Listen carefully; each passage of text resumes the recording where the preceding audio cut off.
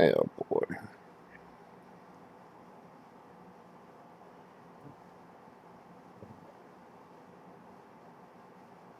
All right.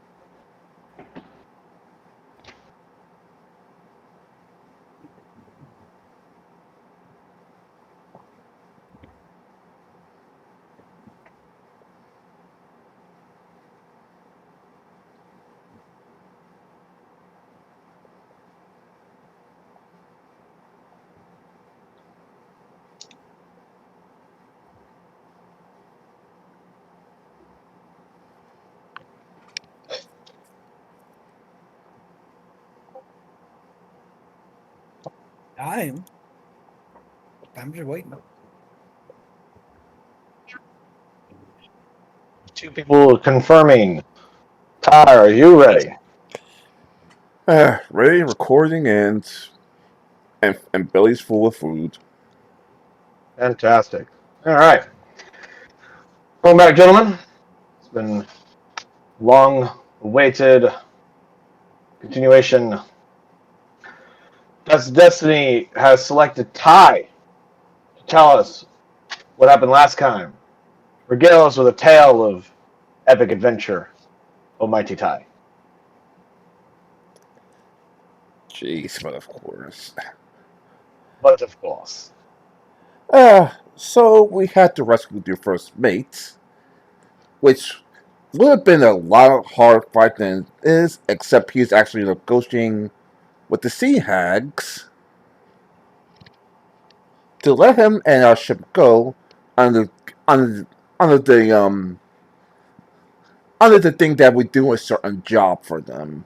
And the city would just happen people travel and begin to cause ruckus begin to cause ruckus.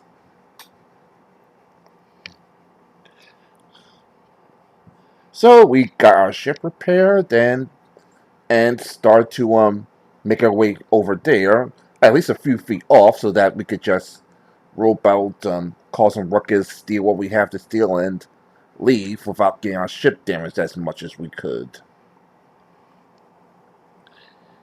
Uh, Anything else? My mind's still sleeping. It's a recap nonetheless. Sega? I said a fantastic recap nonetheless.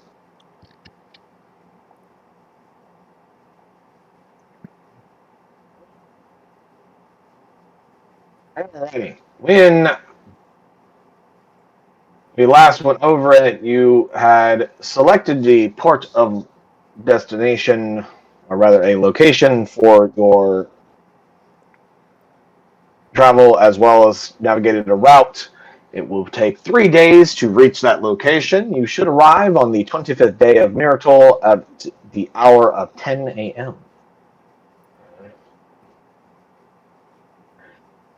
On the first day of travel, what travel roles or downtime activities are you gentlemen doing, if any?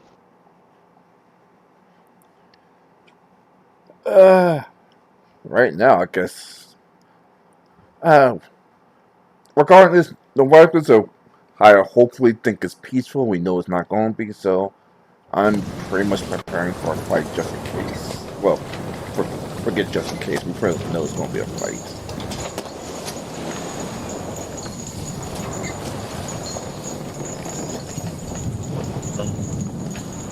And that, making sure the Your cannons are characters going to be loaded doing and anything the first day, or even the second or third day? The crow's nest. This is taking up her usual place up in the crow's nest, make sure the cannons are loaded and the ship is ready for combat for when we run away. which will be easier if you actually had cannons. But I'm sorry, Yeah, no, I got it. I just wanted to fuck with you. Ballistias. We need to make sure the cannon's ready to fire. As soon as we find something. Yeah, a non-existent can is going to be ready to fire. They're working on it. They just got to finish building the camp. It's a work in progress. Just because the progress is listed as indefinite doesn't mean anything. But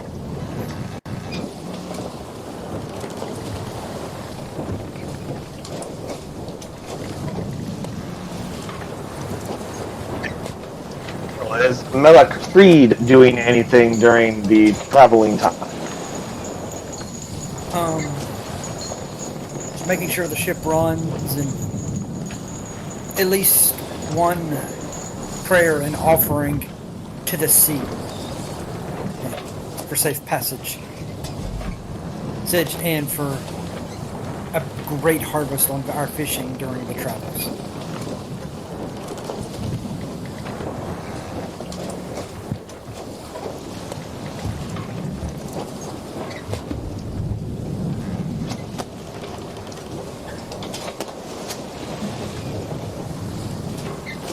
I can assume ice is going to be below decks this whole time of preparing Having search. seasickness right now, Preparing search. and we won't worry about him.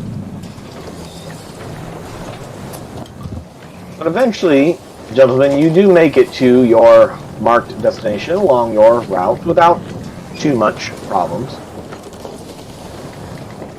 And arriving there on the 25th day of Myrtle at 10 a.m.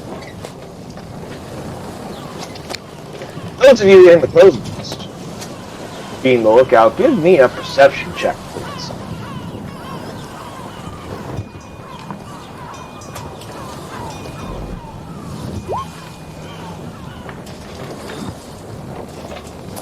Take it for us. To pass it off.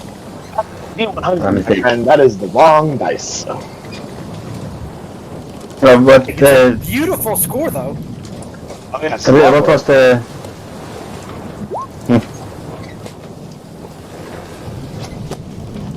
Can you repeat that? What was Perception. I supposed to? Oh, I just think perception.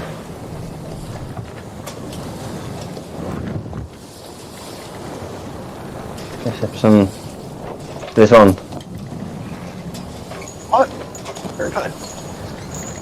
Aris, you see towards the horizon, coming from the direction of the of Ruthium, the large landmass that you are on your way towards, be it an island, an isle, whatever the hell one would identify it as. I don't know. I'm not a cartographer, nor am I a geographer. But I am a dungeon master, and I'm telling you that you do see a ship sailing away from Ruthium in your direction. You can see its sails, you can see a flag. The flag is of a head of a wolf in like profile with its like jaw open.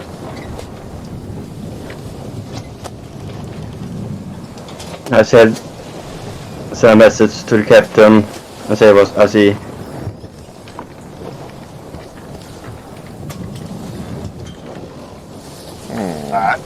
You send the message down to your captain. Captain Torg, what do you do with said information?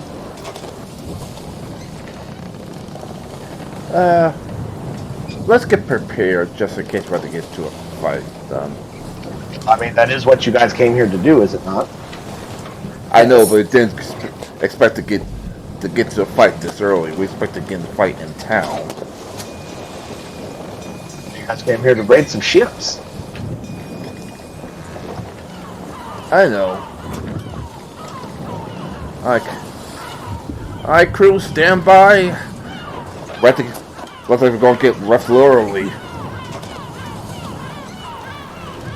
question I have for you, Captain, is are you intending on attacking this ship or simply just sail past it? Yep, sail past it for now.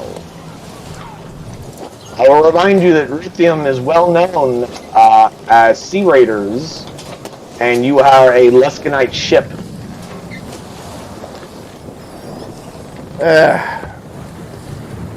Thank you. All right. Looks like we're going. All right, crew. Looks like we're going. Looks like we're going to work a little late tonight. Prepare for battle stations. Prepare for battle station. Preparing for battle stations.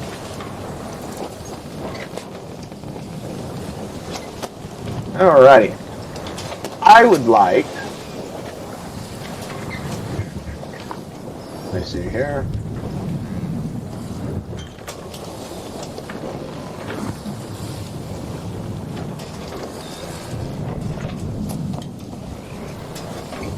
Let me go ahead and change your view real quick. Yep.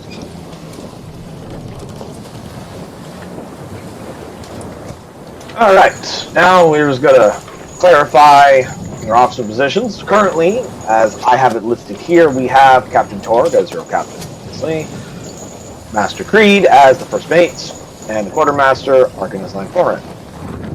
Arcanus are also Langforan and Master Creed. Your current surgeons are Dr. Leibowitz and Dr. Ice. Your bosun is Ryota. You have your Nezor as your helmsman. The current gunners are the Master Gunner is Captain Torg, who is taking command of the starboard guns. And for your cannoneers, we have Vola, Stonebreaker, Hummingbird, and Mockingbird. Vola has taken command of the port guns. Now, if I remember correctly, you gentlemen have 4 ballista, 2 on each side, if I'm not mistaken. Yes. I believe so. Yeah. Who will be manning those guns? You need to have actual gun crews, not just people in charge of them. Well, that's what the deckhands are for. Are you going to assign only deckhands to them? Should be deckhands assigned to them, and then basically a retainable player as their person. So. Well, like anyone can man a gun, but it has to have a certain number of gun crew, and you have to have a certain number of your crew also manning lines and whatnot to actually cause the ship to sail. If you recall, you guys currently have 18 deckhands, and you need a minimum of 15 to sail the ship. Yeah. And you need 2 people per gun, except for the starboard, which now needs only 1. Thanks to the Master Gunner's ability, yes. Yes. So you're only going to assign deckhands to the gun crews? Well, the cannoneers, I think we have people on the cannoneers. Yeah. You have people assigned as cannoneers, which allows them to have those special officer positions. I'm asking, who are you putting on the gun crews? Oh. I guess also Hummingbird and Mocking on the starboard side. Stormbreaker and Vola on the port side with a gun crew, or with a deckhand.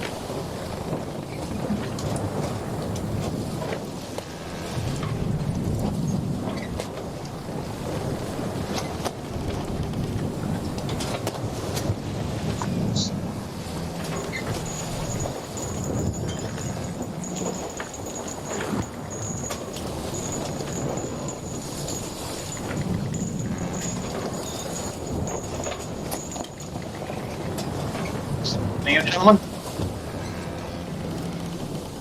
What was that? I said, this is acceptable to you, gentlemen?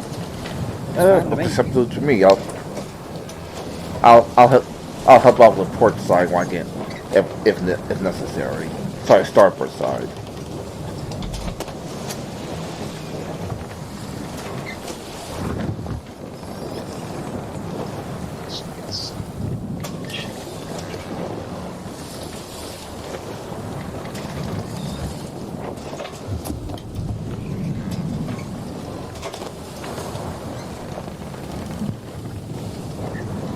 Gentlemen, if you can roll me the... 1 second.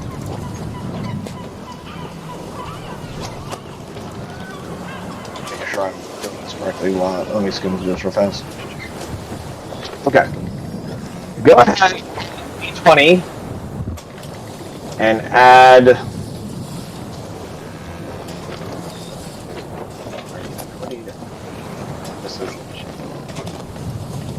Okay, I guess have your helmsman roll initiative for your ship. Add +1 thanks to your lookout.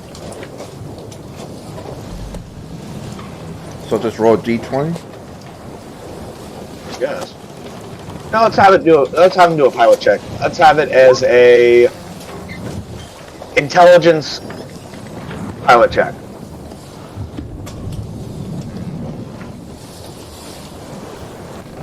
So it'd be a D20 +3 plus additional 1 from having a lookout. So +4 total.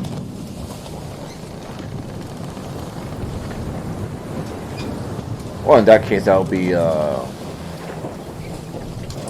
18.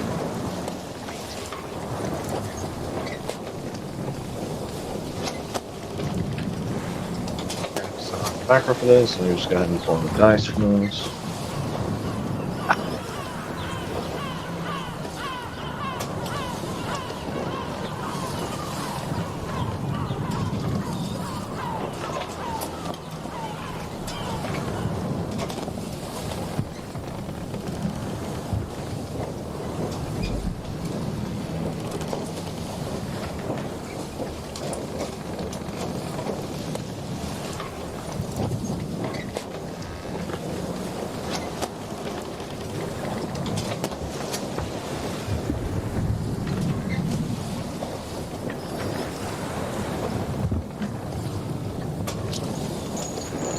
Gentlemen, the other ship got higher initiative than you did. Arcanus, from your crow's nest, because I'm assuming you have your spyglass with you. You can see from the other ship, you see a few individuals going.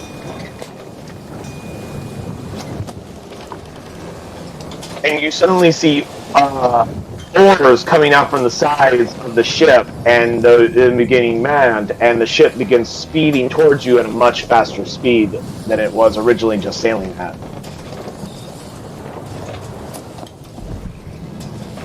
And let me go ahead and change our ambience to better fit,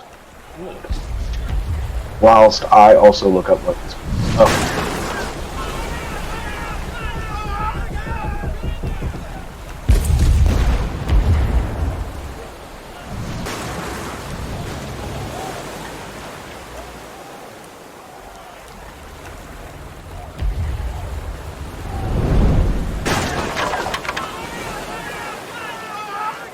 They're going to move 6 hexes straight towards you.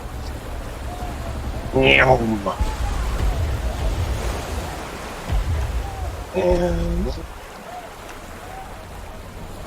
I need to check the range on something.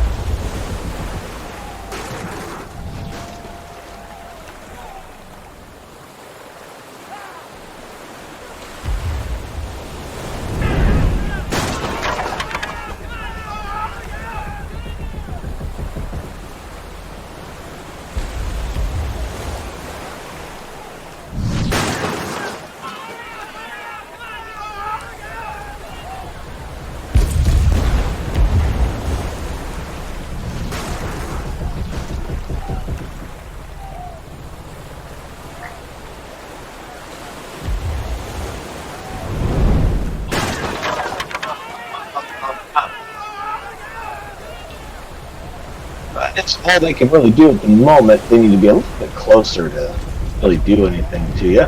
So that will be their turn. Back to you guys, gentlemen. Now, as a reminder, all of you are taking your action simultaneously, so I would suggest some communication and coordination with one another. Each of you gets one action. You can either be an action your character would normally take, or an action listed in your officer cards that I linked you guys earlier. either specific to your particular role or just a general action that's on that list.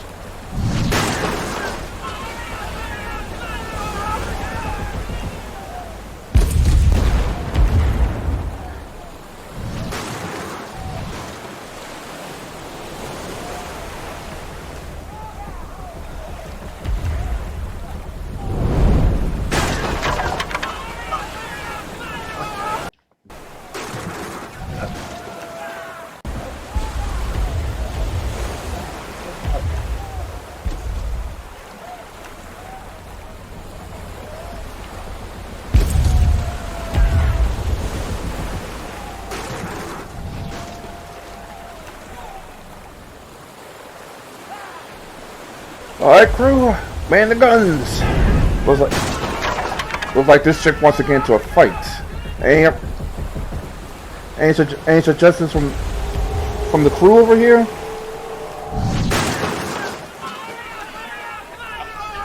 Various gunners that they are currently not in range of firing anything. So I meant make sure it stands by just so when we're in firing range, we don't have to worry about that.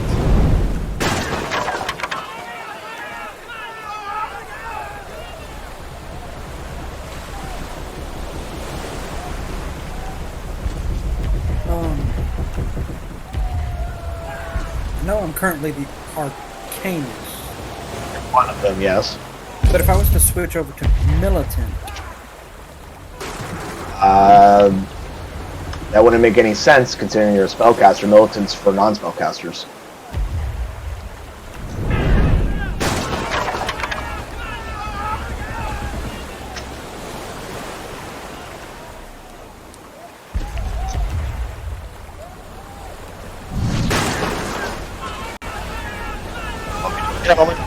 Can't just sit here in silence.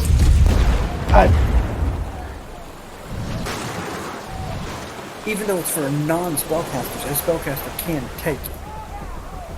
Not from my understanding of the rules.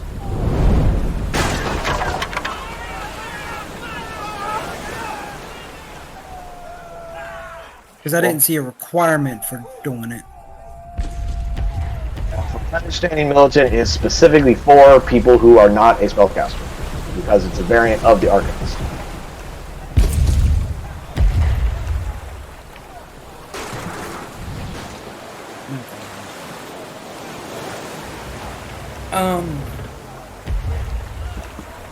I wish to use arcane well.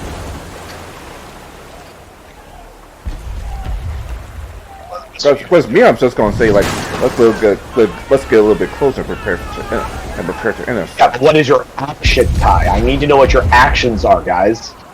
What are you doing? I heard you. I'm waiting for the rest of these fuckers that haven't said anything. Yes.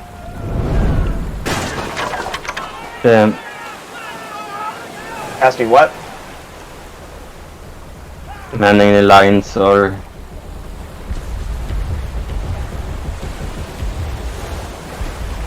I'm helping man one of the guns. Like I did give an action. I gave orders to man the guns and prepare the fire.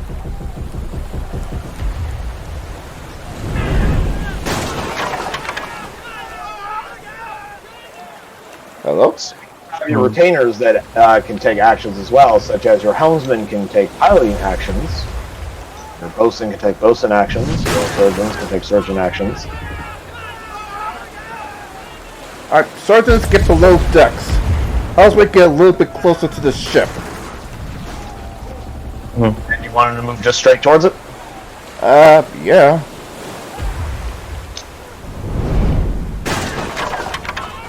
Remind me, what is the speed of your ship? What is the speed of the ship? Those are good questions. I do not recall. Speed 3. Speed of 3. Fantastic. Thanks.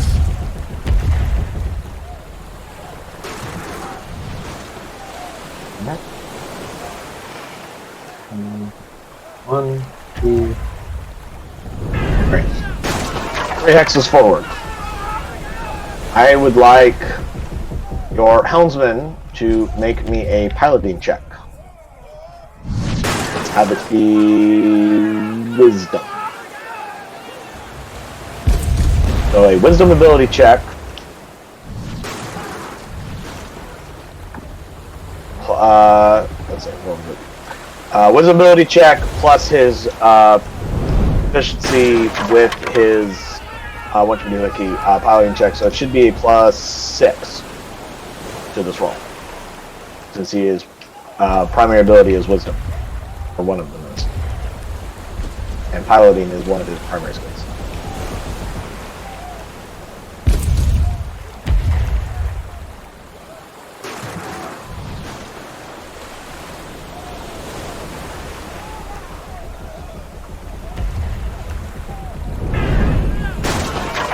Nezor. Alright. I would like Ryota to do something. Okay. We'll have him do that in just a second. I still need Nezor to roll that check. Somebody's got to roll for him. What's the check again? Roll a d20 +6. This is piloting check. If you roll super bad, then bad things happen. Okay, cool. Now, what did you want Ryota to do, Daniel? He can do something called a step. Yes. Investigation check to locate any weakness of an opponent. If successful, advantage on the next attack or contest against the ship. And have him roll that investigation check.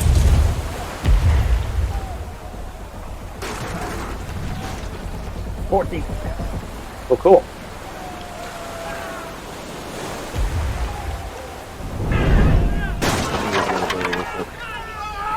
I understand it.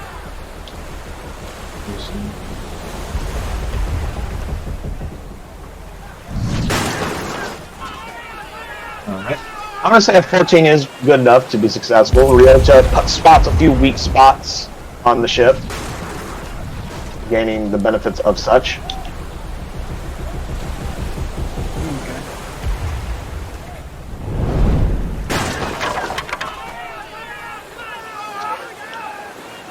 Are there any other actions you wish for any members of the crew to be taking at this time? I think all other actions are just kind of assist around. Cool, cool. We'll switch back to the Sea Wolf. The name of the other ship, obviously.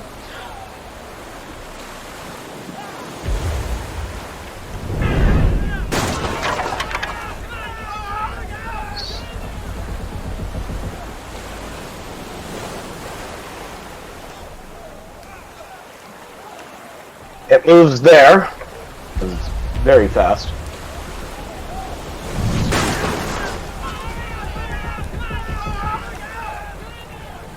That stuff's a little fast boy over here. Yes. Gentlemen, anyone with the sailor background, please roll me a history check.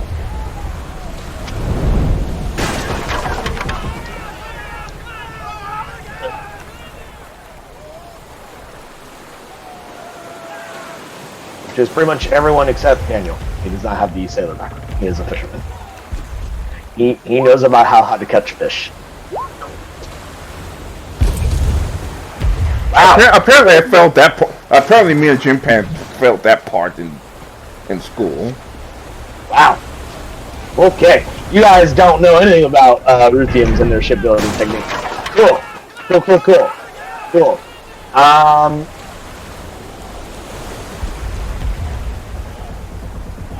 You're a lot closer to now.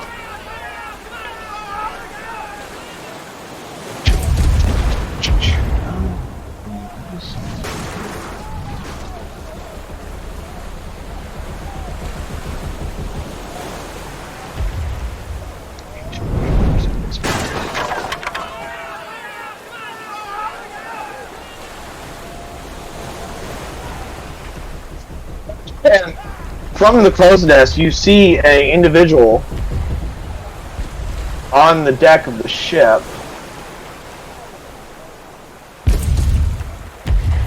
show you what he looks like in just a moment. He looks like this. And you see he looks like he's starting to cast something as his hands begin to move. Well, that's one ugly motherfucker. Not that ugly. Almost as if he hears you, he goes, as a large wave of water comes up above your ship and smashes down into it. I need everyone to make me an overboard save, please. And what do you roll for overboard? Alright, let me pull up the rules for that real fast for you.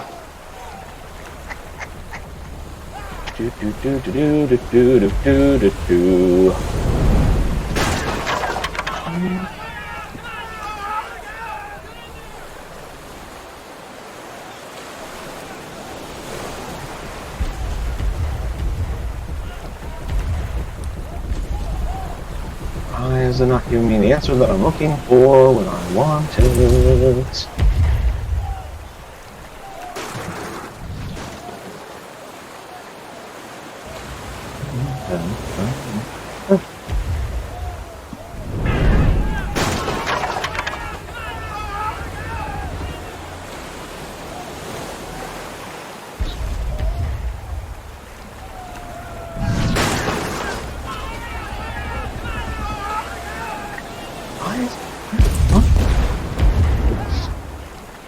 A strength saving throw,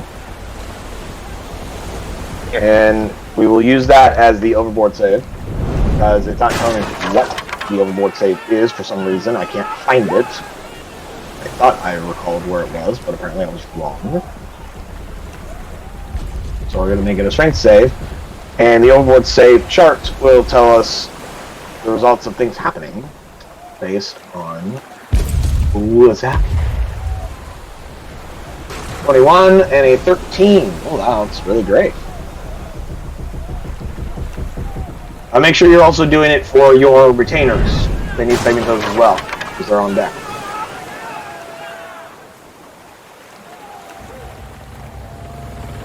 Yeah, yes, I can.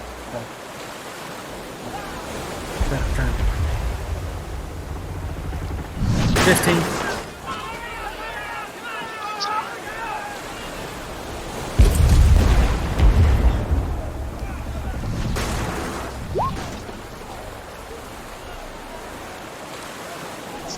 Must beat is a 14.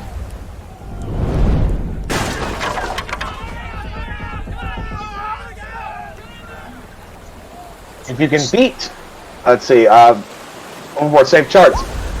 If you can beat the success by 5 or more, you can keep your footing and you can help another, giving them advantage on their check. If you just succeed, then you keep your footing and receive no penalties. If you fail by 9 or less, you lose your footing, moving away from your post. Any action you take next turn has disadvantage as you scramble back into place. If you fail by 10 or more, you lose your footing and begin to fall overboard. And then you have to make a secondary save. And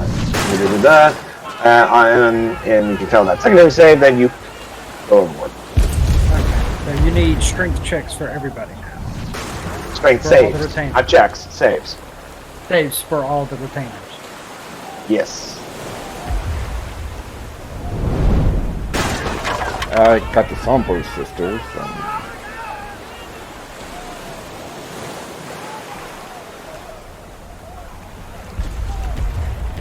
Mockingbird. There you go.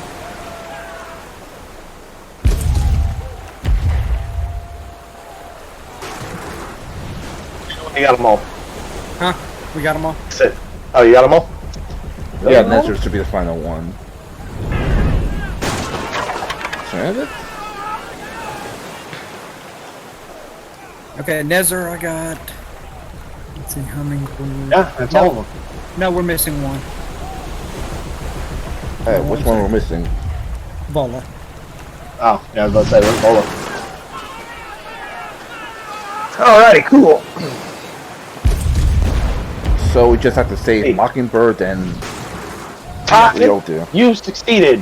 Jimpan, you failed. Hummingbird passed. Mockingbird failed. Leibowitz got really great somehow. Drusilla passed. Ryota failed. Stormbreaker passed. Desert passed. Vola passed. Now, Mockingbird has some special things happening to her because she failed by more than 10. I need her to make me a secondary save. Same DC as the last one.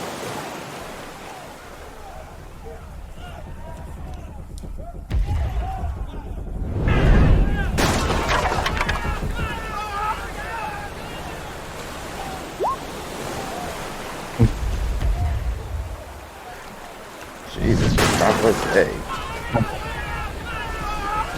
No. No.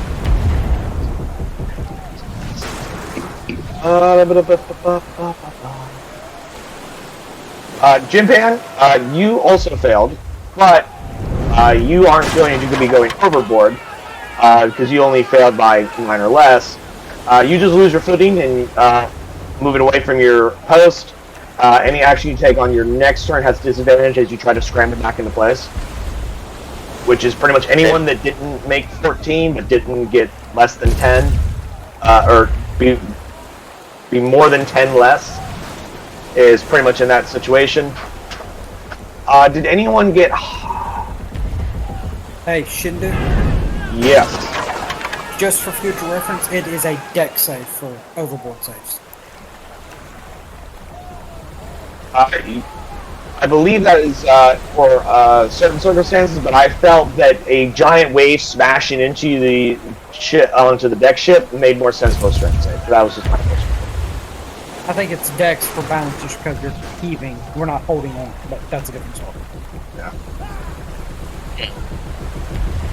It doesn't matter for me either way. But did anyone succeed by 5 or more? Let's see, this DC was 14, so we have Dr. Leibowitz and Nether and Bola. What's the They DC? And the captain. DC was 14. Oh yeah, I'm past that. So that was, I heard 4 different people. Yeah. Cool. According to what I'm reading here, anyone that succeeded by 5 or more can help another one and give them advantage on that check. So if you guys wanted to give advantage to those of which they failed, you may do so. I was charging Mockingbird. I'll try to help Mockingbird.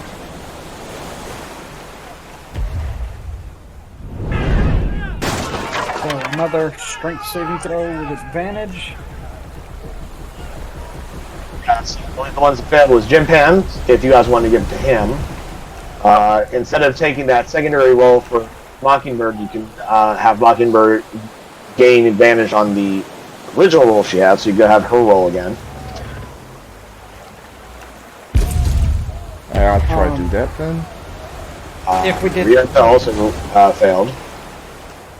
Ryota with using the second roll from his first turn would have been a 19. You guys want to round with him? Alright. Well, in that case, if we go by that one, Mockingbird only just slightly failed rather than failing by 10 or more, so her secondary roll was no longer necessary. Okay. So that means the next action that both Jimpan and Mockingbird take will have disadvantage. But, Ryota.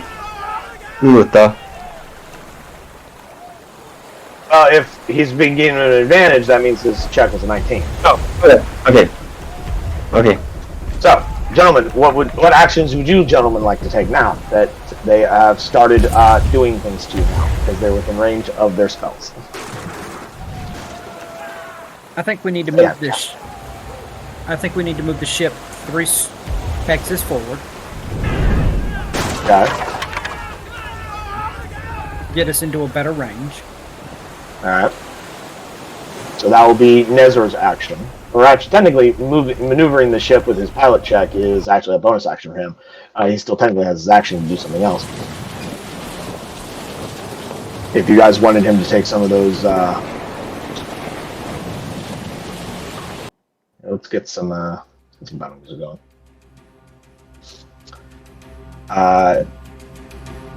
If you wanted him to use something like, let's see, what is the helmsman actions?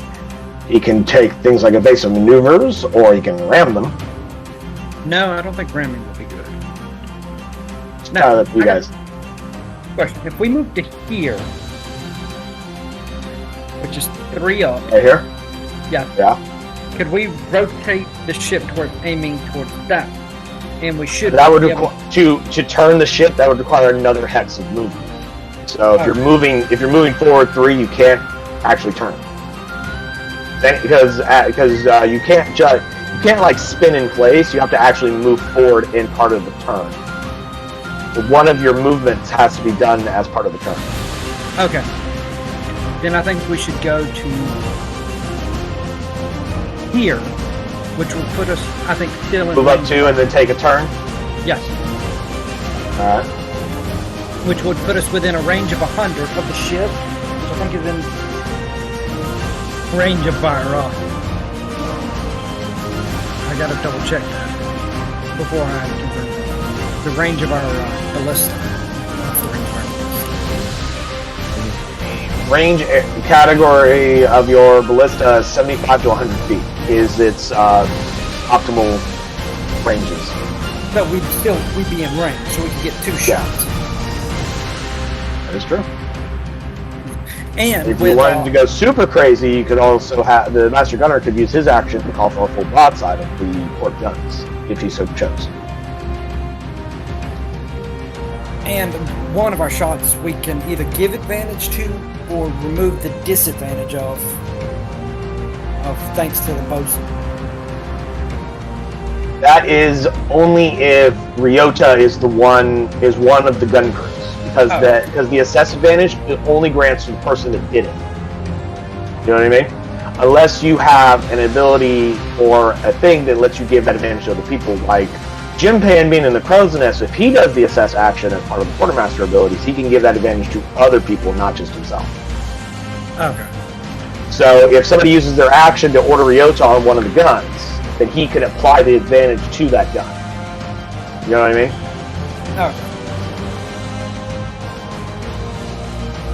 So it still means Ryota to pilot the ship. No, Ryota's not piloting the ship. Oh. Ryota is the bosun. So you can put him on one of the guns over there, and then he can. Yes, because each of you, the captain, quartermaster, and first mate have the ability to reassign crew as one of their actions. So you could be like, Ryota, get on the gun, and he'll get on a gun, thus allowing that advantage that he had gained when he used the assess to apply to that gun. All right. We're What you guys want to do? Prepare to go to one of the guns. The starboard side. You're your first mate. Starboard side. Never mind. Port side. Yeah. An easy way to remember which one's port starboard is that port and left have the same number of letters, and you can remember which one is port, starboard's the other one. So, onto the port side. It doesn't matter which one he goes to, because they both will get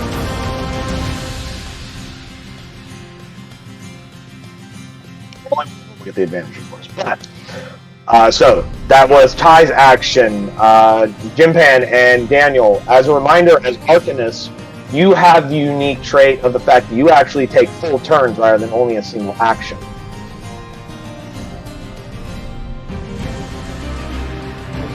I know, I'm rotating the boat right now.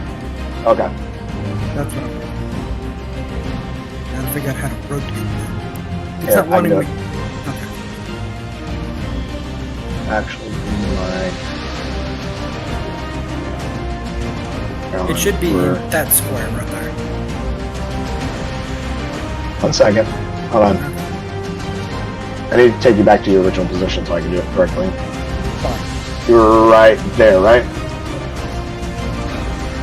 So you would move 1, 2, and you actually wouldn't be in that particular hex, but you would actually no, yeah, you would. And you would turn like so, and you'd be like, meh. But yeah, okay, yeah, no, you're right. I'm crazy. I'm seeing things. But, so, that was Ty's action to reassign Ryota. Like I was saying, as Arcanist, Jimpan, and Daniel, you both have the ability to take full turn actions. So your actual position on the ship does partially matter because you have like actual move action, whereas other people are just relative. What are the 2 actions you 2 wish to take? Okay, I'm gonna start with the Then move I action. can Go ahead, Japan. I can attack them if you want me to. Yeah, because Jimpan's actually in the crow's nest, so he really has already he needs to be, because the crow's nest is the best spot for him. Yes. Eh. I mean, he can start firing spells. Casting a spell, Jimpan? Yes. Which spell are you casting? Fireball. Of course. Go ahead and roll your damage for your fireball. And when you have that, I'll calculate that in a moment. Daniel, what are you doing? I am moving towards the port side between the 2 ballista, taking now advantage of my arcane well, because I should now get a D4 -1 spell slot. 1 second. Let me If I'm not check something mistaken. real quick. I believe we got to make a concentration of some kind, didn't you? Let me check it. Let me roll As an a action, you may begin concentrating on your magic. If by your next turn you have not lost concentration nor failed a dex check due to ship movement, you may... Okay, no, you're right. Okay. Well, if it... a con of 19 if I needed it. Okay. Cool. Roll a d4 -1 or however much it was to see what kind of level spell slot you got. I did. I got a 4, so I should get a spell slot 3. Your level spell slot. Alright, what you doing with it? I'm using it to cast Lightning Bolt, which has a range of 100 feet. As a reminder, each one of these hexes is 25 feet, just so you guys remember. Yes. Okay. And he's within range. Now, I have a very important question for both of you. What are you targeting? You have different targets. You can target the crew itself, the ship, the rigging, or a specific individual on said ship. Which, for your spells, being built AoEs are kind of irrelevant on the last one. But are you targeting the ship, the crew, or the rigging?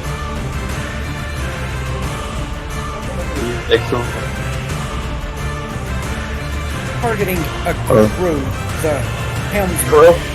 Alright. Yeah. Go ahead and roll your damage. What were you targeting, Jimpan? I'm trying to hit the crew. The crew as well? Deck area. Oh, the deck. Okay.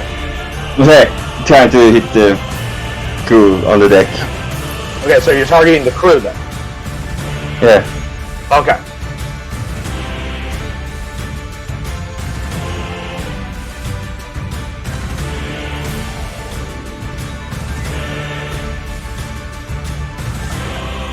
I was just reading the different factors that go into targeting the crew. The crew uses the AC of the ship. Attacks against the crew are made with disadvantage, although that's relevant for you guys. With some exceptions, they do not deal damage to the ship's HP, but factor in their full damage to the counter roll at the end of the turn.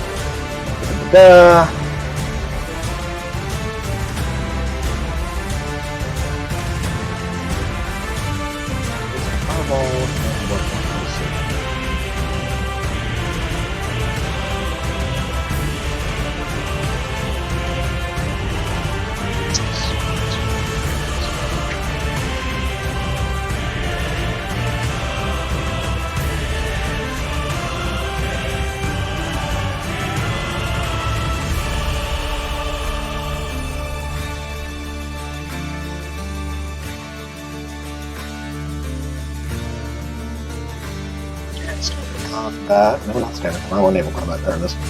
Like other damage during naval combat, spells cannot. Their spells cannot be targeted freely. Instead, they follow the same targeting rules. Blah blah blah blah blah.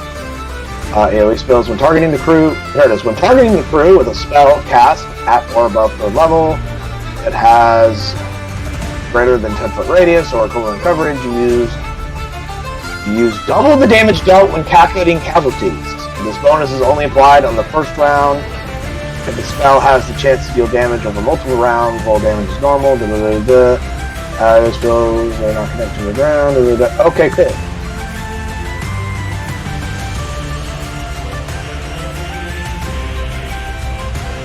I'm not seeing that it says it gets saved. I don't think that gets saved. I don't know what you're saying.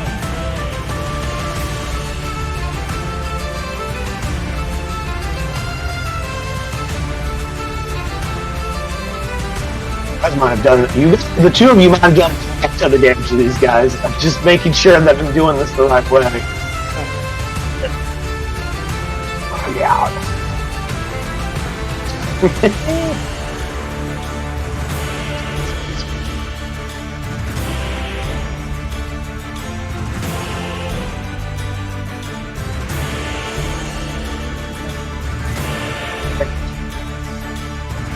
So, Jipan, you did 28 damage, and Dan, you did 33 damage? Yes. So, okay, since what it said here, it says...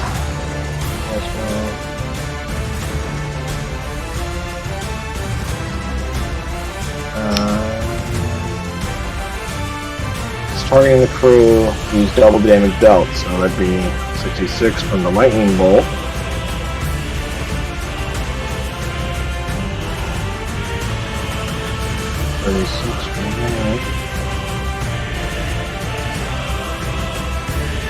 Holy shit.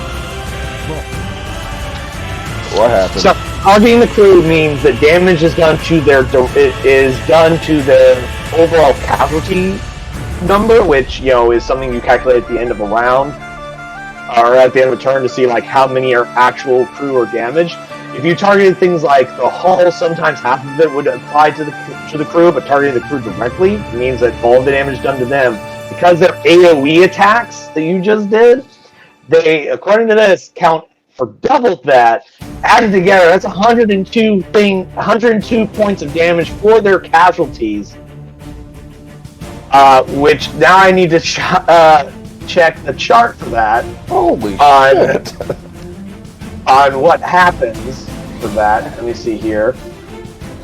Casualty chart. Casualties refer to non-skilled hirelings. Attacks that target the ship add half of the damage dealt to the total.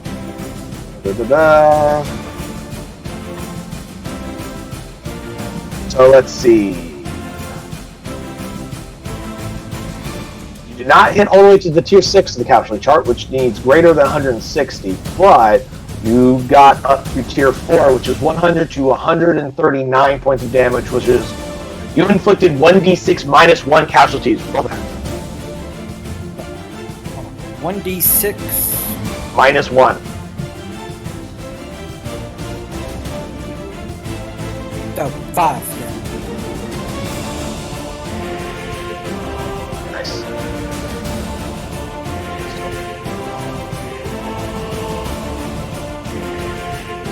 You decrease their overall crew number by 5 because you've inflicted 5 casualties, removing them from the battle, unless they have a surgeon that can put them back into the fight. There's one I got, which is really, really good. So, great round for you, gentlemen. Continuing on with our round. Our 2 guns will fire. That's because your cannoneers can give the fire.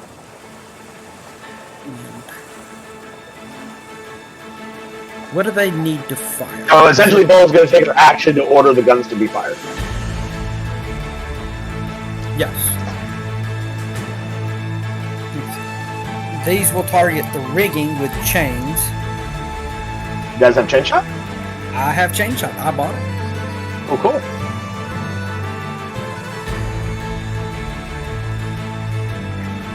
You see what chain shot do?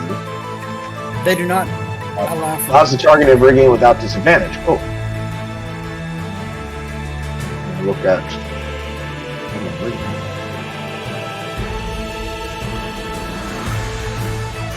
So he describes the sails, mast, and other aspects of the ship related to movement. Attacks against the rigging are made with disadvantage and a -3 to the attack roll. Damage to the rigging impacts the rigging HP, affecting the movement of the ship. It's considered Alright, cool. So according to what I'm seeing here, it is made with disadvantage and -3 to attack, but the chain shot removes the disadvantage, but you still have the -3 from what I'm reading. Yes. So one of them will be with advantage and one.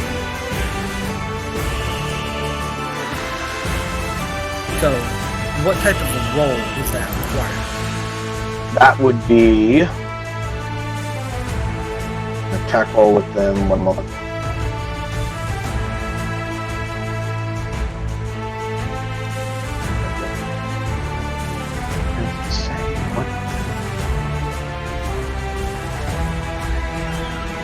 It doesn't say what AC the rigging would. Does it not have this? Have to if you have to make a tackle. It's probably the same as the ship, just... Good point. We'll go with that for now. Go ahead and whatever your bonuses are,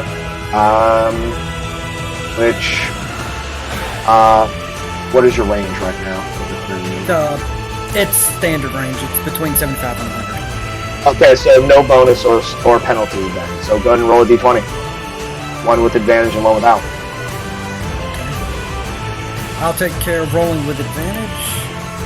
Somebody can roll with advantage. Oh, right. Sorry. The -3 because it goes into rigging. Yes.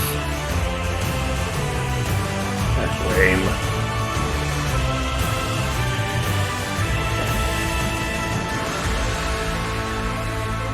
$14 on one of them. 13 does hit because the armor class of the ship is only a 13. And for the next one, it is 7. Simply not enough. So, in order to fire, Ball yells out for an order to fire. Gun crews load the chain shot. They fire it off.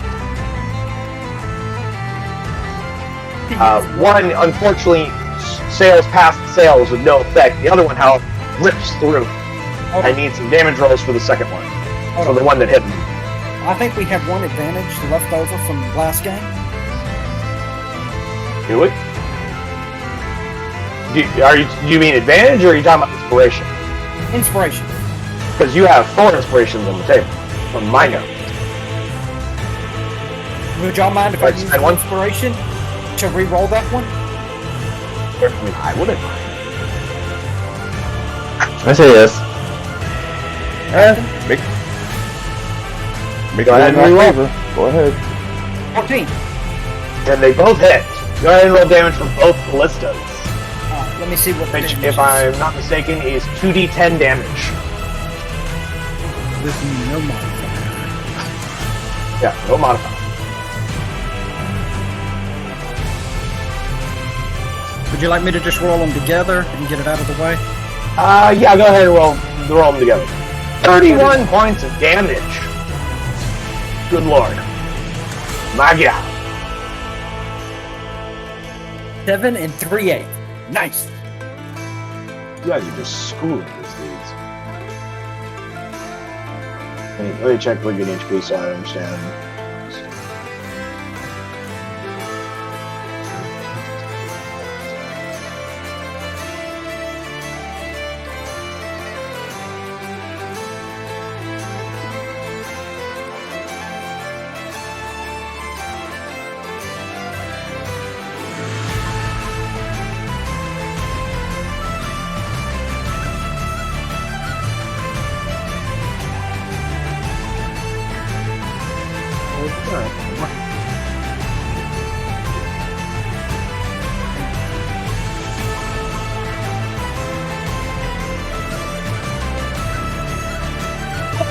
So that was 31, right? Yes. Wow. Okay, hold on, I need to consult the effects of damage to the rigging real quick.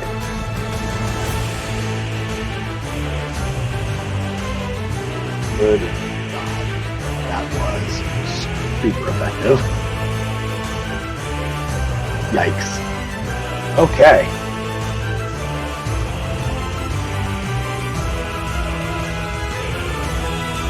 They have those damage.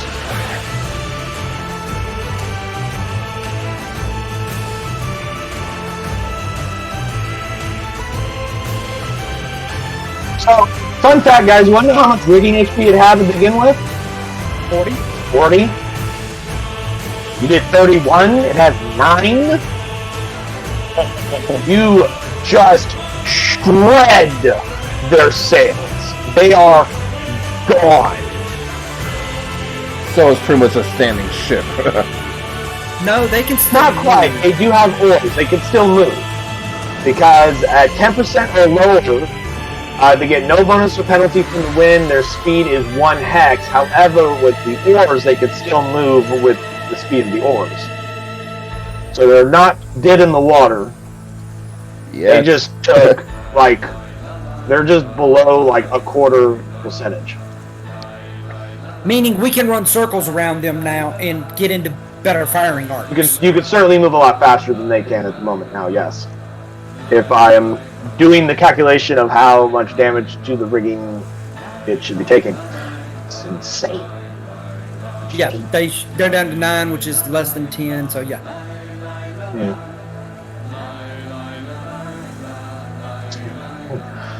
Oh. Back to the Seawolf. Oh shit! Gotta roll faster! Roll faster! pull up the rollers! Yes, I just remembered something. Thank you, Control Water. You see that the water beneath the ship begins to suddenly all start to move in one direction, which actually will speed the ship up just a hair bit. And everyone roll me a perception check. Let's see if you can actually hear the orders being yelled from the other ship, because you guys are kind of far away. But voices do carry pretty well over open water. 20.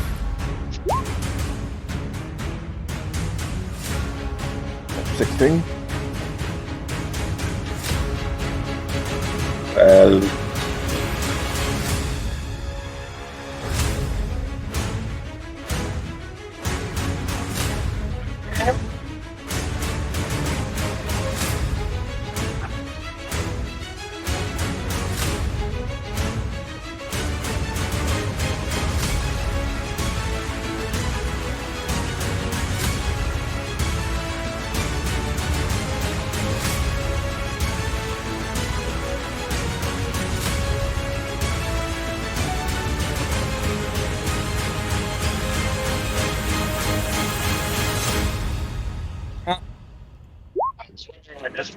I was really just asking for you three. I wasn't asking for all of the retainers. No. The only reason I actually did Nezor is because he is the helmsman, and maybe if it might help him out. Like, that's the only reason I did him. Oh, okay. What did you get on your character, Daniel? 20. Oh, 20. Okay. Daniel, you actually hear, because you rolled high enough, you actually hear... oh, shit, wait a minute. What languages do you speak? I speak the almighty languages of Common, Inferno, and Primordial. Unfortunately, they're saying because they're not speaking in any of those languages. I just remembered that. And I'm doubting Nezor's 22 and his languages help us any. I believe he only knows Common and Goblin. Yeah. So, no. That's those languages. I only know common orc, so I'm pretty sure I don't hear them. I can't understand them either. Or even if he translated told us what he said, I'm pretty sure I don't understand it Right. either. Because of its size, it actually has a slightly tighter turn radius than most ships, so it goes there to 1. Are they gonna try to ram us? 2. Crap. 2, and then finally, third one. Bam! We just had this ship repaired! Let me check how ramming works again. Let me find it.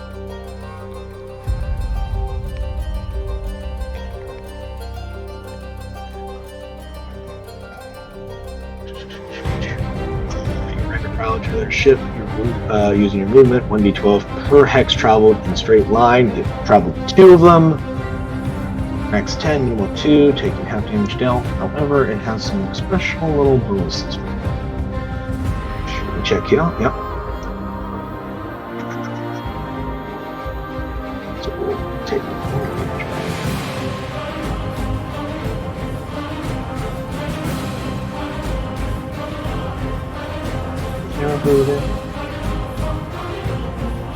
Okay, you do it. Okay, cool. I give it 2d12.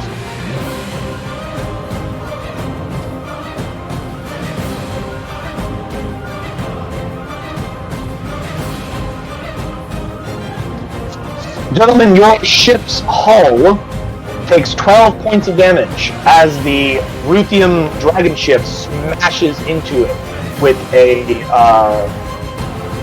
its reinforced ram. Improved ram, what it's probably called. And let me check something real quick. Make sure. Because this ship has some ship enhancements I need to check and make sure I know about. Or rather that I understand. Oh, sorry. It has the improved ram, which increases damage from ramming action to 2d12 per hex, so that's 12 plus another 2.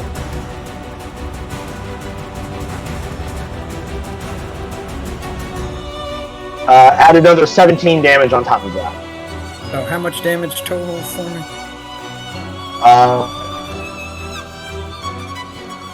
29. Thank you. And thanks to its reinforced hull, it does not take any damage. And I have one more bit of bad news. As the ship smashes into you, the front prow is this large figurehead of a dragon. You see 2 individuals standing on either side of that with these large axes. And as the front of the ship with its ram smashes into you, they take these axes and they swing them down and they chop these ropes, and suddenly these 2 large hooks flip over like a mousetrap and slam into your hull and hook you guys together. As the dragon ship head comes down like a ramp, you have now been boarded. So we are now switching into standard combat, gentlemen. Okay, do any of us need to make saves for balance on for the round? Yeah. I don't think so. I don't think the rules require something like that. I don't believe so. Okay, then never mind. No, just smash the shit out of it. I'm also gonna say no because you guys severely weakened its amount of speed that it would have had if it had been going at a much faster speed. It might have been able to do more damage, and therefore might have actually caused a save to be necessary. But I'm gonna say no on that. See, they smashed you from the port side. So let me go ahead and get the battle map ready for you real quick.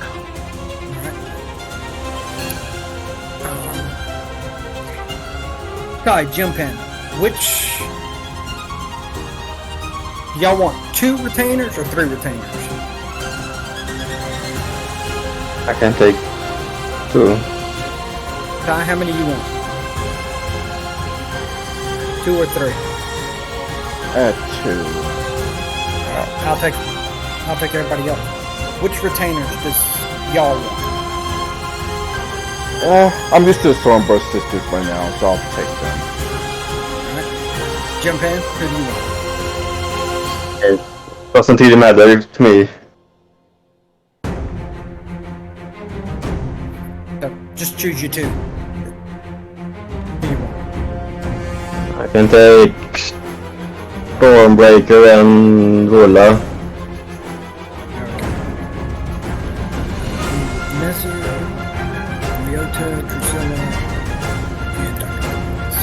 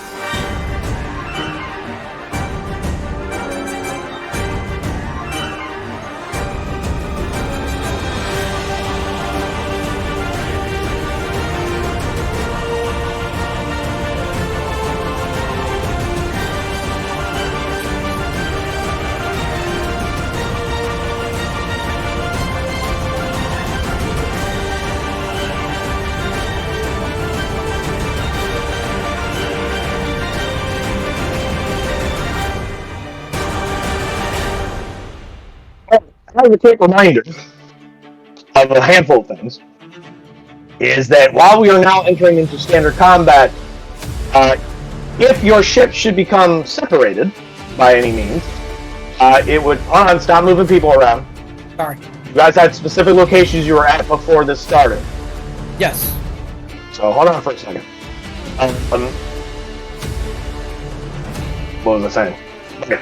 So if they have to have their helmsman maintaining their grapple, they will automatically succeed at maintaining that grapple unless your helmsman is attempting to break the grapple. Just FYI on that one. So. Now, let's see. You know you have two berserkers in the water. Oh, sorry, I hadn't moved them yet. My apologies. Thank you. Maybe they're doing something. I just wanted to hear that. Hey, maybe they're swimming. You don't know. Yes or no? Those are my Navy SEAL berserkers. They're gonna come underneath your ship and go. Now, if I remember correctly, check my. Vola, Ryota, and Stormbreaker should all be on the fifth side of the ship, which is on the left, manning the guns. The Mockingbird should be on the right side, manning those guns. So make sure those guys are in those positions.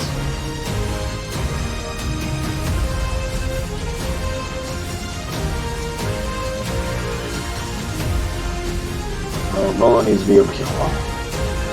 Nice for off. Here's well, I probably should have done Yeah. that. Cello, just here.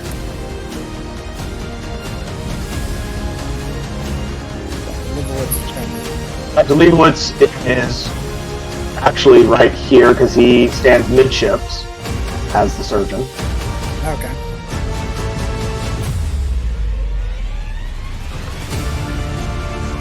There are certain relative locations that a person stands at when they take certain actions. Drusilla.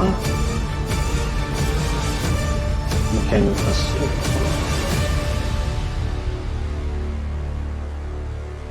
You're probably at least here near the lower deck. Probably. Makes sense, I suppose. Captain, you would be towards the...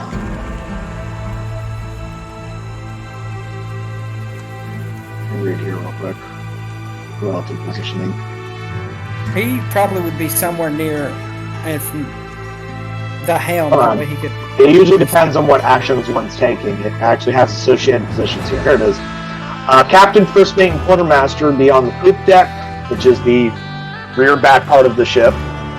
Pilot would be at the helm. Master gunner would be at the cannons they preside over. Cannoneers would be at the cannons they preside over. They're currently manned. Surgeon, side of ship last damaged / center. You guys hadn't taken any real damage. Bosun, side of ship last damage, fore or aft, based on the location of the enemy ship. Arcus and militants, of course, their actual location. Crew, cannon side, they are manning or main deck if sailing. So, yeah, I'll say, yeah, Captain Targ is in the right spot. That makes sense. So, yeah, everybody makes sense of where they're standing. I'll put ice right there. I will be taking control of Kiri's character for this combat. Okay. So, which means, let's see, who has what retainers? I've marked all of mine in yellow. Okay. I think Jump In has purple. Ty has not marked the Hummingbird Sisters, so we're going to mark them in pink since he did not choose a color. Okay, what's left?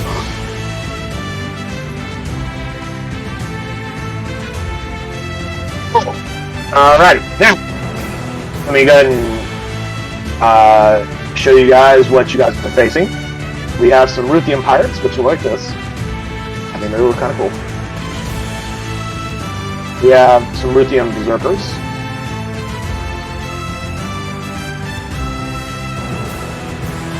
Up in the crow's nest, you guys see this gentleman again. Towards the rear part of the ship, you see this gentleman. And yes, he is literally wearing that. He has a big bear cloak on. And you also see this individual towards the midships.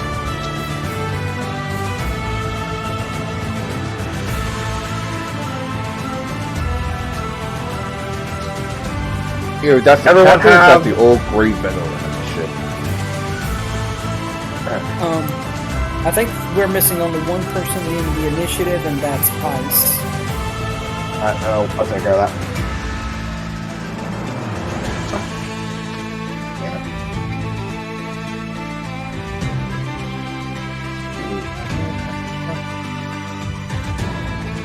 His addition macro wasn't working, so I'm checking his other macros to make sure they work. Okay.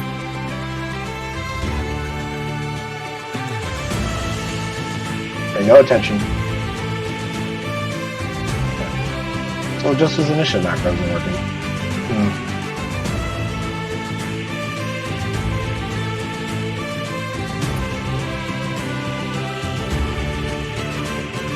Yep.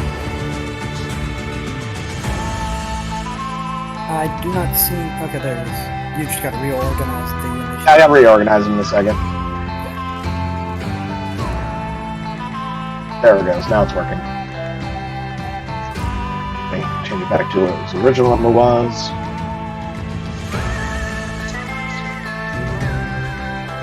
Sending. Alrighty. Targ, it is your turn. Captain, go first. You want to ram on my ship?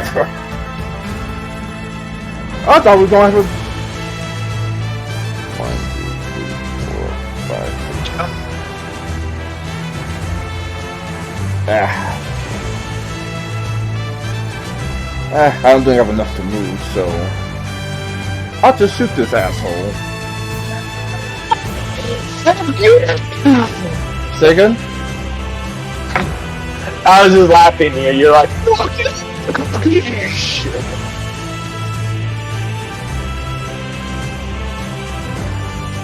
Crap. I don't exactly have a gun action yet. Never made your macro for your gun. My apologies. Do you have the stats of it though? Not the top of my head, and I didn't place my gun. Let's see. It was a flintlock pistol. It does 1d8 piercing damage. It has a range of 40 to 160. 160 being its maximum range, 40 its short range. It has a misfire of 2. It's loud, loading, firearm, ammunition, blah, blah, blah.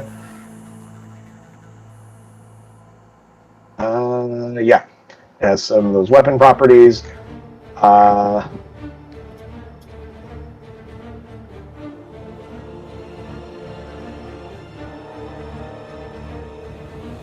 Okay, cool. Loud just means it makes a lot of shit ton of noise. Misfire is if you roll a 2 or a 1 on that d20, it misfires. Which we'll see when that happens. Loading just means that much like the crossbows, when you have to reload it to fire it, which means you don't get the benefit of multiple attacks in a round with it. So you only get one attack action with it. Of course, the range is, if they're 40 feet or less, then you get straight attack roll. If they're 45 or more, then it's a disadvantage. If they're more than 160, it's too far away to hit. Because of your background, you are proficient, so you can add your proficiency bonus into the attack roll, plus your dexterity bonus, or dexterity modifier, would be your range attack. And does he get to add dexterity to damage with the firearm? Like you would a Yes. crossbow and a bow? Okay. Yes. Yes.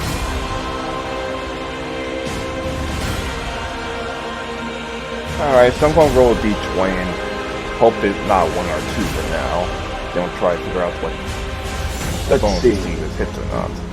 Well, yeah, your bonus will be a +5 to hit, because you get to add your proficiency and you add your dexterity modifier, which is proficiency of 3, dexterity modifier of 2, it's +5 to hit. So in that case, does a 13 hit versus his AC? 13. Can you ping which one you're shooting again? Oh, the Berserker? 13 hits him just right, yeah. It just catches his armor class. Go ahead and roll a d8 plus your dexterity modifier, which would be 2. So d8 plus 2. Oops, sorry. We'll take the first d8 of 4.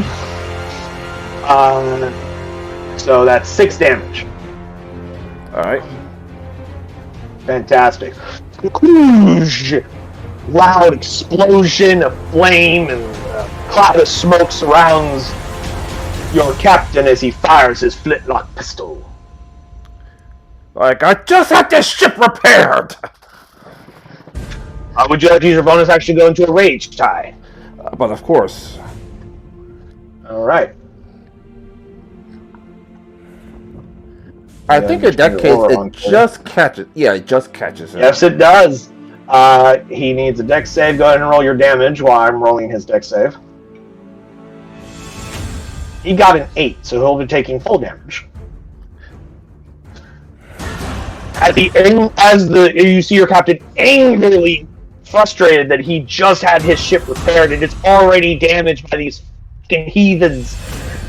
His eyes flash blue as lightning arcs around his body and fires out and towards this individual, doing his 4 points of lightning damage, zapping him.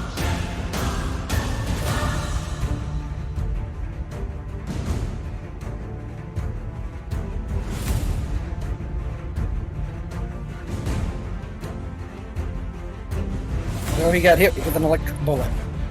He's got a real gun!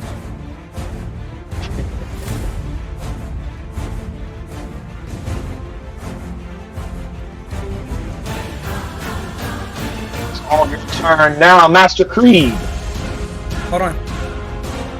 What are your retainers doing? Oh, well, pretty much standing by, just in case someone tried to board the ship. Okay. So you want to take like a dodge action, or a hide action, or a radiant attack action? Radiant attack. Okay, what is the specific parameters of the radiant action? That's a good question, actually.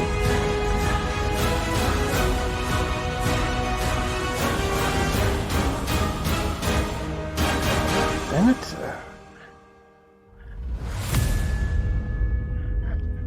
Pretty much the second someone tries to come back board by the ship, try to jump him as fast as possible.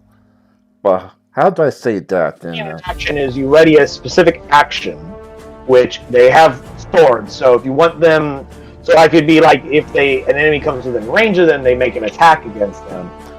Oh, yeah, you cannot ready. You can, or actually no, you can ready a dash action, but that means they're not attacking. Like you pick an action. You don't ready an action and a movement. You only ready an action.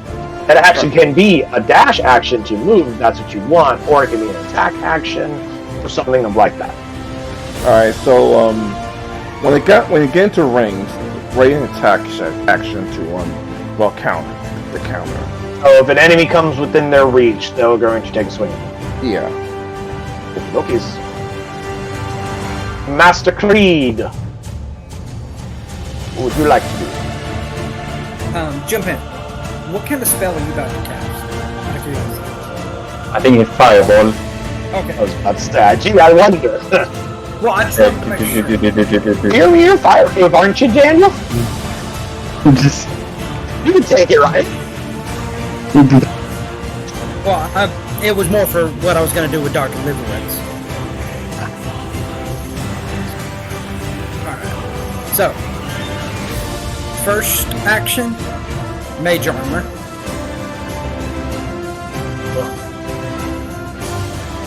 Second action. Little of coral start to appear on your body as you activate your armor. What the flames? Who's got Flame Spear? Flame Spirit. Flaming Spirit. Flaming Sphere? Here he does. Okay. Why? It was just listed. It was in my stuff, and I was kind of curious about it. Actually, it's in everybody's stuff. Okay. But yeah, it is a spell that Kiri's used a few times in the past, so I decided to make a token for it. Bonus action to put a tentacle here and have it attack the Berserker. Sprouting out of the ground in a splash of spectral water. The tentacle of blue. And I doubt a 10 hits. Unfortunately, no, a 10 does not hit. Okay. It tries to strike at him, and the Berserker slaps it out of his face with his axe, and he's just like, ah!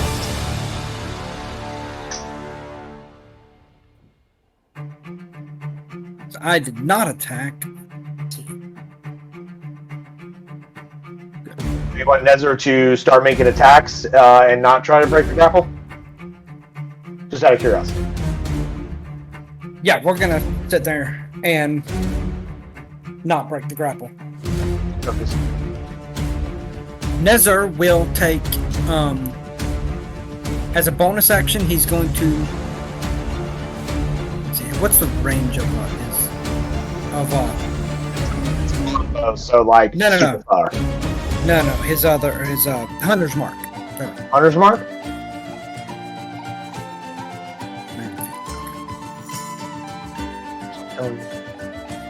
90 feet. Okay.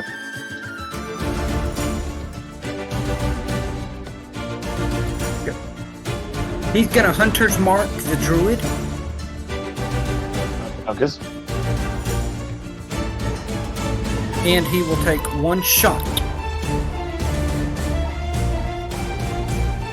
at the Druid. Alright.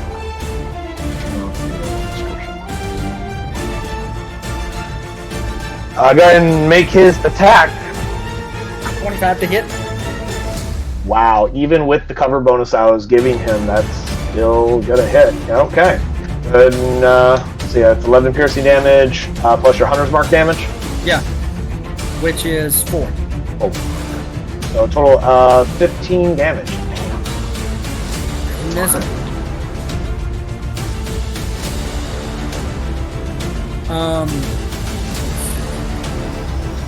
Drusilla will move to here and take the dodge action. Ryota will move to there with the dodge action also. And let's see. Chindu, what is Dr. Ice going to cast a spell? Maybe, I don't know.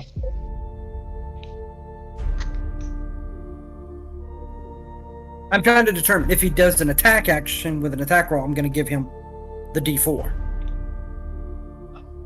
Well, let's see. Let's see what he has here. See, he's got Call Lightning, Conjure Animals, Cure Wounds, Healing Bird. Yeah, he does tend to do Call Lightning and Animals, which are not attack based. I would say give it to either. I mean, the ones that do attack rolls the most are Creed and Torg, so I would suggest giving it to one of them. All right, Captain, you get a D4 on your next attack. Cool, I know exactly who to use it on, assuming it survives at least.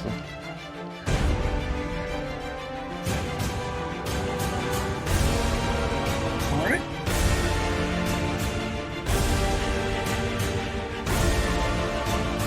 That is for you, Master Creed. And that is all 4 mounts.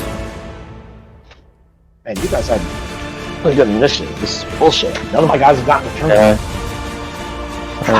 Alright, Arcanist Lantern, what would you like to do?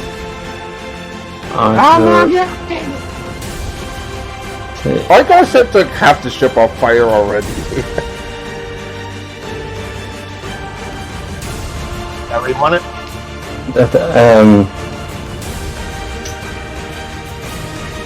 Right there? Give me a second.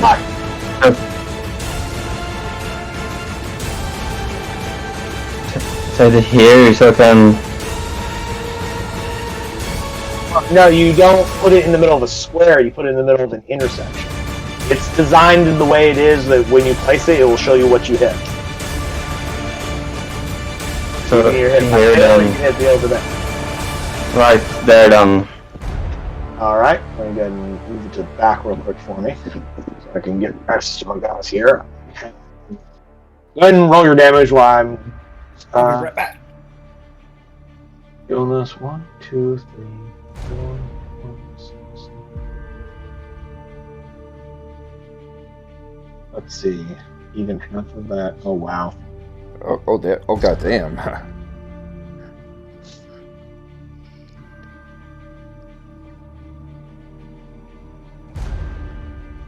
There's no point in rolling save for them. They only have 11 hit points. Even if they make the save, they still die.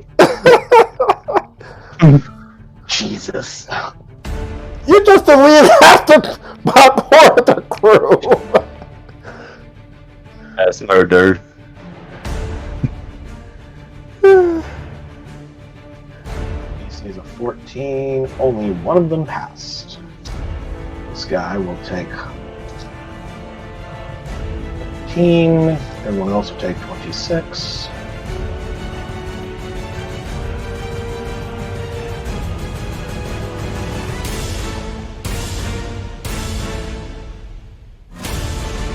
So, up above from the crow's nest, you see Argan's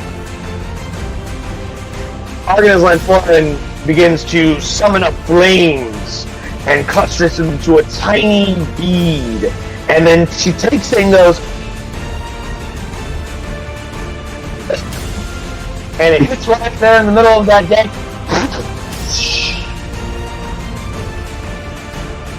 And engulfs the majority of the enemy crew in flames, killing almost all of them.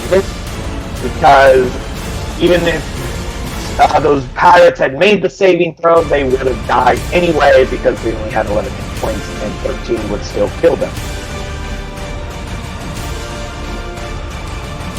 I just looked at him like It seems to be a lot easier than I had intended it. I just looked at her like, remind me never to piss you off. I'm going to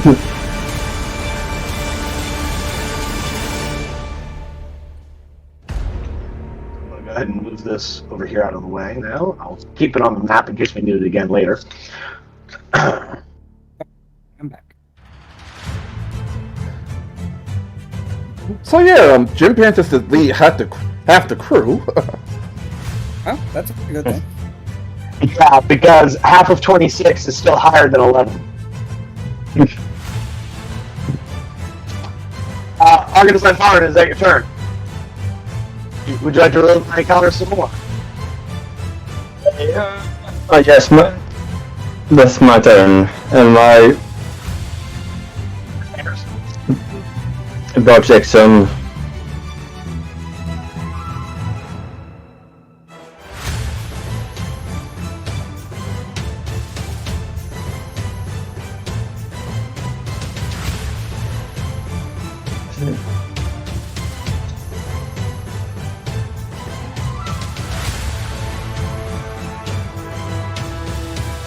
Dodge action.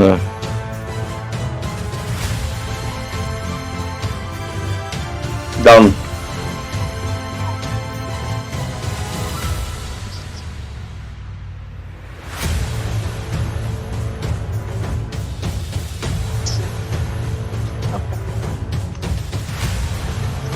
So all 4 of those individuals are readying actions, I'm guessing, from the symbol you're putting on them. That's the Dodge dodge action. action. Oh, dodge action. Okay. I put that Cool. on mine so I could remember. Makes sense. Perfectly reasonable to me. Our crewmen just killed half your parents! Are you sure you want to go on? Yeah, you laugh it off, motherfuckers. The druid finally gets to fucking go. To check some spells here. Yeah, then our druid gets to go. Yeah.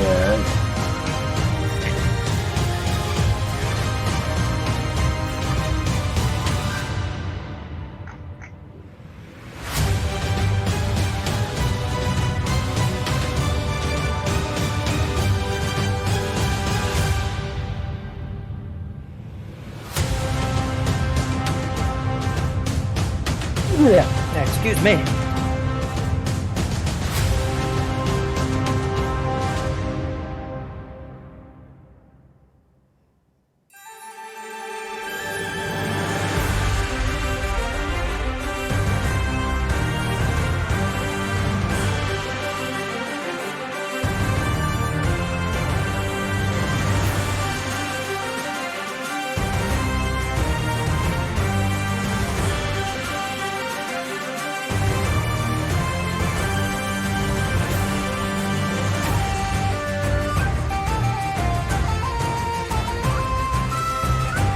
It's going to cast Summon Elemental. And summon an Air Elemental. Right here on top of you fuckers.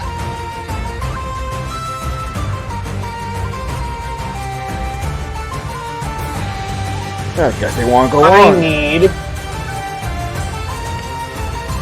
And it's going to use its Whirlwind attack.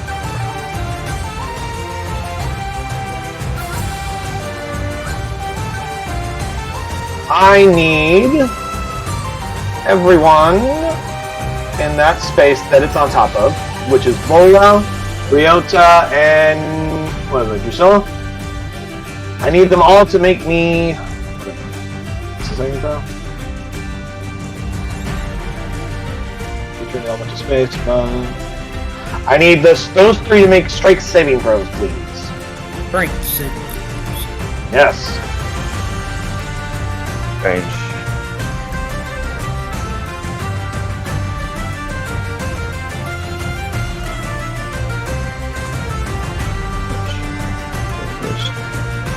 Range.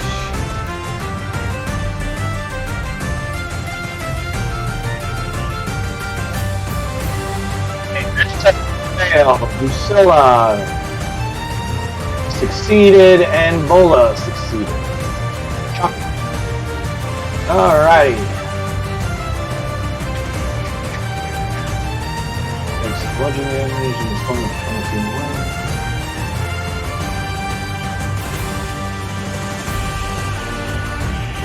Okay.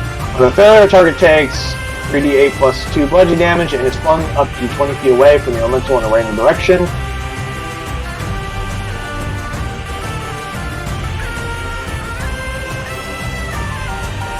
A D8. Whoever has Ryota. Ryota's name. And you said. Try to That was just one. 6 points of damage for every completed this thrown. Part of this thrown. And another creature will succeed. This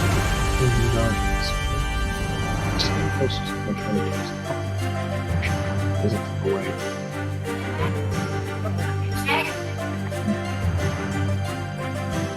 What's the matter?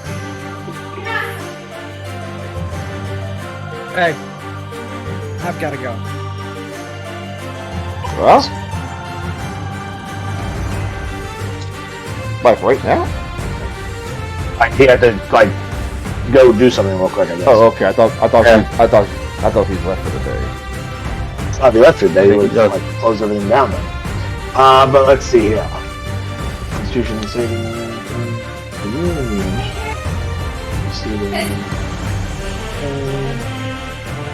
You get playing the stupid fucking game.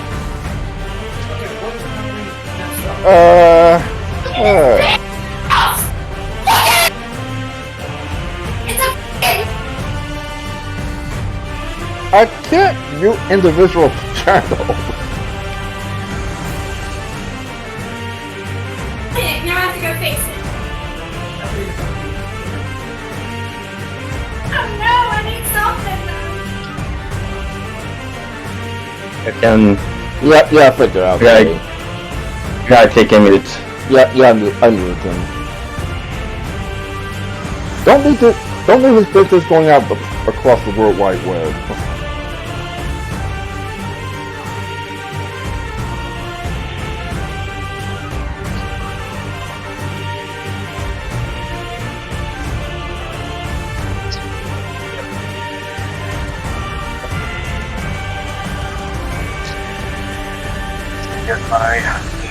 See which direction be able to get flung. Oh, that didn't work.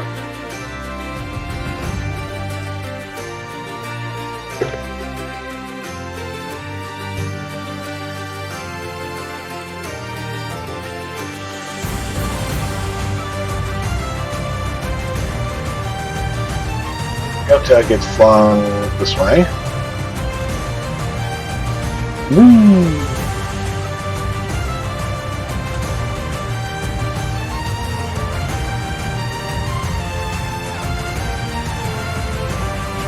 see Drusilla, military.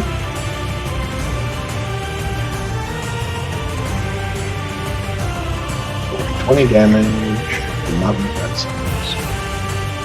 That's damage, is it? Cool.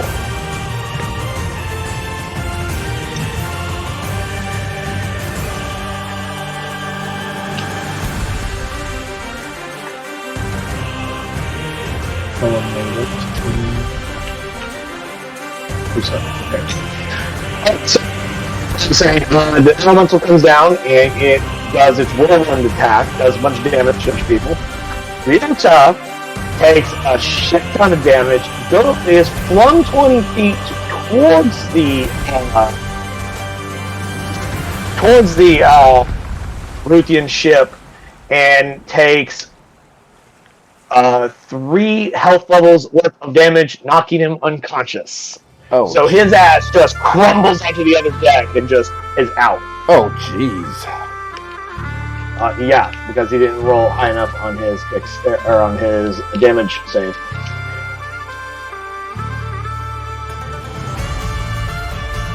And I think we're down player. I'll handle it. Brings us to ice.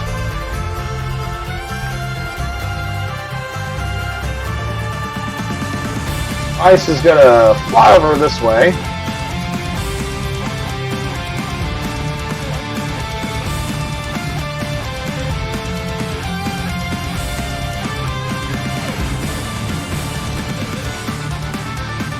Use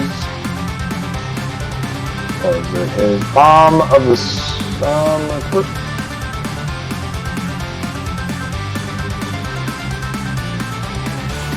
He's going to use that on Ryota with his bonus action, so Ryota gains 1 health level. Yay. And then with his action,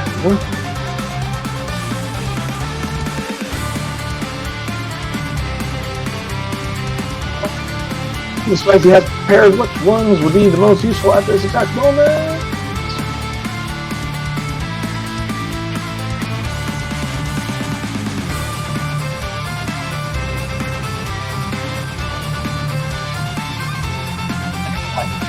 You get a cast call.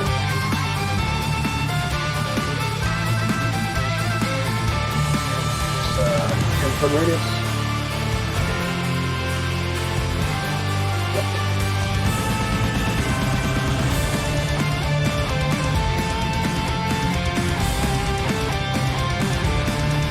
Subject. Spears. Lightning. Nope.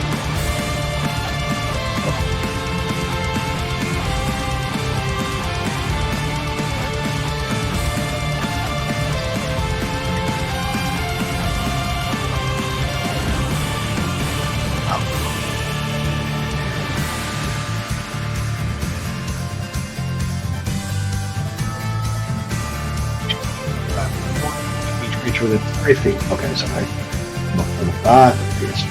Nope. And he's going to lightning strike.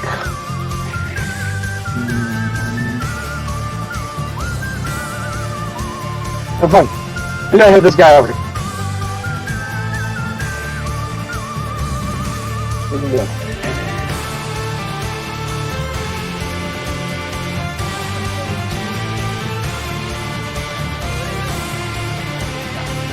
He's gonna shoot their helmsman. But a lightning storm.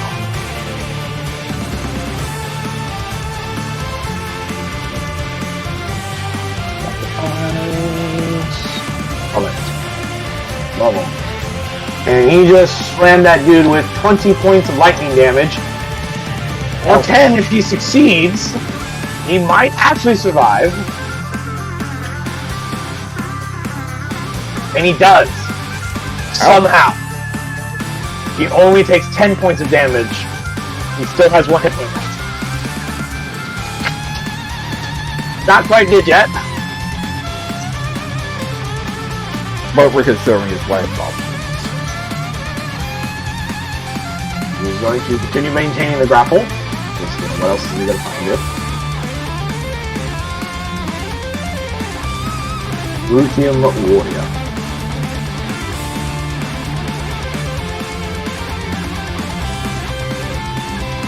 Move to here.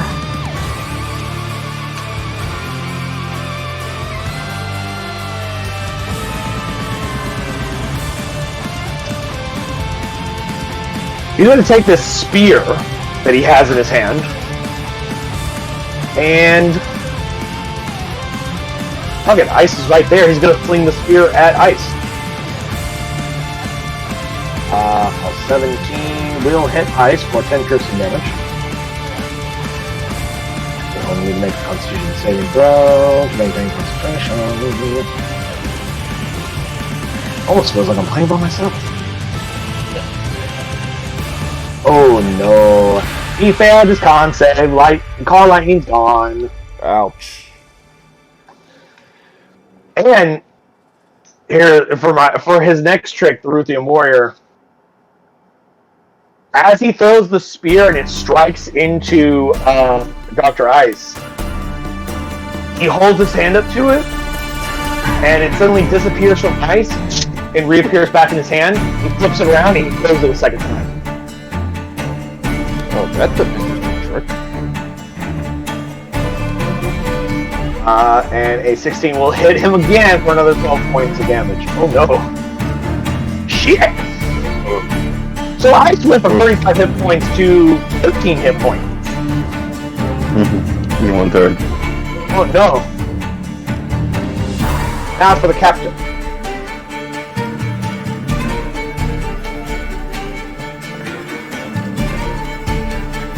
Go to here, he's gonna jump down to here.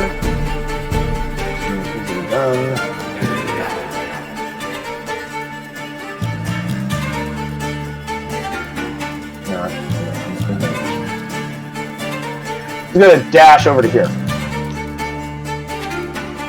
That's what he's gonna do with his action. The Berserkers go. Captain to captain. I know you have some level of honor with you. He just looks at you and just.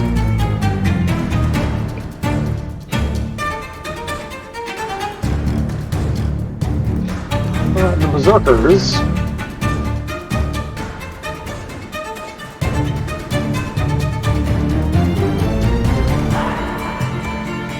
Well, let's see.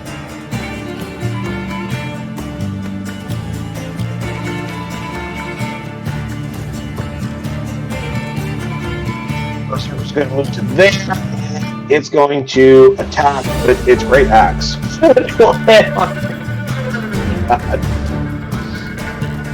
I thought this wasn't going to be enough of a challenge for you guys. Apparently, I was wrong. So damage saves for Ryota. He passes. Barely.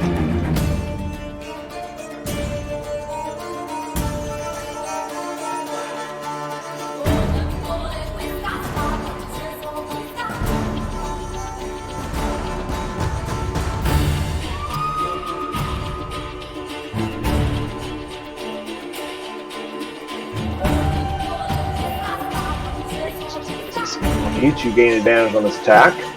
20 to hit Ryota. Let's see if Ryota saves again. There. Barely once more.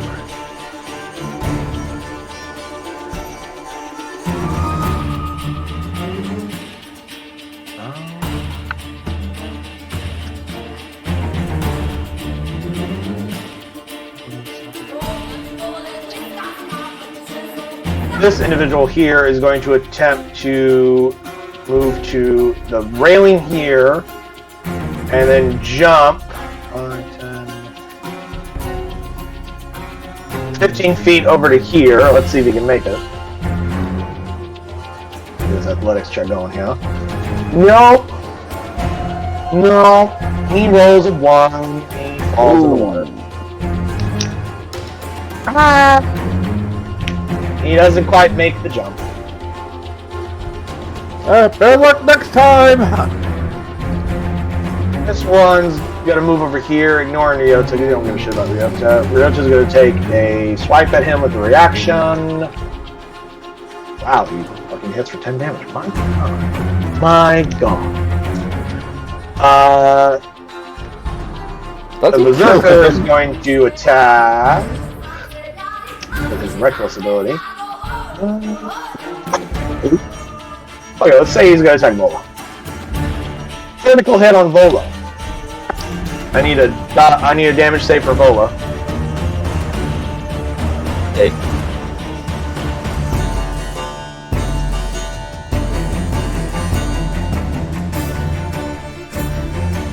Ow! Oh damn! It's amazing. She just looks at him, does she? Yeah. I mean, like, she still got hit, she still took damage, but it wasn't enough for her to lose health. The captain, Torm, it is your turn. First off, attack this dude with two-handed sword. They put away your flintlock and pull out your sword. Yeah.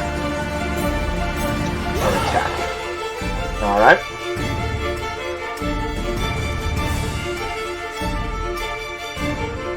Both of them hit. First one was 14.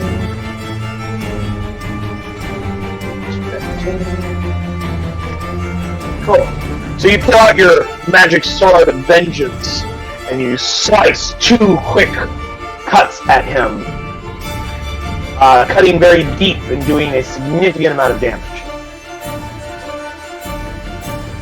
He's still alive? He is still standing. He's still standing. Not for long. Or not. Maybe. We shall see. Let's roll that next one. He got a 9. So that means that he will be taking the full damage of 3 lightning. But even 3 lightning damage is still more than 0. Yeah, that's true.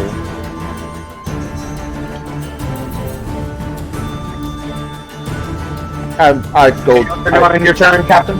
I order Hummingbird and Mockingbird to start jumping the air elemental. Alright.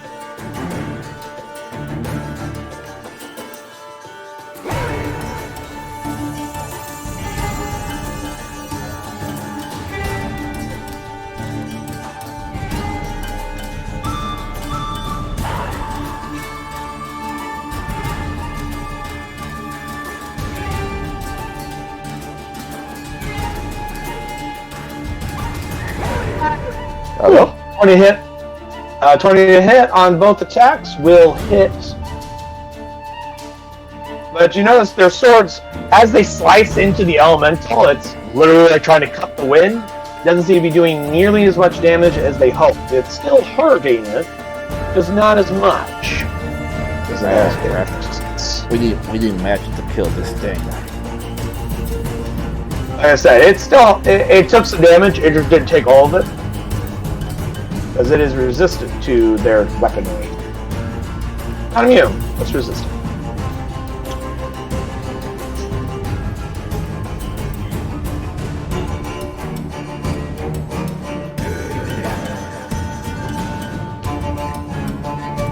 And I'm going to ask Real to fall back for now. When it is Creed's turn. Because he goes on Creed's turn. Oh, never mind.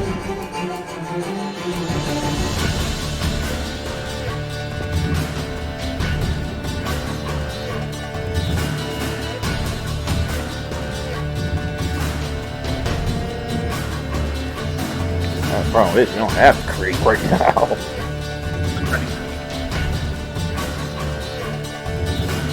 I can run everyone's character. I actually do know how to play your characters. Just by grace of understanding the mechanics. Anyway, is that your turn? Yes, that's it on my turn. Thanks to Master Creed. Let's see. I'm gonna remind myself of the spells you have, Master Creed. At your level, he has 2 slots. What spell slots did he have? I assume 3rd, since he has 10 spells. Yeah.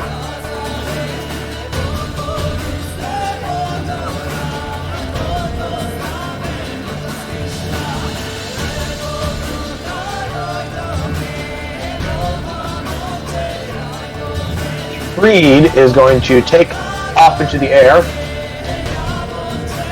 Plus speed again. Plus speed's like first.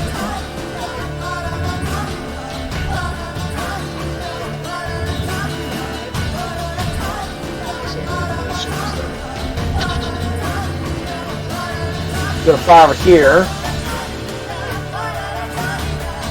He's gonna use one of his spell slots to cast Hex onto the Ruthian Warrior.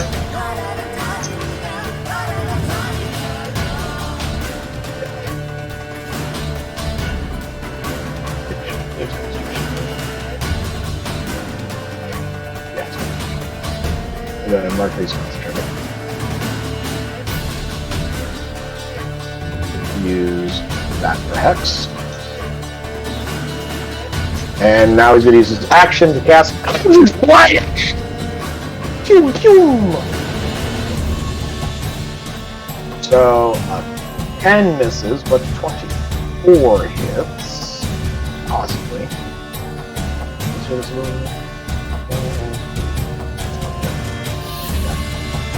So a 24 will hit, he'll take that 3 damage plus Hex damage of 2, so a total of 5 damage. Wow. That was very good.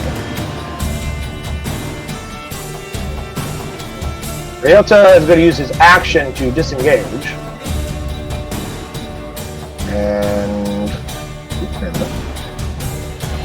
he's going to try and jump to this place.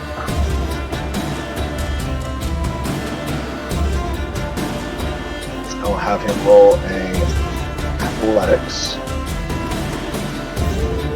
It's good enough to jump that far. Was 10, 30. Dr. Leibowitz is going to give his Orison ability to Captain Torg. So the next attack roll or saving throw or ability check that you make, and add a d4 to it.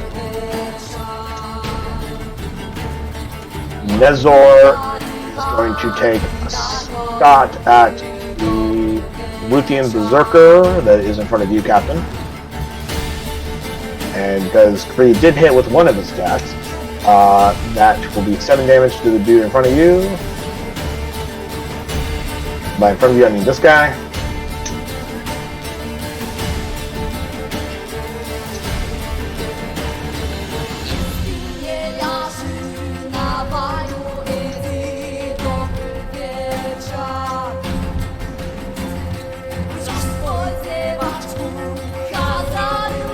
Oh, Master Creed's turn. Arcanist Landfall.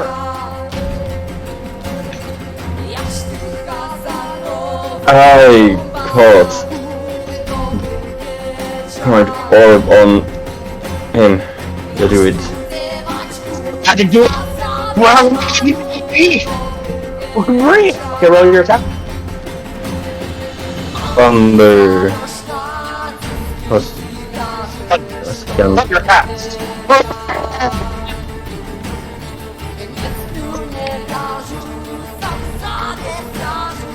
Ooh, upcast.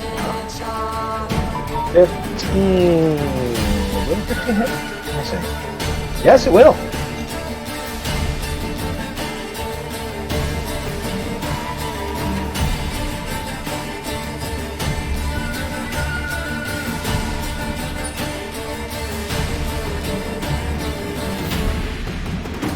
Thunder damage. Ouch. Not cool, bro.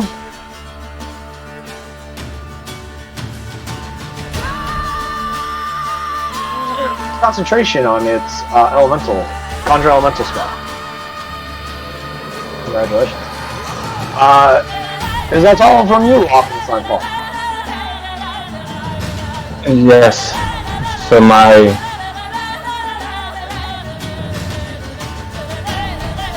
retainers.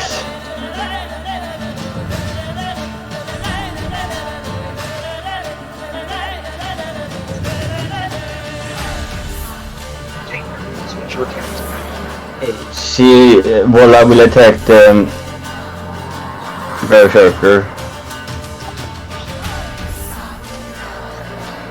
You got any more damage? 7. Well, it takes the magic trident that you guys gave her and just skewers into the Berserker, and he takes it to his guts. Some of his intestines are starting to spill out. He's still barely standing. He is not quite down just yet.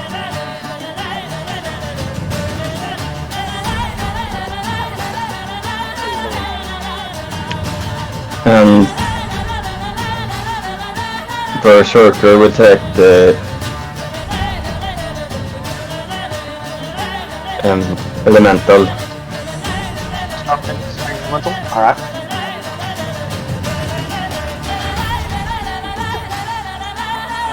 At 10, he starts punching at the air, almost like he's shadowboxing. And does do some damage, but not as much as he wants. As much as he thinks he should be doing. His fists are not magical. Is that your turn, Arcanist? It is. Fantastic. The druid goes.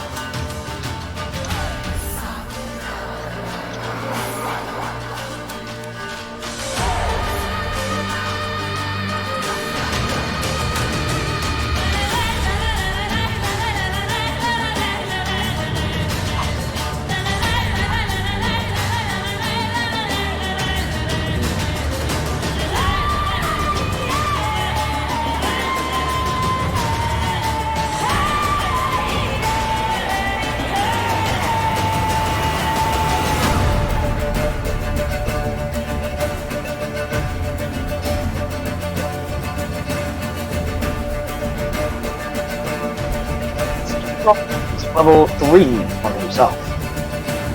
Because fuck you, he's a jerky! And thus healing himself some.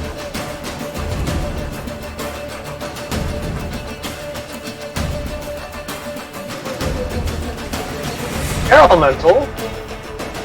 We'll see if he recharges his Whelm ability. Or sorry, Whirlwind ability. Whelm is water elemental. Whirlwind is what the air elemental is. He does not recharge it, so instead he's going to do his slam attacks. He's going to do, let's see. Who does he want to slam? I know who he wants to slam. What is the elemental speed? Okay, yeah, he does. I would like Hummingbird, Mockingbird, Bola, Drusilla, Stormbreaker, and Captain Tord, if you wish to do so, all take opportunity attacks. Because the elemental is just going to say, fuck you guys, and it's going to fly up to say hello to Arcanus and Park. Because the elemental can fly 90 feet straight up at you. Captain Tord does not hit.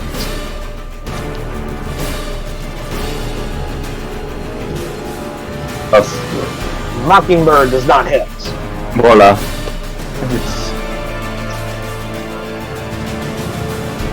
Hummingbird does not hit.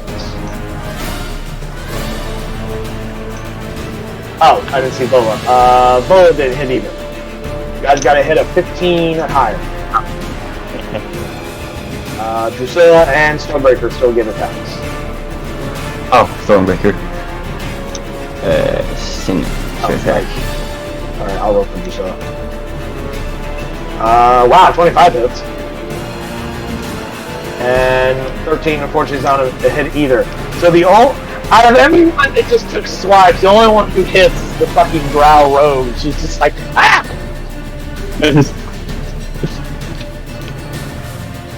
Alrighty. Argus and Farn. 17 and 11 to hit you. I believe the 11 misses. Unless... Do you have mage armor on? No. That means your armor class is only a 10, correct? Give me a second, I think so. Yeah, because you don't have any... Yeah. Mage armor would give you 13 plus dex. Without mage armor, you only have a 10 armor class. Yeah, 17 and 11 will hit you. The first hit is for 14 bludgeoning damage, and the second hit is 16 bludgeoning damage. For a total of 30 points of bludgeoning damage.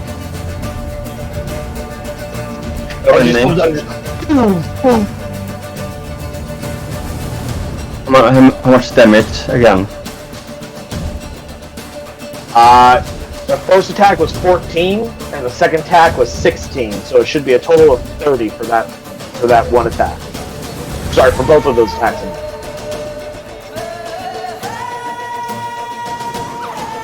See what, your max is like 36? Yeah. They just come up. You get slammed with these, which are surprisingly solid fists of air as it just buffets and smashes into you. You're not concentrating on anything currently, are you? No, I'm not concentrating. Okay, just asking. Perfect.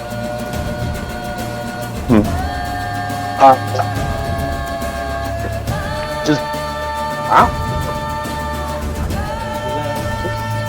Here.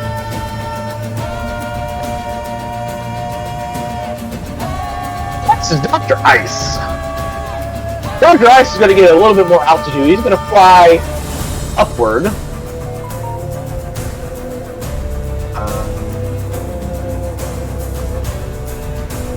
Let's see, his flight speed is like 50. He's like a really good, powerful flyer. So I would say he was only maybe like 20-ish so feet off the deck. He's gonna fly 30 feet up, 50.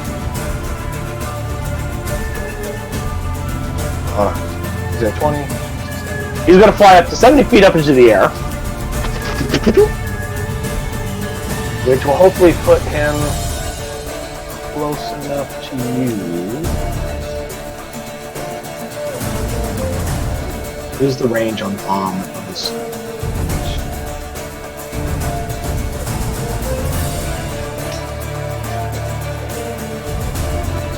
120 feet. Okay, cool. At Jimpan, Yes. he is going to use Bomb of the Summer Court on you.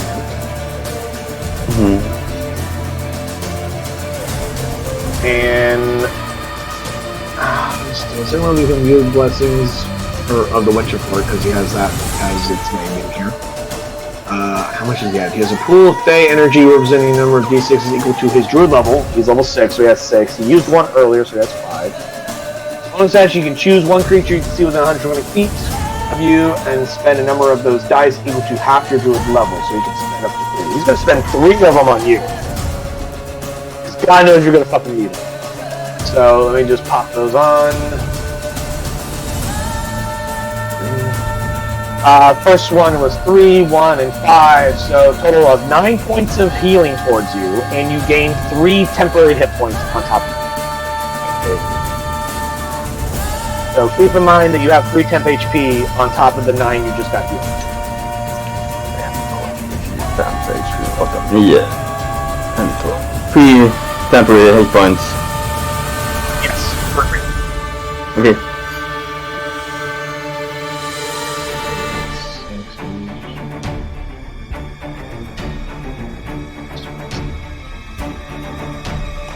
And for his next trick, he will cast Cure Wounds on himself.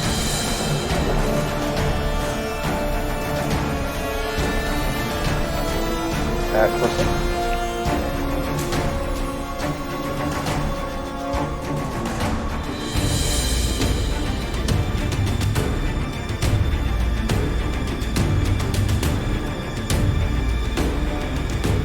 Give him another 11 hit points.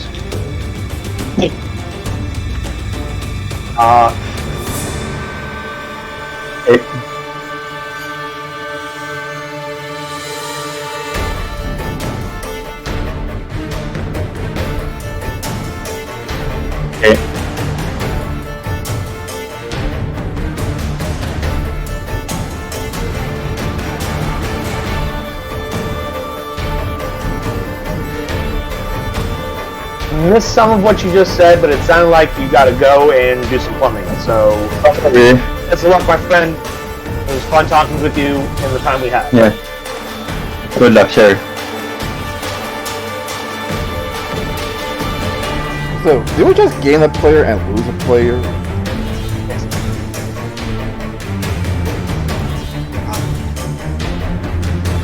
Anyway, like I was saying, Dr. Ice healed himself for 11.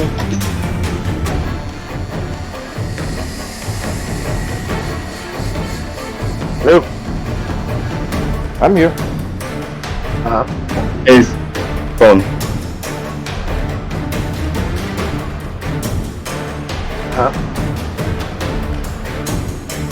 Okay.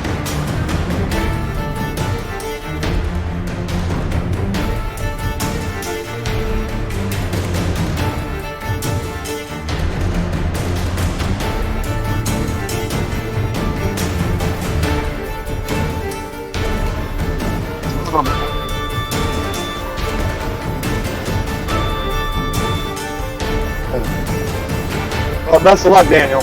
We will see you when we can.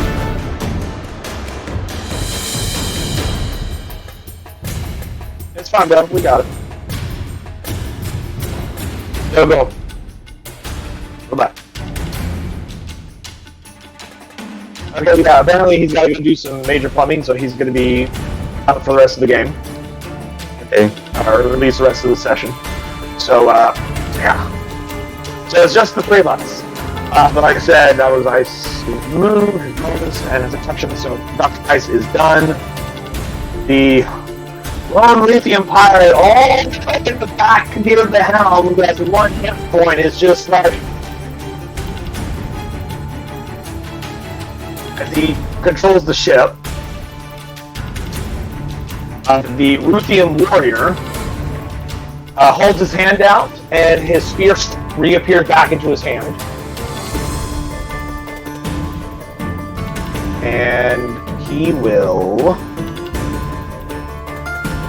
What will he do?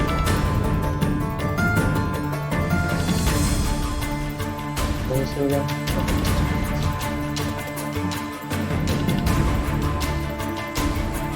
So many fuckers that fly in this fucking party.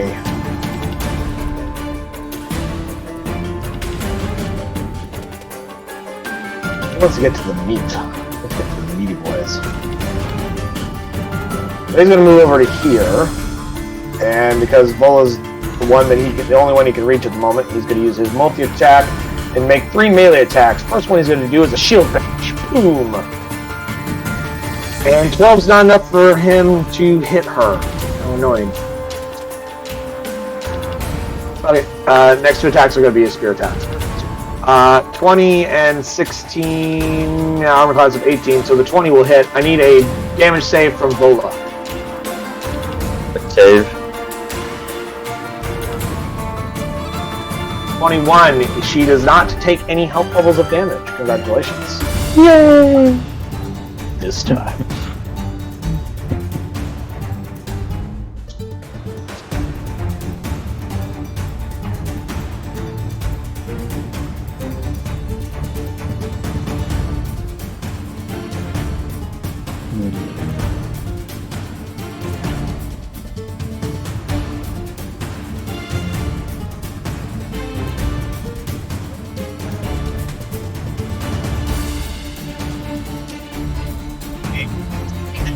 Is going to leap a significant distance, farther than you would expect someone to be leaping, and he gets all the way to here, right on top of you, Captain Borg. He comes down into this massive 2-handed great axe. It's 2 attacks. Boom, boom. 18 and 19 to hit. First attack does 16 damage. You are raging, so it is reduced down to 8. And the second attack does 12, reduced to 6. So that should be 14 damage total, is what you just took. After calculating your rage.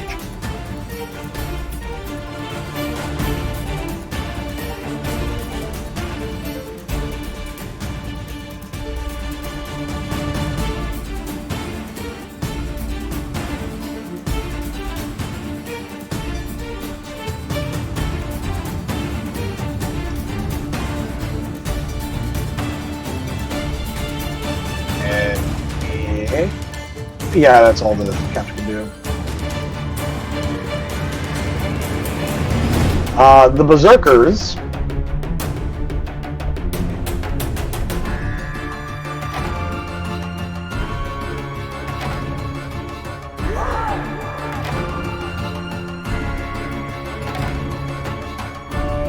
Is there somebody dying in the soundtrack? What the fuck is that? Apparently. It's like, the fuck? I think that was the sound of the crew members Jim Pan destroyed in the beginning of this fight. The echoing cries of the doomed. Alrighty, the Ruthian Berserker that didn't make the jump is going to use his athletics to try and climb up to here. Let's say he's only got... I'm gonna say he's only got 10 more feet of movement after doing the climb, so he'll move that way. This Berserker is gonna move to here. Use his reckless attack ability to make a great axe against Drusilla. 23 to hit. Damage save for Drusilla. Oh, sorry. 21. She makes it.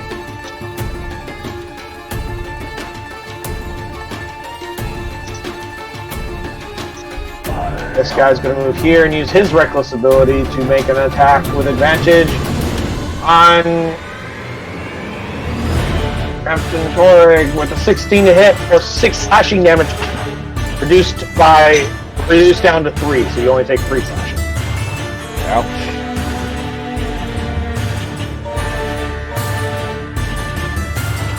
This guy's going to move up to here, and he's going to try and jump.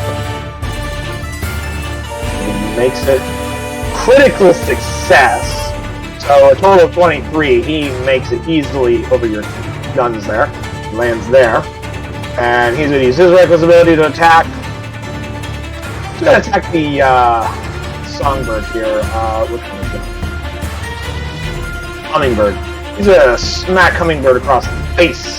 She's a lot easier to hit than Volo is. 15 to hit. I need a damage save from her.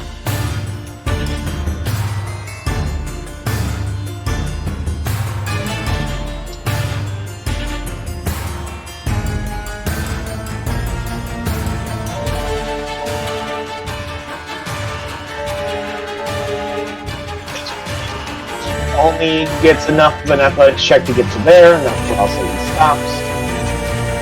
And you just barely rolled high enough for Hummingbird to not take any damage. Congratulations. Bastards. Oh, he's ruining my fun.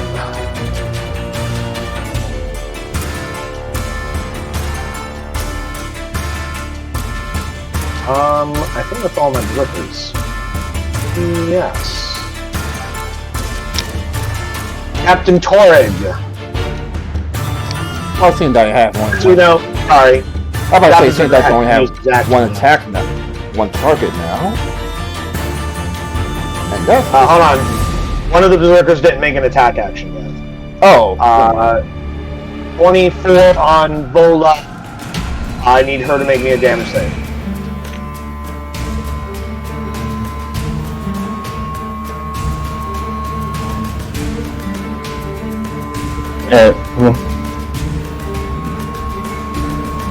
This is Vola.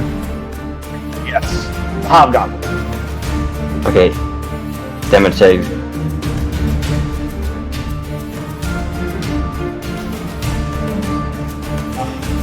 Yeah.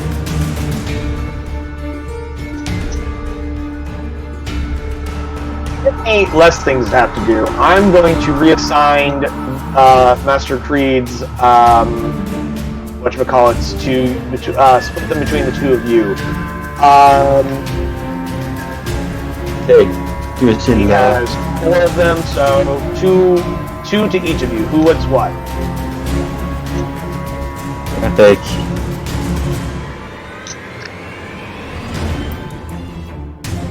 And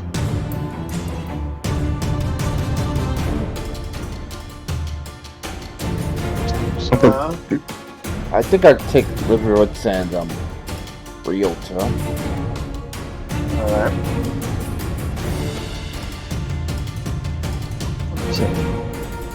who is left? Nezor, it would be to you, my good buddy, since Ryota Leibowitz was snatched up by your captain. So there you go.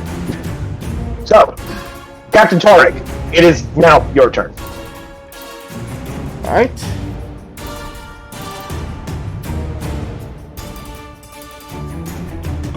Going to attack the opposing captain with relentless assault.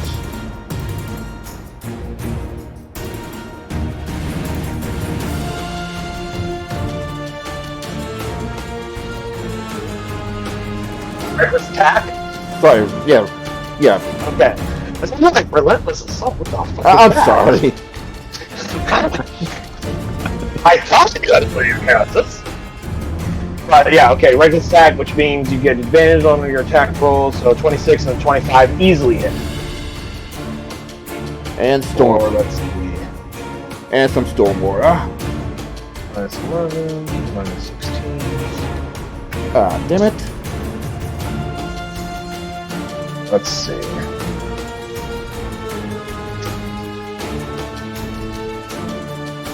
He fails. Ah! Do 1 point of lightning. Yeah. So like, ah, shit.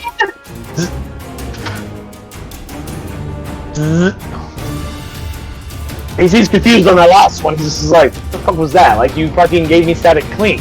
Fuck. Alright, I'll have Hummingbird attack the Berserker behind her. Alright.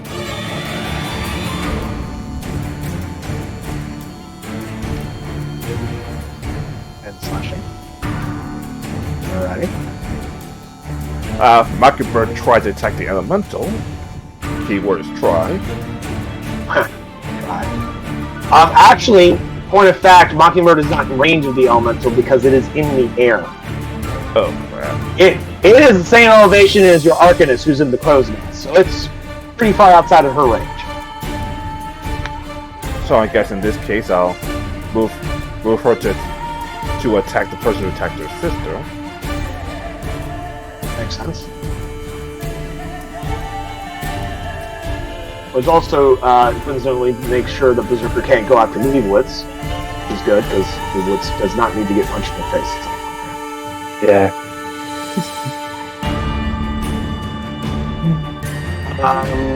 There it is. I see you rolling it first. Another 10 damage to him. Alrighty.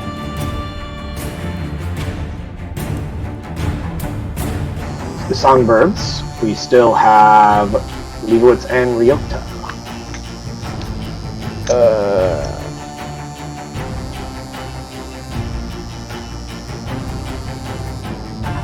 I guess I have Dr. Leibowitz stand by for now.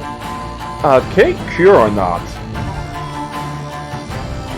Can use his cure ability. He can use it once. He has a minor heal ability. He can also use his signature attack to give someone a bonus, if you so wish. Up to you.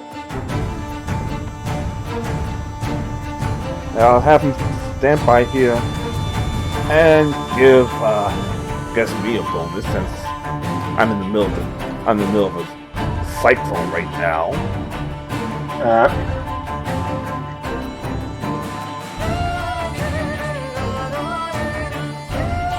Another opposing self-determined harm.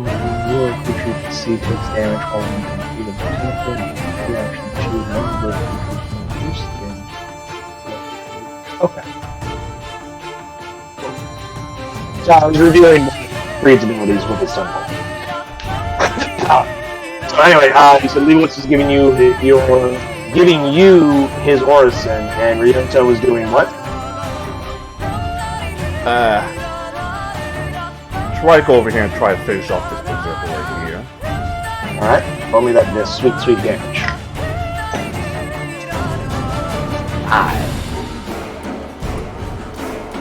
Alrighty. The two Songbird sisters slice at him with his swords, and Ryota comes up and does like a nose strike to like the back of his shoulder. He's still standing. Ah, crap. Is that it for you? Yeah, there's... now we're on to Master Creed. Who still has one spell slot left. Is there any spells that he would like? Let's see. Let me check his spell list here. Nothing that's super applicable at the moment. Well, actually... No, there is a very applicable spell. Creed's gonna flap over to here and land onto this, and he's gonna cast Lightning Bolt. And hit all three of these dudes here. With his second spell slot.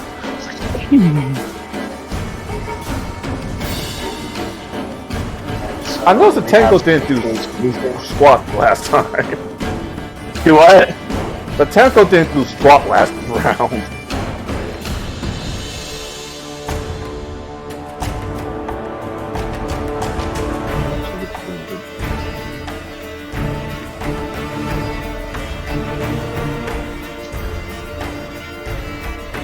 Let's see. All of them saved, I believe.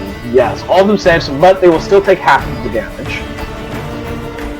Which is 13 damage.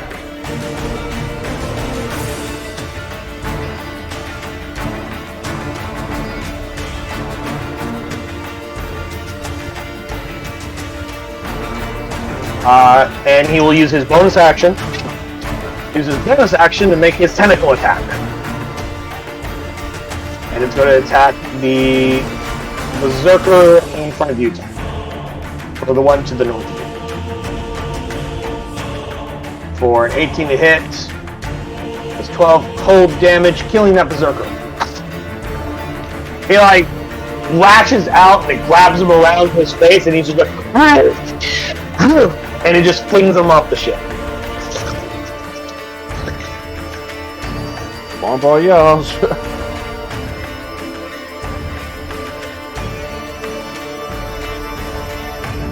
And that brings us to Arcanist Lanfarin's turn. I think I'll try to move from my place. How can I... What option do I have to get down? You can take the expressway and just jump. You can also start climbing down. What's your movement speed? 30. 30. If you were to take 2 rounds dashing, you could get down into... You could get to the bottom of the deck in 2 turns. If you dash on this turn, you'll get halfway. Do you have the Featherfall spell, by chance? What? Do you have the spell Featherfall? No. Do you have the Fly spell? No. Cool. Well, those are your options. You can try and climb down, which of course it can still hit you as you are climbing down. You can just jump and hope for the best.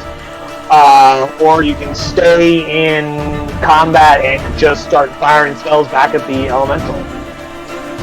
Like you're in a pretty shitty position right now. I'm not gonna lie to you on that one. It's a shitty position.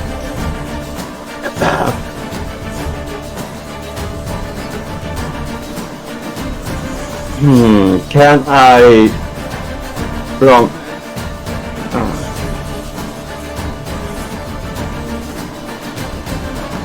Okay, so what you're asking is you want to jump out of the crow's nest and run along the rigging and can I jump to the other ship? and try and jump onto the other guy's rigging? I will if you make 2 different checks for me. One, I need an acrobatics check to maintain your balance as you're running through the rigging. And I need an athletics check to make the jump. So cross the acrobatics to not fall.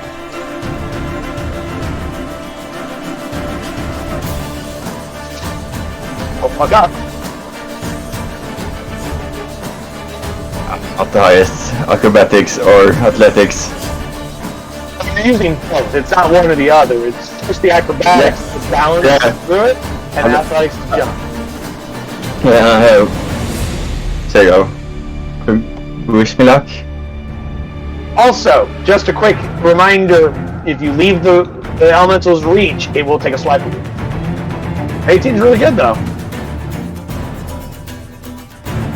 At least. And,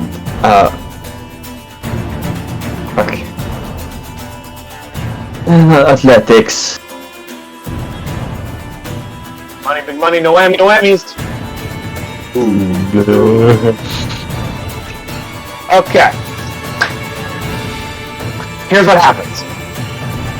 You leap over the edge of the closeness, and you go to start to run with your dexterous elven heritage helping you, as you are.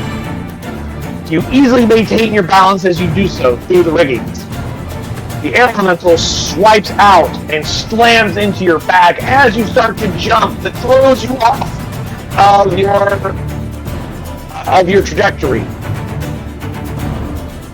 Give me a dexterity saving throw to try and catch something on your way down. Dexterity saving throw. Take 13 points of damage from the attack that you just took. Oh, jeez. So, my friend, you have these things on inspiration. Would you like to use some of them? You guys have 3 of them currently. Yeah. And reroll that. Dex save. Come on.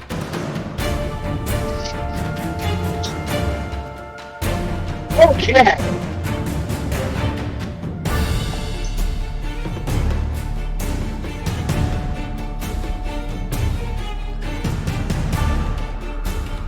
If we get through this alive, we're going to have the We're going to have to first make do some. We're going to have to do some practice rolls. Alright, so you start running, your balance is great, then you're trying to reach out, you're trying to get anything, there's nothing, the deck of the ship's screaming towards your face and you're just like, ah, fuck, not again. Boom! You take 18 points of damage, which does not bring you to negative 36, so you do not die. But you do have to recall the punches. Because you had 2 hit points on the way down. So you're at 0. Spin you this. I'm going to spin you to the side like so. And I'm going to say you landed over here. To show that you're also prone. I'll do that. Boom.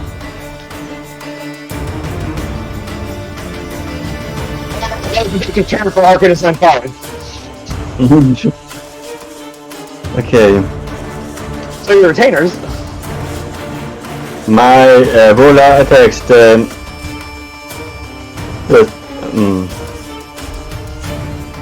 warrior.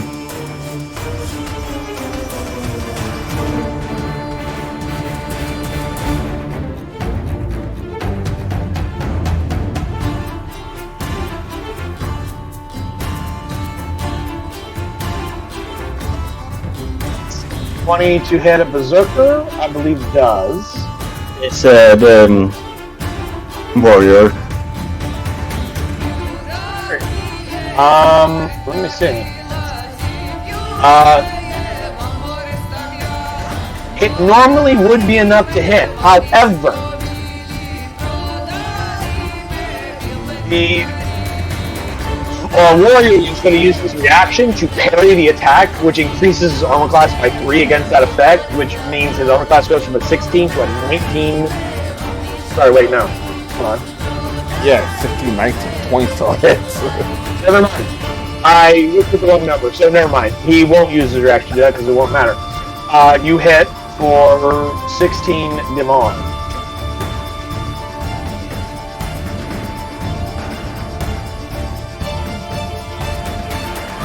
Jintan, how many spell slots do you have of each level? Because I just happen to be glancing at what spells you had, and it says you have 6 second level spell slots, which is impossible because your maximum of second level spell slots is 3. I think they just added double that, so it's 3. Okay. I don't know why that happens. It might happen when you like scrolled up. You had it selected at some point because it happened. Maybe. How many 3rd level spell slots have you used? I recall 1 or 2. You used all 3? Okay. First ship attack, then the fireball. Yeah, the 2 fireballs, and then you cast the automatic over level 3. Yep. Got it. Okay, just wondering. But anyway, what was actions? Priscilla. Here. And Priscilla is flanking, so she does have advantage on this attack if she's attacking a berserker. yes. 19 will hit for 8 piercing. She runs behind him and with her twin blades skewers him into the back. He's like, ah. And he is still just barely standing. Stormbreaker. Alright.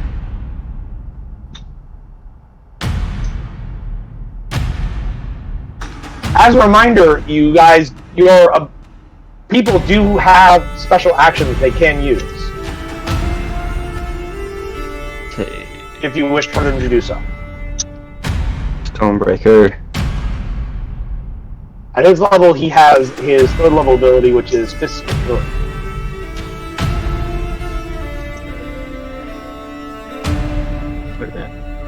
If you wish Fist of Fury. Fist of Fury.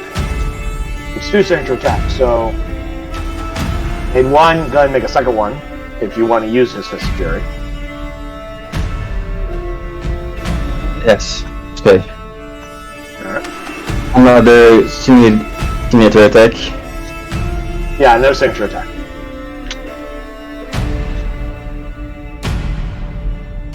And are you attacking the warrior or the berserker? Berserker. Berserker, a 10's not enough, but the 21 will hit, so that's 8 damage to him.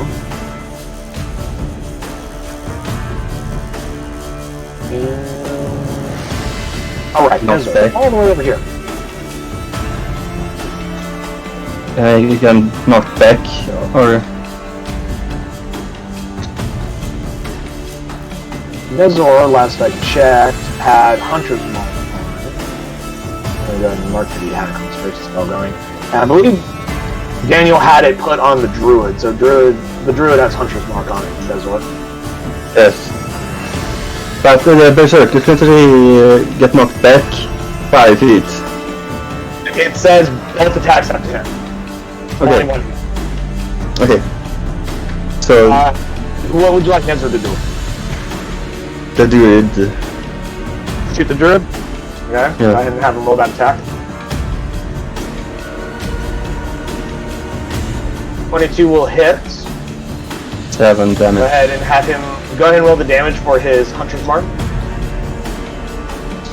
Hunter's Mark spell. Yeah, Hunter Mark spell should be yeah, 5. 5 damage. Alrighty. That concludes your turn, I believe. Next is the Druid.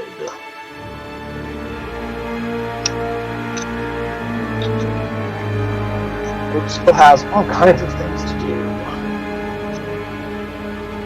So he's got a bunch of spell slots that he still hasn't earned control of yet.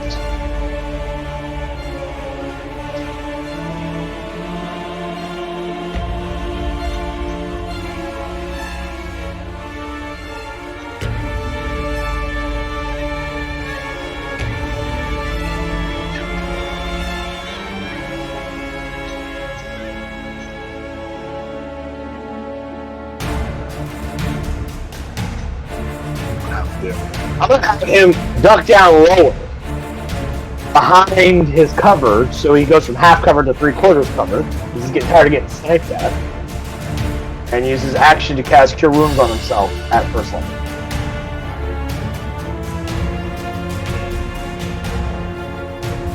Does he need to do concentration? Right? Yes, you are correct. Thank you. He failed his concentration check from that previous attack that he just took, which will actually change his actions because he's now not having to worry about maintaining concentration on the air elemental. Fun fact: the conjured elemental, the spell conjured elemental is the concentration to maintain control of the elemental. Let's keep the elemental there. The elemental is now a wild elemental. It's going to do whatever the elementals do. Fun fact. So essentially by attacking the druid, you just pop the leash that the druid had on the air elemental, so it's gonna go wild. In the meantime,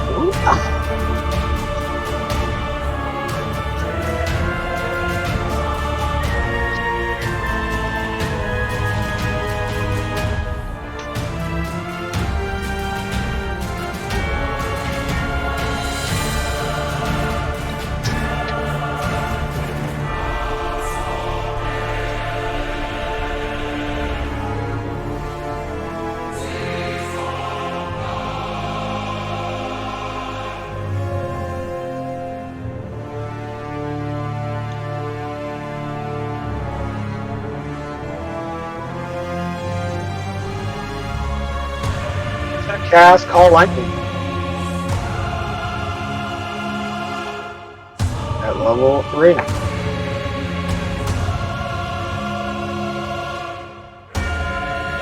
And I'm going to drop it right there. Which I just now see that none of you can see.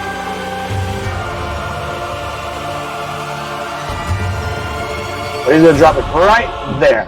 I need Drusilla, Hummingbird, Mockingbird, all to make me dexterity saves.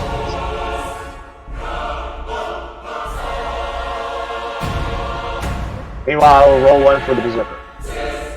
DC 14.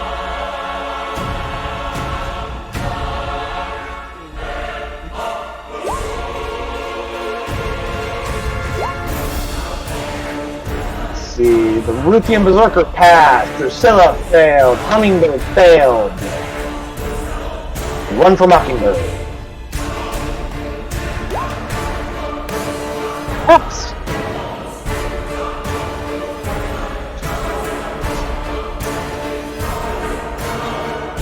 I need I need the Constitution saves for all of them, for each of them taking damage, which is all 3 of them.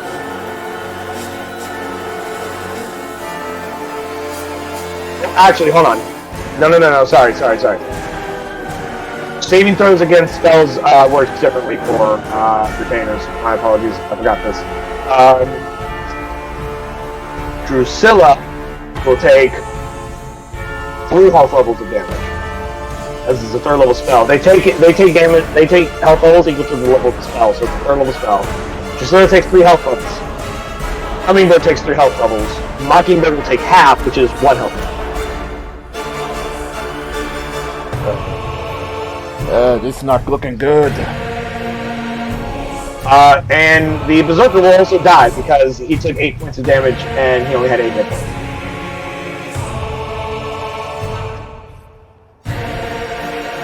This is not looking good. They wanted to kill their own crew just to get rid of us. Okay. Who of the sisters take 3? Oh, there. Did the Mockingbird do 1 damage, or?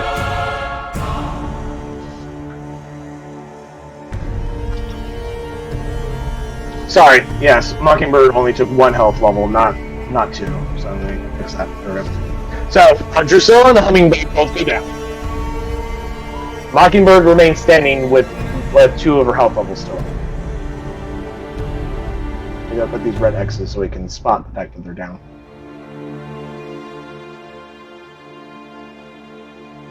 So this lightning bolt just comes down, and Hummingbird and Drusilla just drop down onto the ground as they are taken out of the fight. And Mockingbird looks like a big fuzzball as all of her fur is all like standing up because of the static electricity. And that is the Druid's turn.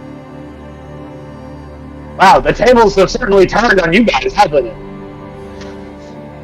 Yikes! Yeah, suddenly we went from I think we're going to just wipe the whole ship and lose it to pretty much. As we take top might have a prize now. We might have a TPK on our hands. Not over yet. Yeah, it's not over yet. Japan's correct. True. The air elemental now newly unleashed. The air elemental newly unleashed now is going to attack the closest target to it, which just happens to be that Berserker. So let's see if it recharges. It does recharge its whirlwind attack, which it will save for right now, and it's going to do 2 slam attacks against the Berserker. Oh god. So the first attack hits, and so does the second attack. It just starts smashing down into the Berserker. And the Berserker just takes all fuck ton of damage. Dr. Face.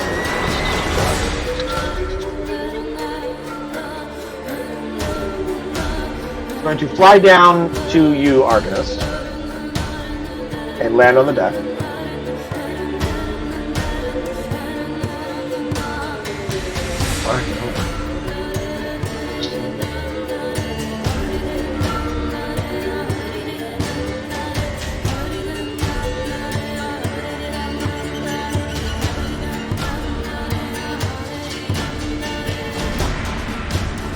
actually going to take a little bit of damage, I'll say, since it's a more controlled descent. He takes a little bit of damage because partway down there, because he doesn't technically have enough movement speed, so you still have an action and close in on you. He's going to just fucking drop out of the fucking air partway through the drop and kind of hurt his ankles a little bit. But he's going to cast Cure Wounds on you, Archivist, with his action. And he's going to cast it at 2nd level.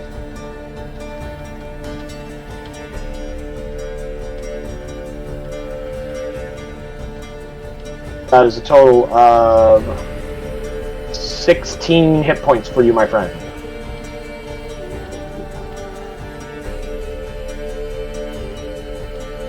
You are still prone, but you healed 16 hit points. I'm not dying. Got my pencil. And with his next trick, he's going to use his bonus action to burn another one of his dice to use Bomb the Winter Court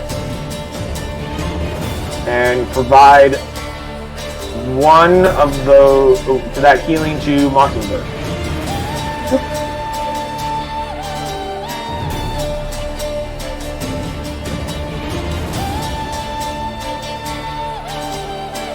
And that is Ice's turn.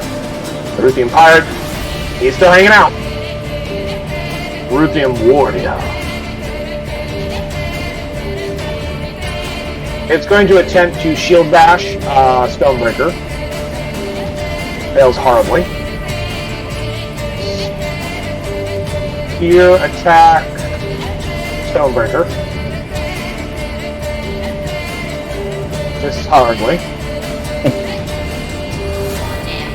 And it's going to use its final attack to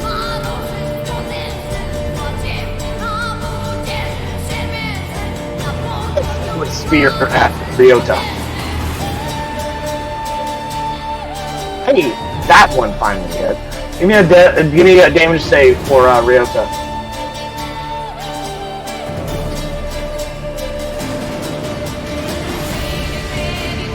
Pass.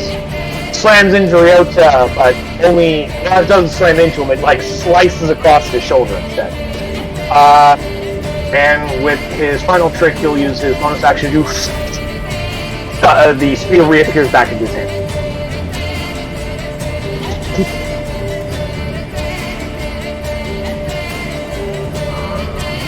The captain. He's going to go some great axe attacks against you, my friend. Actually, yeah, he's going to do that. 2 attacks against you, Captain Torg. 21 and you reckless attack last time, so it's actually a 26 and a 17. Both hits. First attack is 6 damage, reduced to 3. Second attack is 11, reduced by 5. Reduced to 5, I mean. So 5. You take 8 damage total. Alright. The Berserkers go. He uses Reckless, Great Axe attack against Stormbreaker. This one is, I mean. A 13 will not be enough to hit. This other one's going to Reckless to Great Axe attack Vola. 7 is not enough to hit. I think that's it. This Berserker's going to go try and fight the air on the floor because he's like, ah! 17 does hit. Does only 6 damage because of its resistance.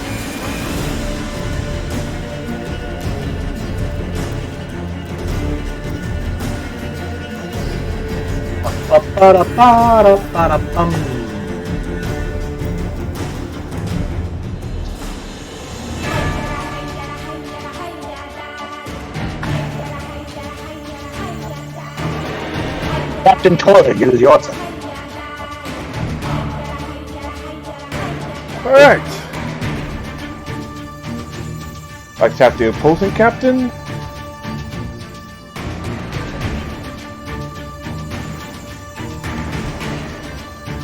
Relentless.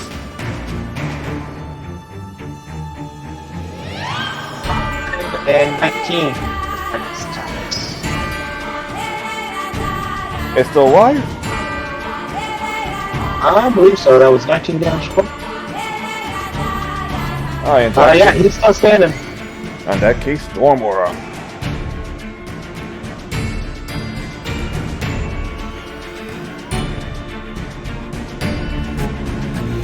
He passed. It'll only take 2 damage.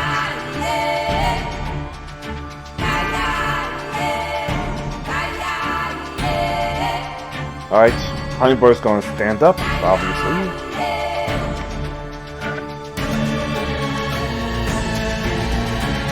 Let me see. I'll have Mockingbird run over and attack this berserker right here. Actually, yeah.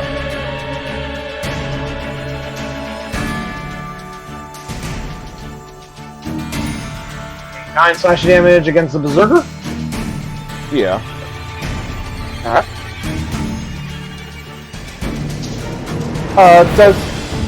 What does Insult do again? Insult is a reactionary ability that she has.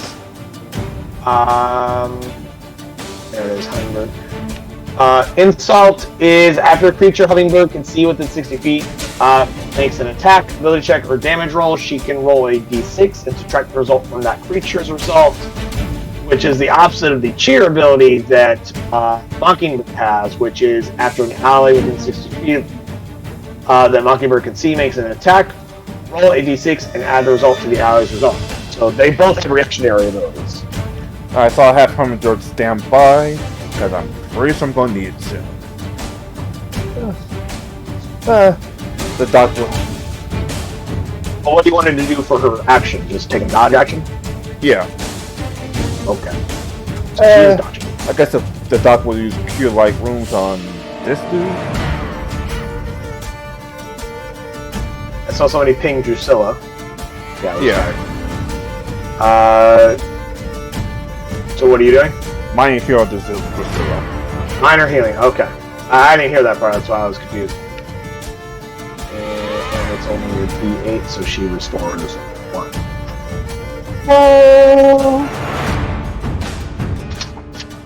Yeah.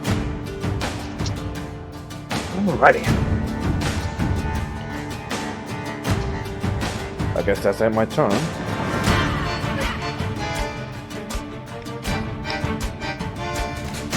Make sure you guys are keeping track of how many times you've used those, in case you have more than one combat in a single game. You may or may not, I don't know. Because you can use every one of the special actions to be used once per 10 minutes, up to the maximum per day that it has listed on the ability. So make sure you guys are tracking how many times you've used it. Alright. In the meantime, Captain, is at your turn. I believe so. Next is Master Creed, who has already burned both of the spell slots, but he still has Hexproof. He's gonna flap over here, and Eldritch Blast the Warrior. That is 22 and 27, both of which will hit. For a total of 10 damage from those two. Hex damage for each of them. 12 damage. Wow. Fucking. Even when he's not here, he's vexing me. God damn it, Daniel. Shit ton of damage. That is Nature was a ship's turn. MVP at this point. I mean, I guess that's the reason why he's the fucking first mate. Arcanist, it is your turn. I assume you wish to stand up. Yeah, I think so. Alright, that's half your movement. And I cast Chromatic Orb at level 2 at first twin spell Twin spell, alright. on the. You're going to cast Sure. a level 2 and then twin spell. That requires, I believe, 2 sorcery points to twin spell it now because you're casting it at a second level. Yes. Alright. So make sure you're keeping track of your reading. Right, who are you casting it at? berserkers. Both berserkers. So So twice then. I think. 11 and a 14. The 14 will hit. The 11 unfortunately will miss.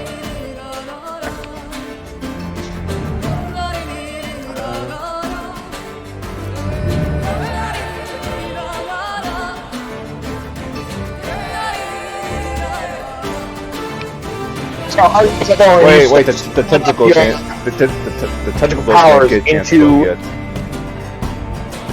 Say again? The tentacle get a chance to go yet. That is true. I'll let the tentacle go in just a moment. You summon your elemental power into an orb, and then you concentrate and you split it into two different orbs and fire them off. One sails past the berserker, the other one strikes into said berserker. Just as the tentacle is striking that same berserker that you just did a shit ton of damage to, unfortunately the tentacle does not hit. If it had, it would have finished him off because he has one fucking goddamn hit point left. He had 20 hit points, you did 19 damage to him. Ugh, so close. But, target is blindfolded. I believe you do have some people that can get. Yeah. So berserker hits the barbarian in front of him. What is that? He just targeted the berserker. Oh, that berserker's dead then, because he has one hit point. Bam! And Vola attacks the warrior. As a reminder, she does have this special action if you wanted to do it. She hasn't used it yet. Makes an signature attack and selects an ally within 30 feet who can see and hear her and has line of sight to the target of the signature attack. That ally makes a weapon attack against that target. So essentially, she can give someone she can make an attack and give someone else an attack at the same time. Okay, I'll do that. Cool. So go ahead and have her roll her signature attack, and whoever else is attacking you, having her attack.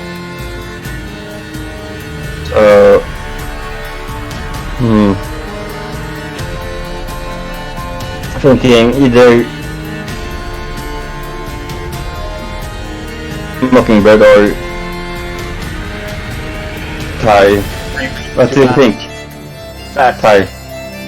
What?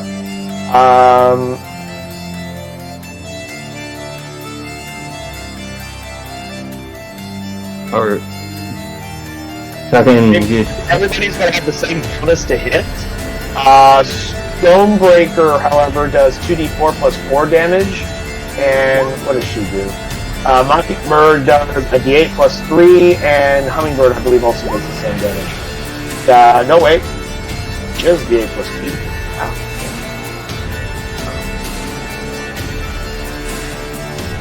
Although, actually, in actuality, you can't do Hummingbird because she's not near anyone to attack. So really, your choices are either Stormbreaker or Mockingbird, because they're the only ones within range to attack something.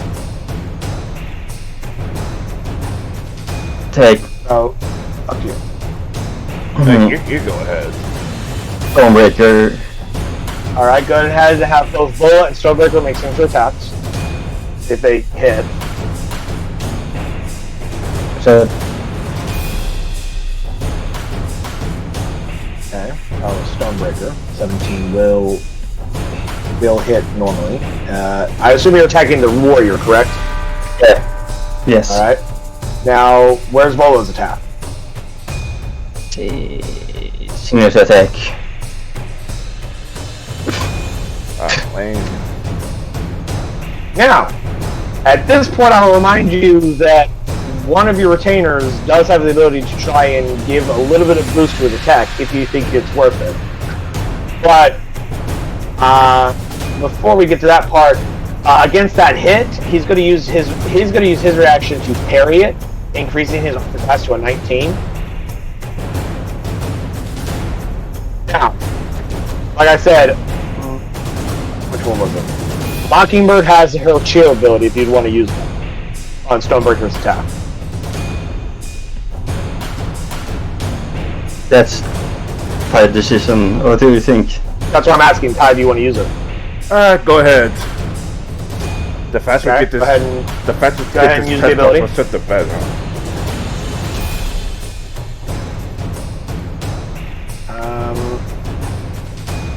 Let's see. Let's see. I just clicked on it and it rolled a 5. So Stormbreaker's attack increases by a 5, so it goes from 17 to well over 19. Damn it. Which is enough to hit the warrior. And he did, how much damage did he do? 9? Yeah, 9 damage.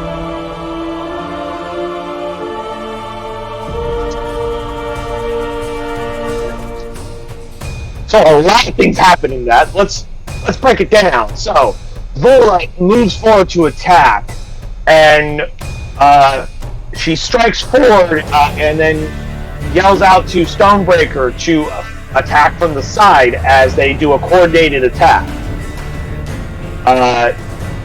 The warrior sidesteps out of Vola's reach and uses a shield behind his head to parry the blow of Stormbreaker as he punches into it, while Mockingbird yells out to Stormbreaker and gives him a inspiring cheer, going, which allows him to just muster through the shield and smash into dude's head, causing some damage.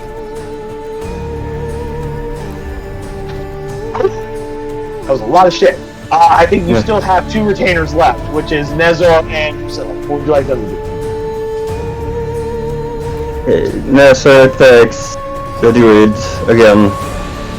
Alright. Go ahead and have him roll his attack.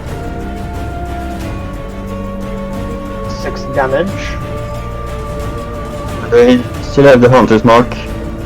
Yes, he does. Go ahead and roll that damage. 1.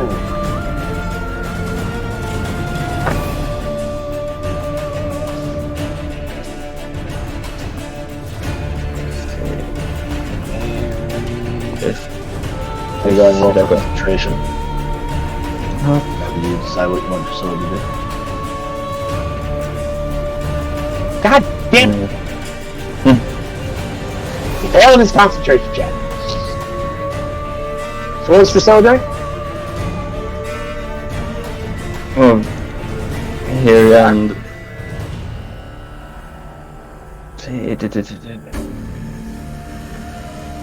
You can either have her just make her standard signature attack, or she can use her low blow ability. Up to you.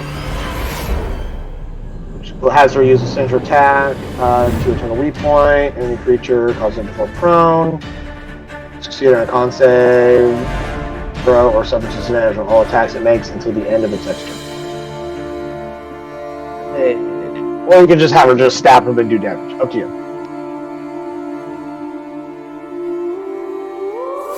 Because if you just do a signature attack, she'll hit automatically because you've hit. So she'll do damage. But if you want to use low blow, then there's the possibility she can miss it.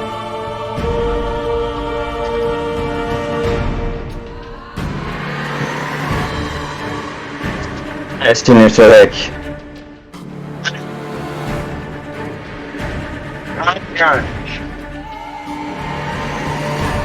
The warrior's taken quite a beating, but he's still standing. He had a lot more hit points than the other guys.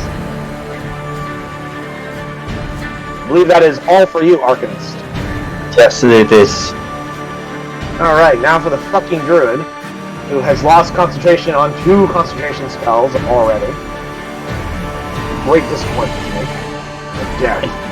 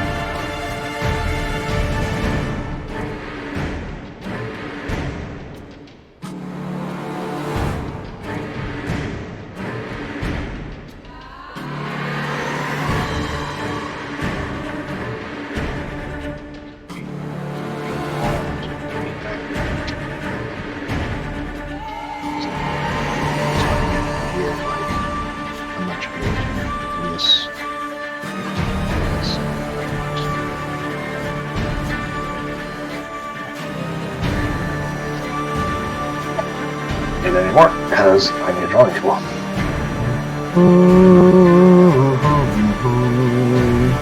Let's use the color red. So, the druid reaches out his hand and he casts wall of fire, and he decides to shape it as a ring around Nezor because he's tired of him and his fucking arrowheads. So Nezor is encircled.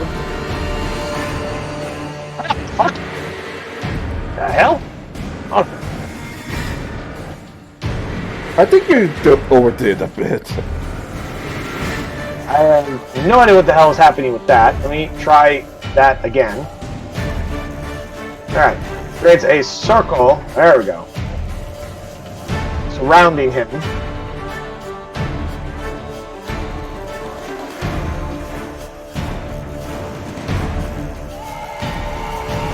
Traveling. He's going to put it, he's going to put it through these squares. Right here. He's going to put the damage side on the side that Nezor is currently standing. Let's see. The wall is opaque and it lasts a duration. When the wall appears, each creature within its area must make a dexterity saving throw. He's not in the same square that the wall is being created in, but fail save. One side of the wall selected by you when you cast a spell deals damage to each creature that ends its turn within 10 feet of that side or inside the wall.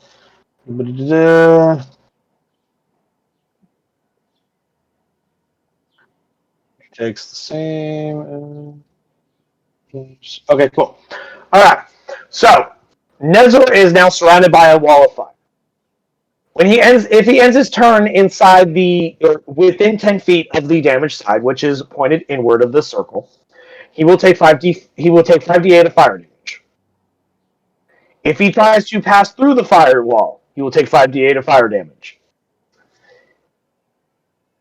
He also cannot see anything outside the wall because the wall of fire is opaque. So, fuck you and your fucking archer. So that is the druid's turn, and he is now concentrating on that. Also, the wall of fire is also setting part of your ship on fire. Just fun fact to know. Oh, that's nice. Yes. All in all, I think it was a very good turn for the druid.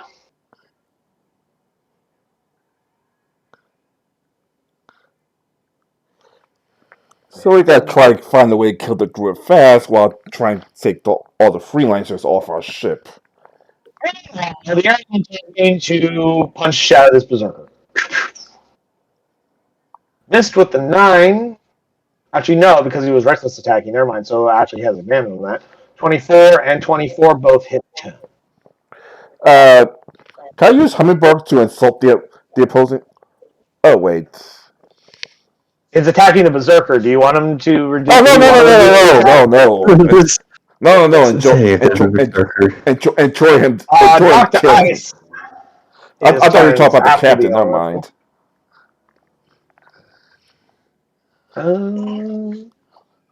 What is Dr. Ice going to do? What spells does this motherfucker have? Yeah.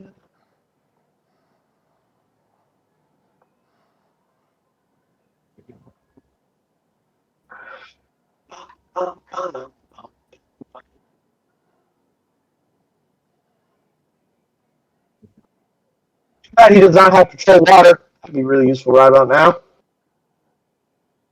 Poor Dr. Ice doesn't have control water. He can use Slinging Sphere and not even. Instead, I think he'll just cast Cure Wounds on Lanfarin at first level, healing you another 6 hit points.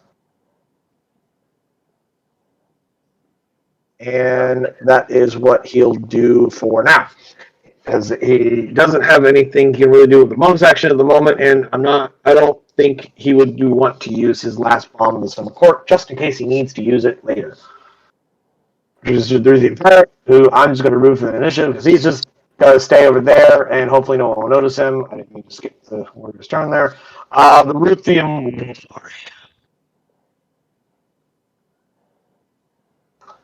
Noticing that that fucking bird dude is a healer, he's going to. Ooh, if he makes a range attack in this little melee here, he'll have disadvantage. So never mind. He's going to try and. Well, he's going to shield bash Drusilla. 17 to hit. Oh, I just realized she only had 1 health level. Go ahead and roll. Well, actually, she may not go to 0 for this one. I need 2 different rolls from her. I need her con save for the damage, and I need a strength saving throw to not get knocked prone. Damage save. And is enough. She does not take any damage at this moment. Now let's see if she gets her ass knocked onto the ground. Save. You needed a DC 15 strength save to not get knocked prone. She is knocked prone, so I'll tilt her to the side there like that. Which means his melee attacks against her will have advantage because she's prone. So he's going to do a spear attack against her. 1 spear attack first. 12, I don't think hits her. No. She rolls to the side as the spear zips past her head. He goes for a second strike. 25 will hit. I need another damage save for her. As she rolls to the side, slices across her. And she drops to 0 hit points as he skewers her with his second spear attack.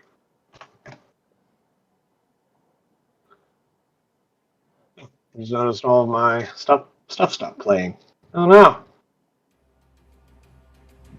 There we go. Dropping Drusilla down to the ground. The captain's turn.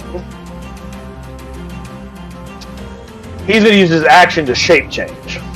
Because he's been holding back this whole time. He's going to transform into a... It also increases his size to large. There we go. I guess I'm not the only captain that can do that. So I can't. He just tosses his axe to the ground and he goes... And he speaks in somewhat broken common as he says, "Now the real fight starts."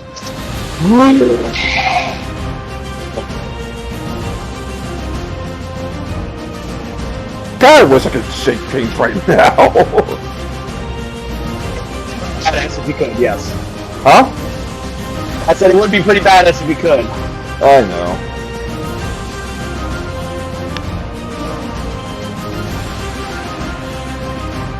You guys had better history checks, you might know exactly what this individual was, or have recognized what he was before he transformed. Because I'm technically using a regular stat, but he's technically not a lycanthrope. It is a special thing about Ruthians and part of their culture that some of them can do this. But regardless, though, that uses his action, unfortunately, so he cannot do anything else this turn. The Berserkers will go now. He'll use his Reckless and attack our good buddy Mockingbird with a 12 to hit, which is not enough. Curses. Advantage. God. The other Berserker attacks the Elemental. Not enough to hit. How unfortunate for Batman. Brings us down to Captain Torrig. Big bear dude in front of you. What do you do? Being 5-4 from. What tree did you fall from? Right. Just finish for that one. Reckless attack. 1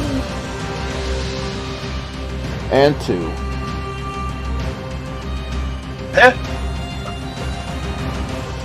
16 and 13. 16. I assume he's still standing. Oh yeah, he's still standing. Oh, damn I it. was hoping that the increased armor class he would have gotten from shape changing would have given him, would have caused you to miss, but when you're rolling fucking 20s in there. Dex save, he fails.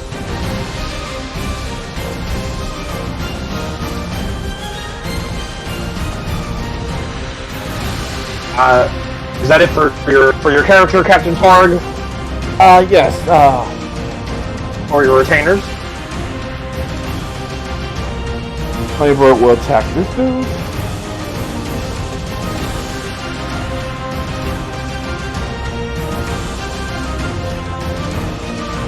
Seven damage. Alright.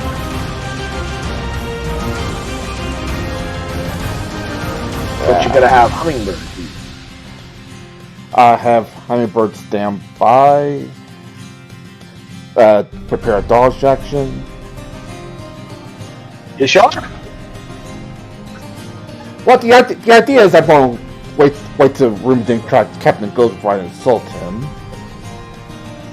She can still attack and have a reaction. Oh, true. Yeah, this is what she does with her action. Reactions happen as, like on other things.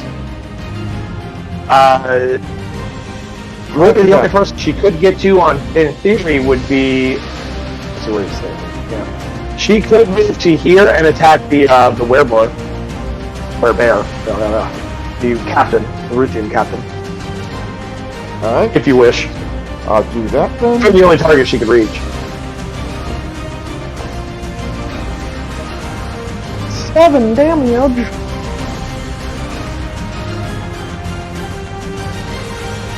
Then I have him over here.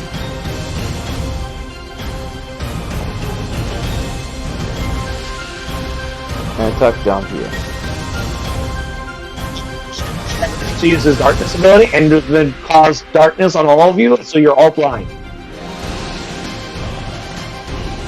I'm kidding. Don't do that. That's stupid. I know. Let's see. 6 damage. Alrighty. And 4 Leibowitz. I stand by once again. Don't put the 6-man thing there, especially since you can't exactly go up to target anyone right now because I've been surrounded. Leibowitz doesn't do any attacks. What he does instead, he gives bonuses to people. So who would you like him to give a bonus to?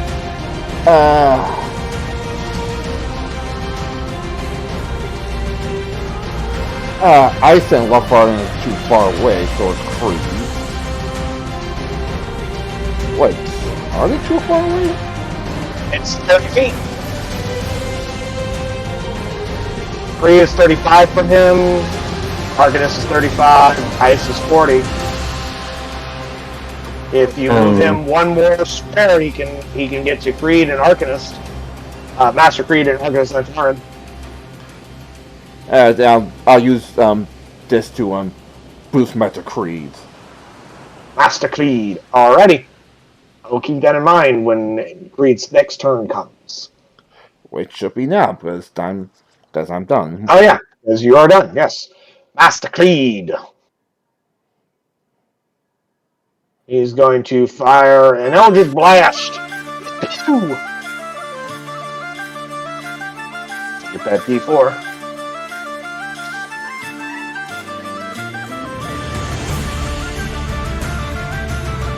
Hey, I got a 4 on the D4.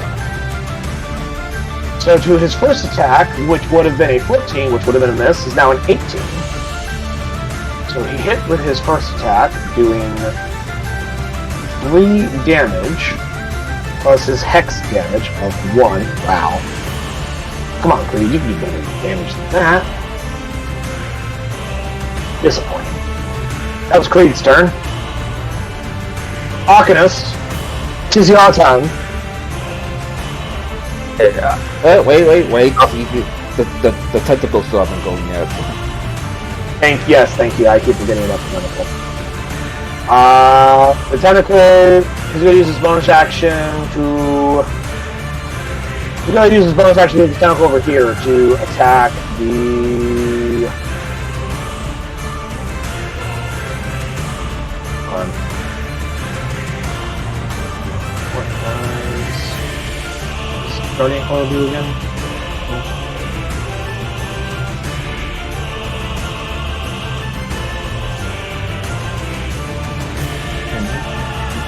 Standing all within 10 feet.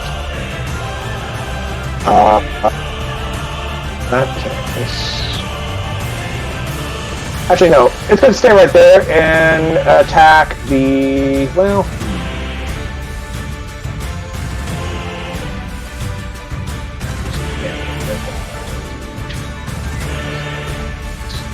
Yeah. It's going to stay right there and attack the werebear. This is the captain. Hitting with a 17, doing 12 cold damage.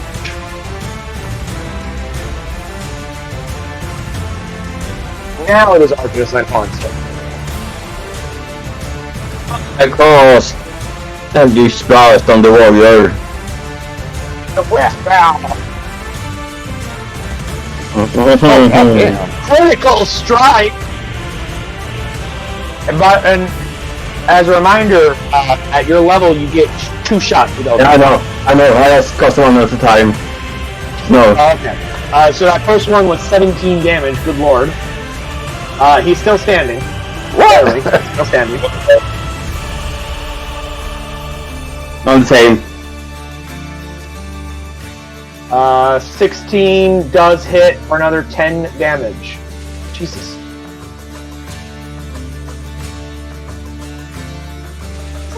Okie dokies. Oh. Just as I just remembered, unless you have somebody putting a potion into Drusilla's mouth, or somehow somebody has a healing spell on your turn, I need a death save from Drusilla. Whenever you get a moment.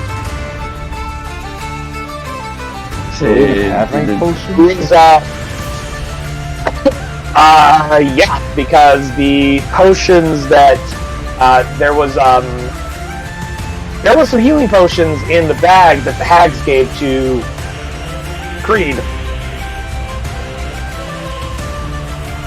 I don't remember what kind of healing potions they were. I do recall there were 4 of them.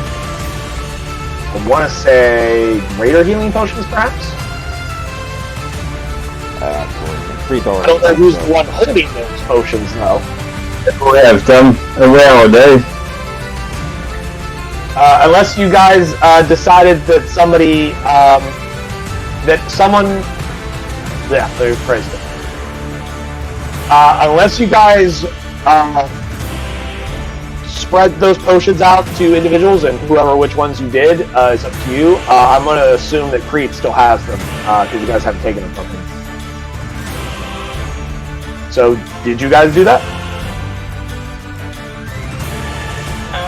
I don't know. What to do with them? Here, I'll say this.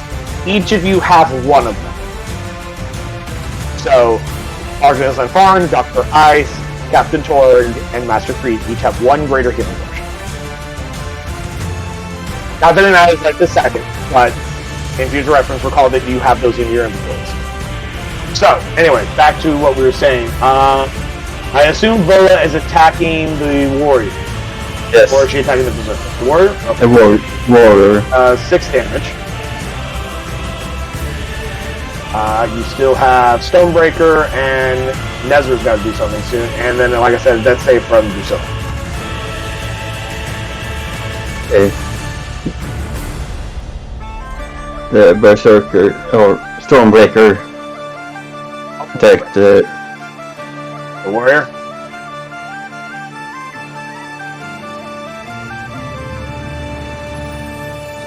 Alright. Warrior's taking some good hits. He's taking a lot of damage. He's looking rough.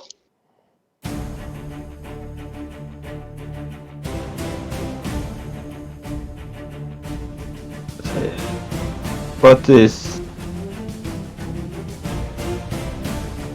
nice or speed? He needs to make a dexterity saving throw. If he succeeds, he will take half damage. If he fails, he'll take all of it. He needs to move.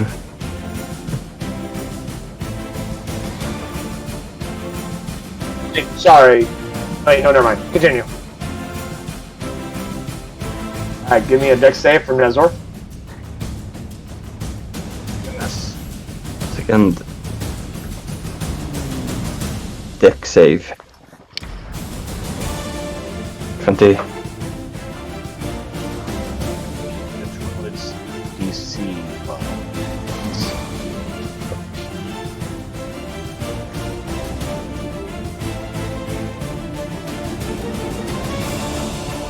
Yes.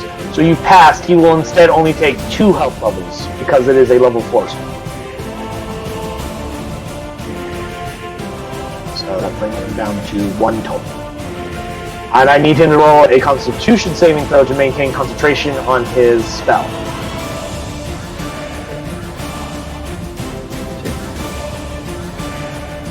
Constitution. Con save. Which is the same as his damage save. Oh. He failed, so he lost concentration on his spell.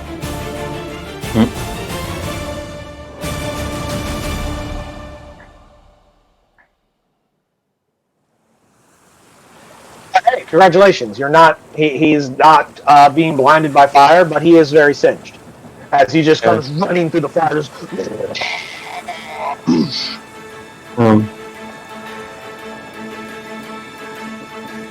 I need.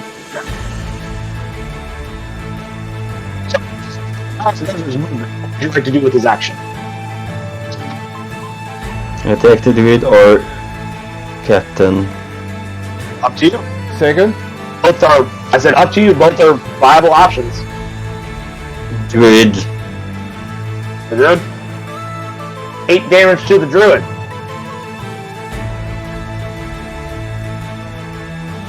And he needs to make a con save. God damn it! He failed, doesn't he? Yes!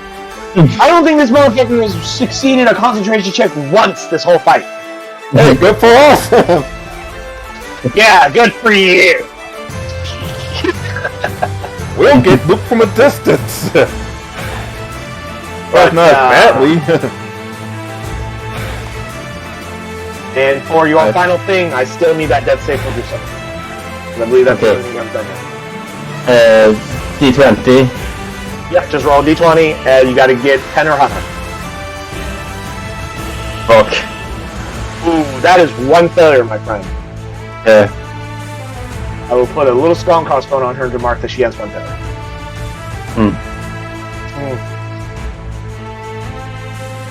I think that's it. Yeah, I'm pretty sure that's it for you. Next is the druid. He's not concentrating anymore. Let's see. What is she gonna cast?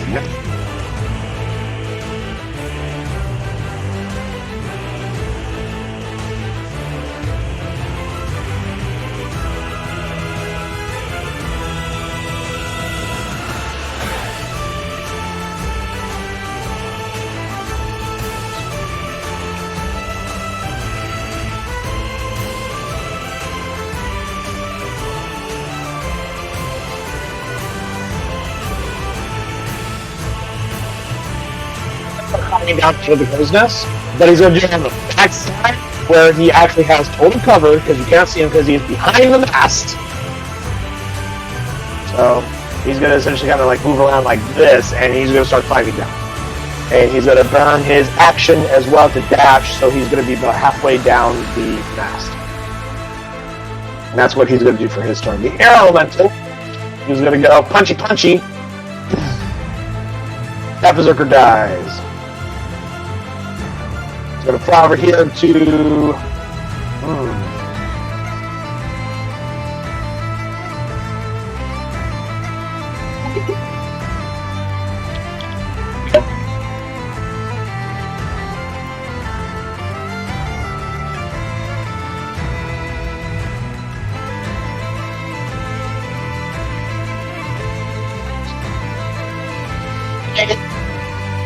I'm going to give it a 50-50 chance on whether or not the elemental goes to the Corinthian captain or Nezor. High or low, guys?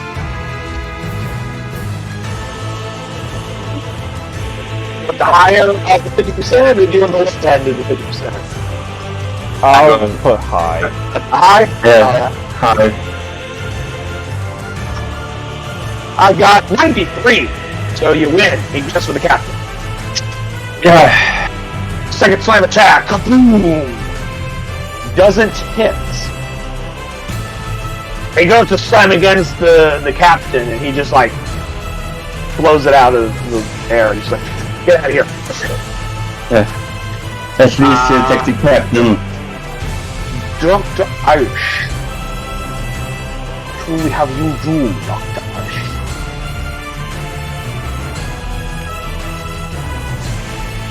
Let's see. You can move over here and cast Cure Wounds on Drusilla.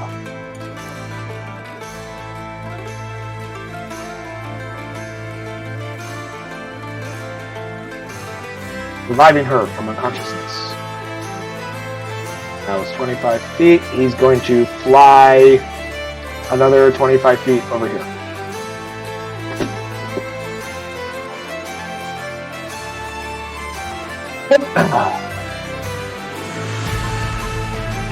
The warriors.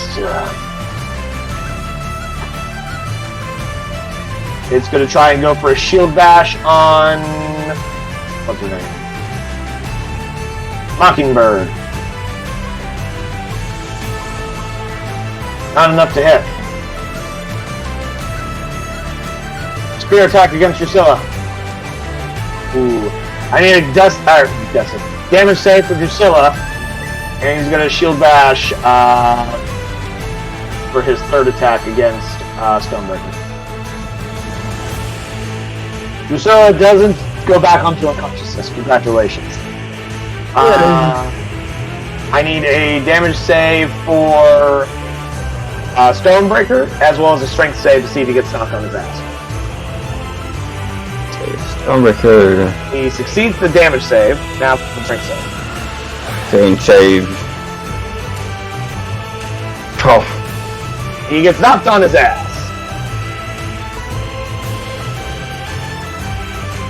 So he goes for a shield bash against Mockingbird, who dodges with cat-like reflexes.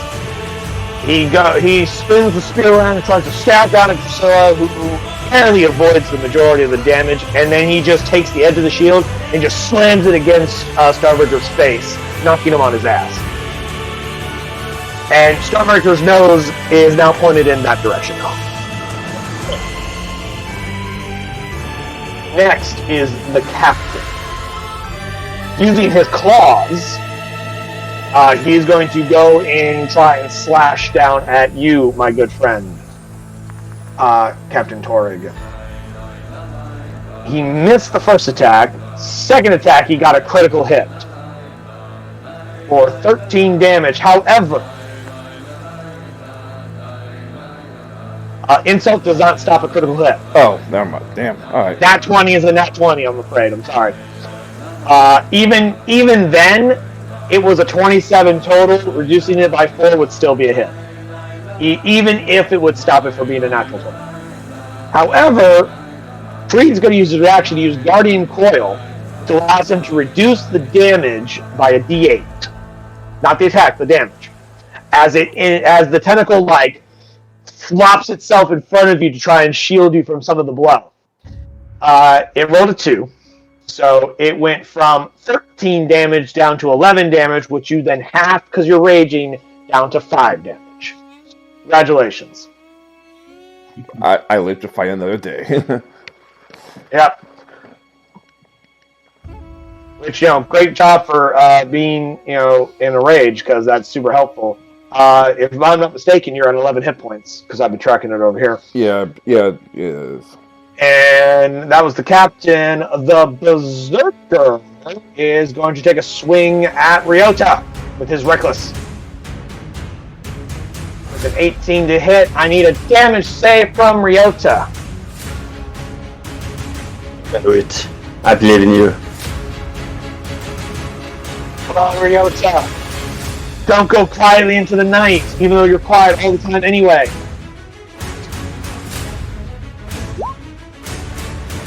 No! Ryota goes down!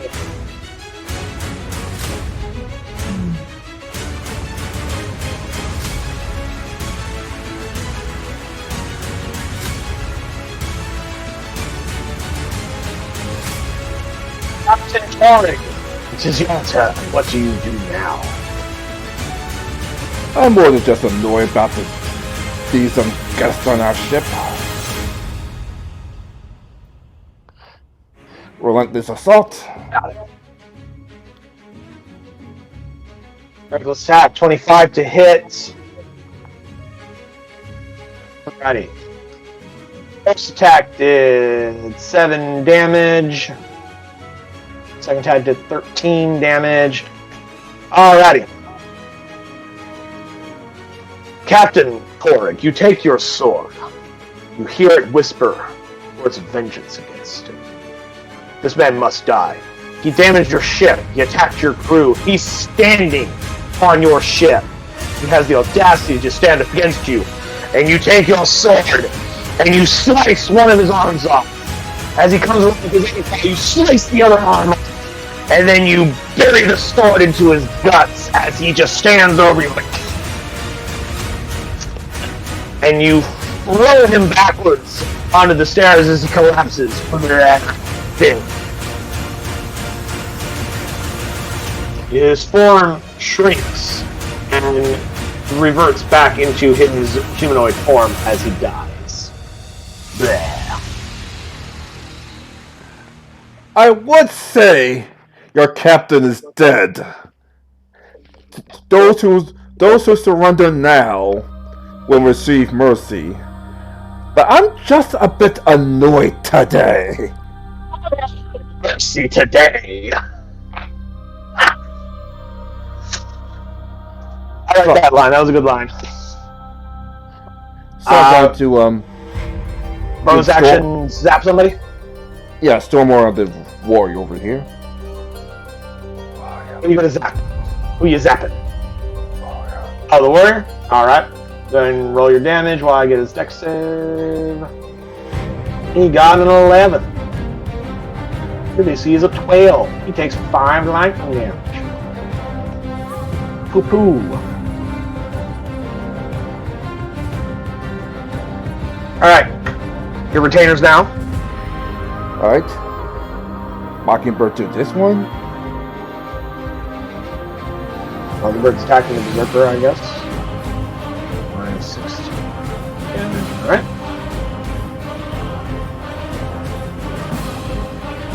Ah.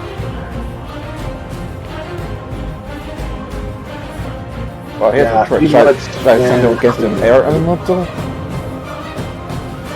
Say again?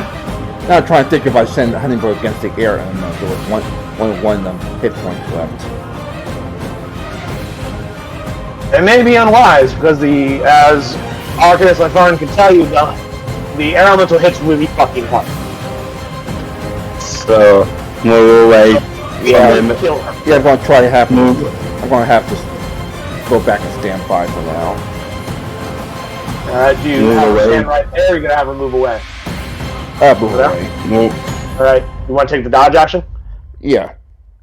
Cool. Keep that in mind if I make any attack rolls against her. We And saw since I can Leibowitz. still move, I'll back away as well.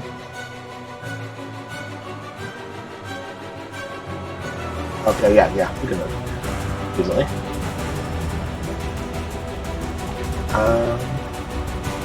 You gotta have Leibowitz do anything? Or stay there?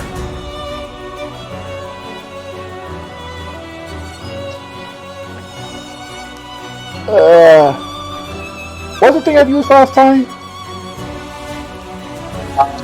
Leibowitz uses his signature attack thing, is what he does. He could also use his action to move over here to attempt to stabilize Ryota, therefore not warranting him to have a death save. Oh, okay. I could stabilize him then. Yeah. Go ahead and have him roll a medicine check for me. As he starts pulling out medical tools to try and, patch his wounds.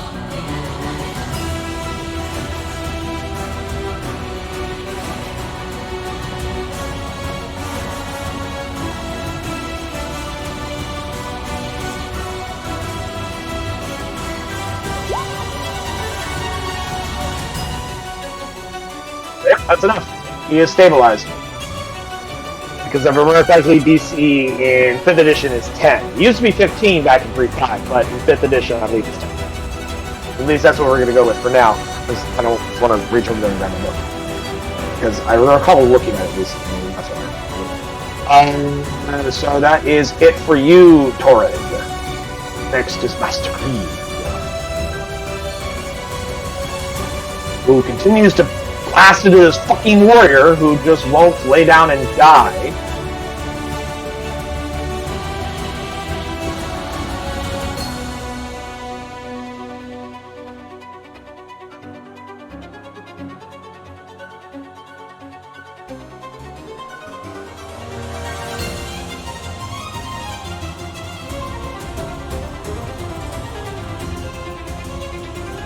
So he goes and starts blasting into him and finally fucking kills him.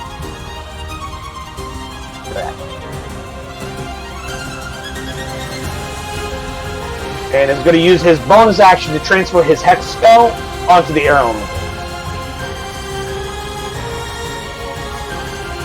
Which unfortunately means that his tentacle can't do anything because that also uses his bonus action.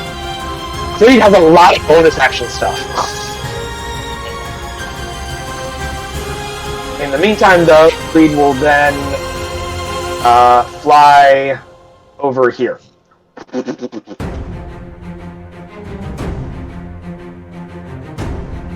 And that will be Creed's turn. Argon Lanfarin.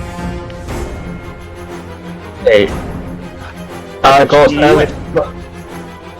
Elvis last on the Berserker. Zip the zap. Alright. First attack is a natural 1, not enough. Miss. We do have two inspirations left. That is true. Well, actually, no, you guys have 4 because I've given you 7 because you made me laugh. Would you like to use one?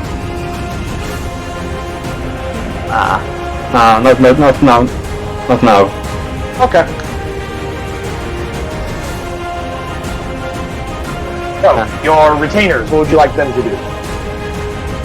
Bola. Continue to attack.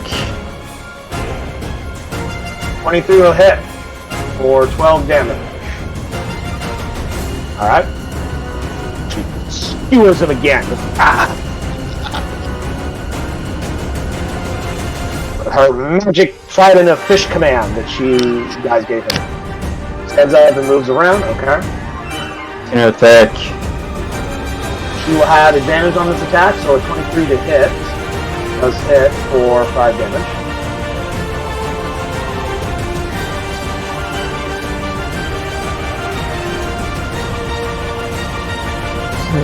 As soon as I haven't attacked Creed at all.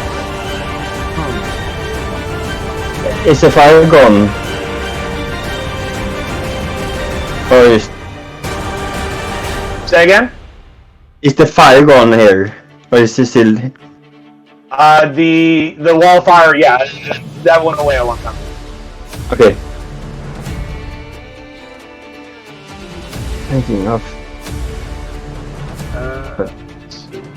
Still got Nezor and Stone.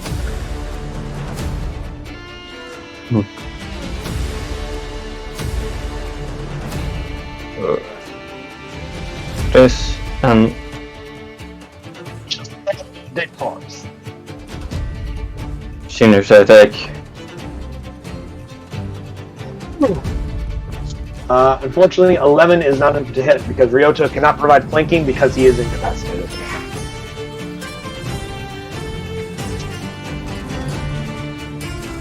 Retainer Nezzle. Yeah. I'm thinking of.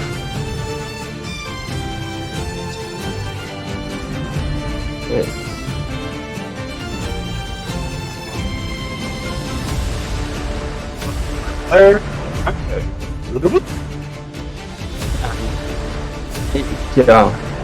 The druid is in full cover.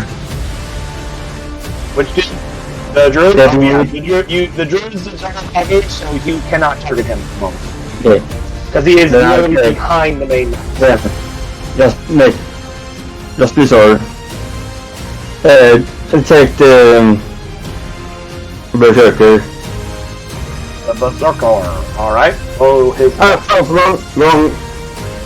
Wrong. There.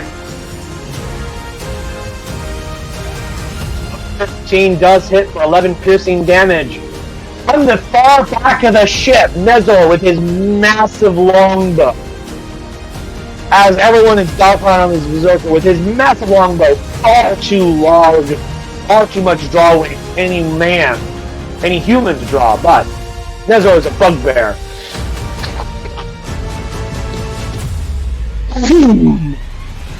Arrow comes flying in and slams straight through the skull of that Berserker, and he drops dead.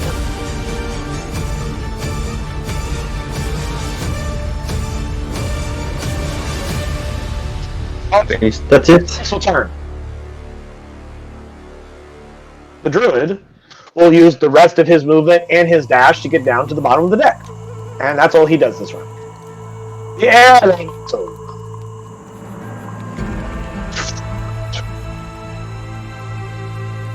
Actually, it's going to move to here. And use its whirlwind attack. I need Mockingbird, Vola, and Captain Toreg to all make me strength saving throws, please. Ty, you are waiting. You get to do yours with advantage. As a reminder.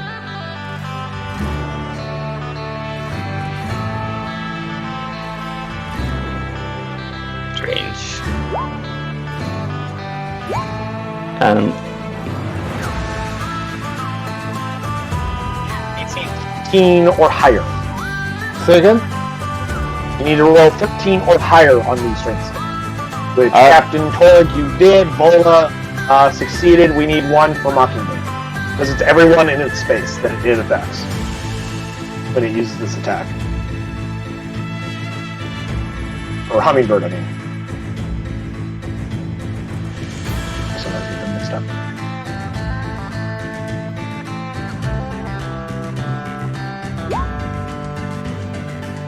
A 10 will not be enough, unfortunately. Now, I need both of your retainers to make damage saves for this damage, while I also roll to see what random direction Hummingbird's going to fly in.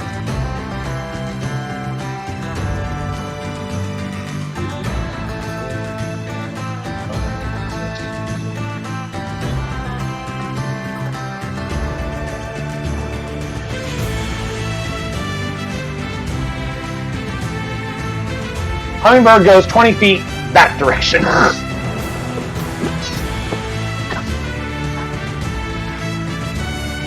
Vola. Yes, Vola passed. Hummingbird did not pass. Oh no. Because So now she's unconscious and anyone good. that's succeeded on the saving throw would take half, so Vola passed. Torg, you take half of 17, which is 8, which you then take another half of because it's bludgeoning damage, so 4. So you take 4 damage total, Captain Torg. Mockingbird drops to 0 hit points and is flung off the ship. So,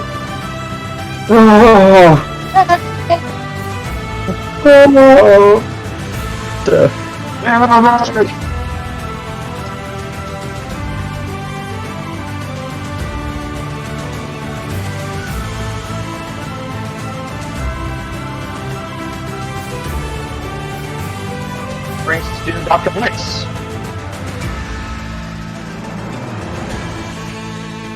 Alright, this is good to do. First, bonus action healing on Hummingbird, so she doesn't, like, drown out. So I gotta mark out a spell.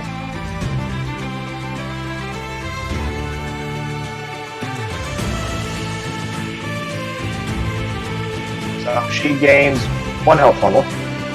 Huzzah! Then, Ice is gonna dive towards the water and use his action to wild shape into a shark.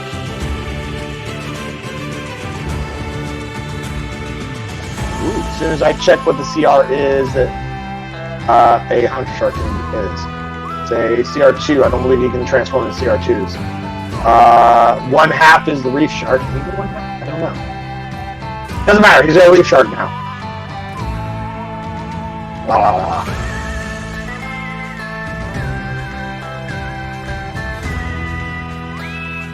So I'll put Dr. Ice over here somewhere. Guess I need his token. Alright, now he's a reef shark, so Hummingbird is now swimming with sharks.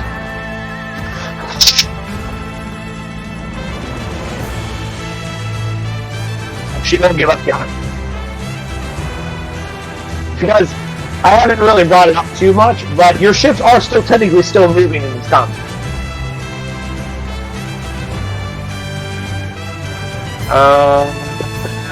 The Ruthian warrior is dead. Is he not? I think the only thing that's left alive is the elemental and the brute. That's what Zerker is dead.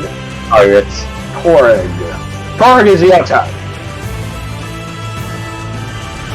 You have this giant tornado of air just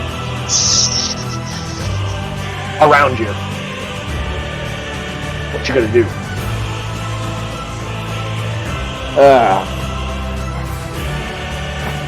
Under normal circumstances, I'll just take the Yeah, let me actually be a little more smart and actually just take the potion.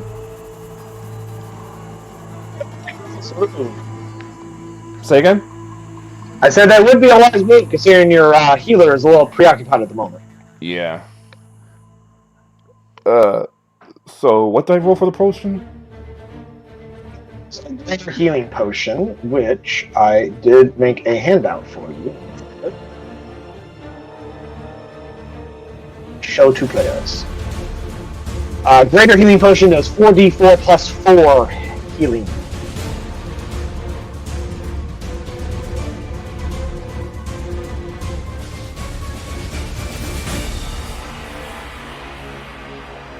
So that's 10 total. By 10. Should be at 17 now.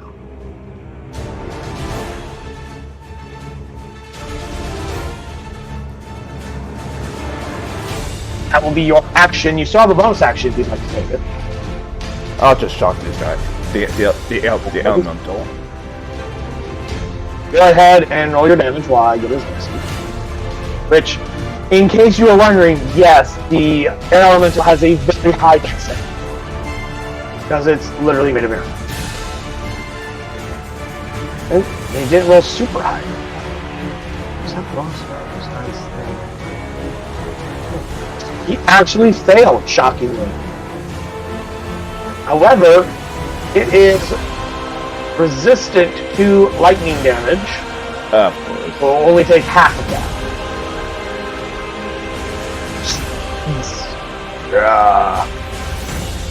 Yeah, it's resistant a lot more than just physical damage. It's resistant to certain elemental types of damage as well.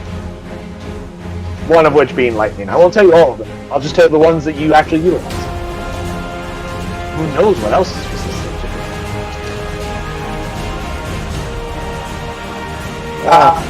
Anyway, you got your retainers. I might go over here and try to stab him. With Right, roll your attack. effort, but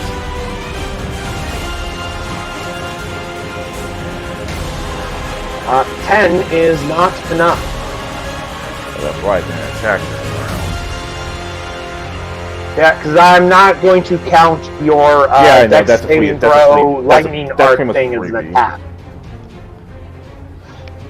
See, that was Mockingbird. You got Leibowitz, Ryota is still unconscious, and Hummingbird's in the wall.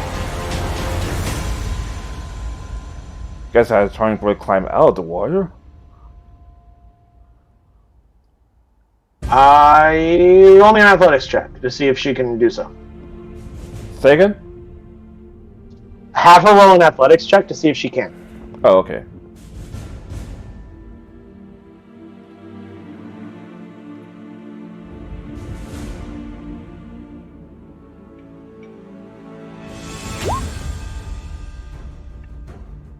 That's enough. She takes her turn to climb up to here, though. So her turn is done. She had to kind of really climb up there pretty high.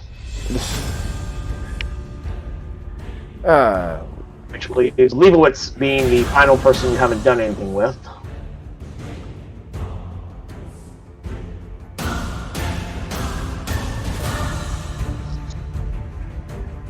What would you like Leibowitz to do? Can't exactly bring Rota back up to consciousness, can she? Can he? Not without his ability to heal, which he has already used this turn. If he were to move 5 more feet closer to Creed, you can give Creed a bonus to his attacks, because he's about to unleash on this thing. What's I'm about to do right He's now? got X on it right now, and Creed's going to do another flash. So I'm going to do just that. Alright. Brings us to Creed's turn, who will fire Eldritch Blast. Pew. Let's see, a 19 will hit, a 13 won't, but let's go ahead and add that chorus into it. Bringing that to a 16, which will hit. So, 5 and 5 is 10 damage. It is not resistant to force damage, which is what Eldritch Blast is, if I'm not mistaken. That is correct. And is also not resistant to necrotic damage, which is what Hex does. You do those for another 5 total. And his bonus action, tentacle attack. Well, actually, he'll bonus action to move over here and then attack.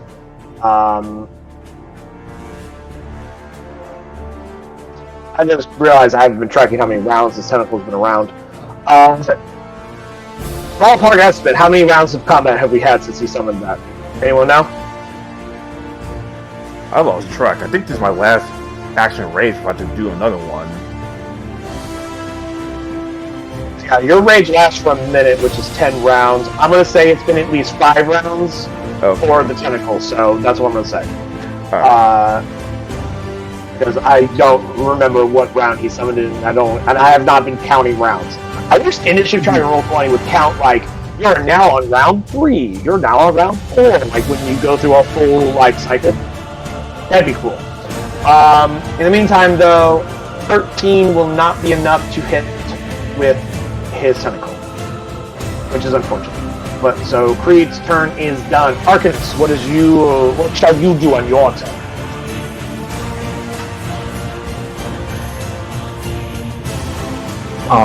Man. 11 on both of those are unfortunately not enough. Yeah. Your retainers? Continue to attack. 12 is not enough. Continue to attack. 25 hits! For 5 bludgeoning damage, since it's resistant. Continue to attack. 21 will hit. 4. Just big one dime. Killing it with bug bites. You can do it. I believe in you. Continue to attack. Oh. God damn it. Nezor lets go of the bow rather than the bowstring, and it hits him in the face. I believe that is it for you, my friend. Yeah. Brings us to the druid. You can now finally do stuff. Let's see. Peek around the corner and everyone's dead.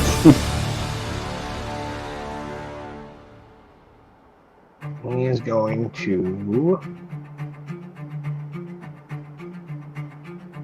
use his action to cast that spell to increase his armor class because people keep fucking hitting fast. So, doop. And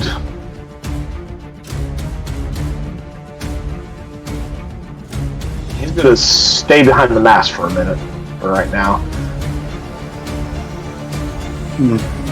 The air elemental, to see if it recharges its whirlwind ability. It does not. Congratulations on that. So that's good for you. Now let's see who he slams. Let's see. He's a very target-rich environment. 1, 2, 3, 4, 5, 6. 6 targets he could go for. We'll say Drusilla is number 1, Stormbreaker is number 2, Vola number 3, Leibowitz 4, Mockingbird 5, Captain Torg 6. Number 5, it's going for Mockingbird. Slam attack. Boom! Miss on the first shot. Hits on the second shot. Damage save for Mockingbird.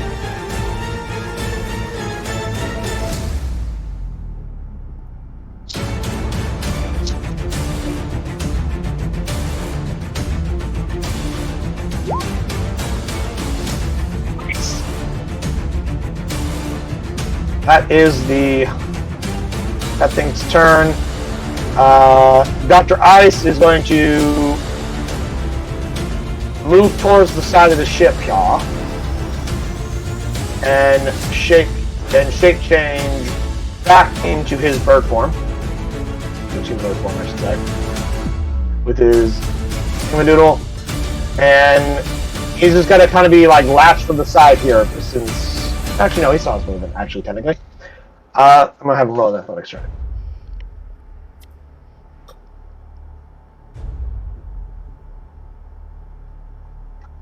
He just clings to the side of the ship as he struggles with his tiny bird arms to pull himself out of the water. So he's just kind of like latched on and just being dragged through the water.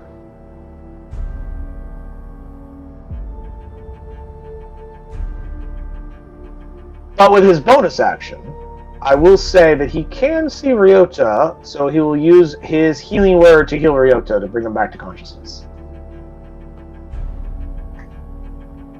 Since he's out of first level spells, he will burn a second level spell to do it. Which, interestingly enough, will bring him up to 2 health points instead of just 1. Huzzah, indeed. Captain Twilight, it is your turn. What would you like to do? Gonna attack the air elemental because it's annoying. Yeah, it's super annoying. Relentless Fuck attack. him up. 1. Fuck him up. Fuck him up. Fuck him up. Relentless attack 2. 22 hits. And 10, unfortunately, does not. I'll have Hummingbird use Mockingbird use the chair. The Mockingbird? Yeah. That brings it up to a 13, which is still not enough, unfortunately. In that case, I'll use one of my 1d what's the cards. Inspirations? Yeah.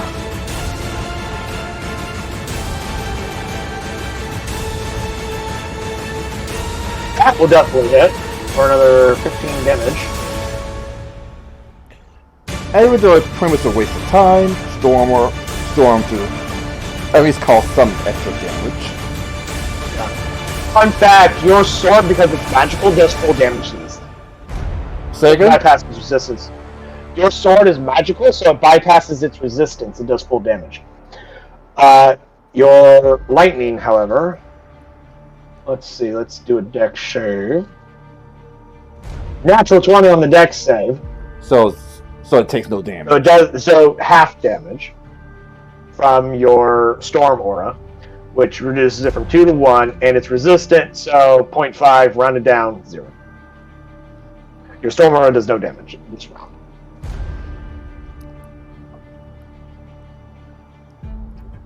Oops, you get that. You have your retainers, Captain Torrig. Mockingbird tries to stab it for nothing.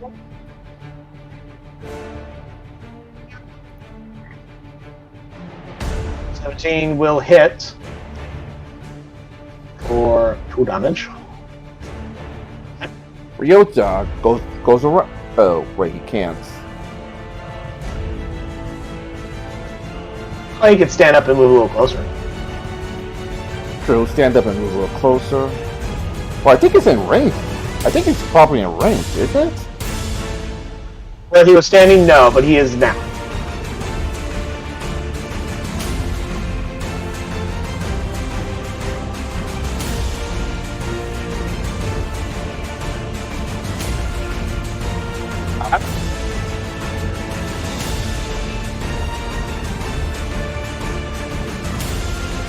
Alright.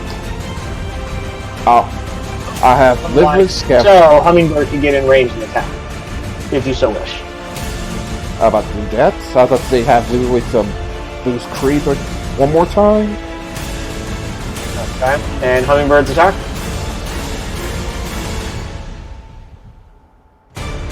Nine Demon.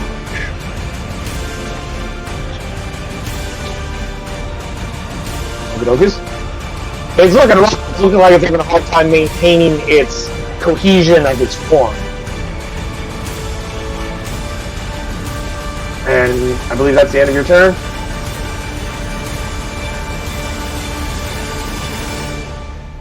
Creed will begin attacking. Good lord. It has 6 hit points left, so with that routine of attack damage, he finishes it off.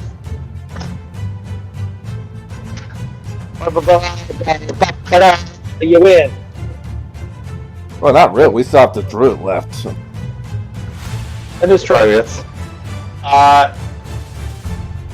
Unfortunately, that was Creed's turn. Arcanist Lympharin. I actually almost forgot the yours. Arcanist Lympharin, what would you like to do?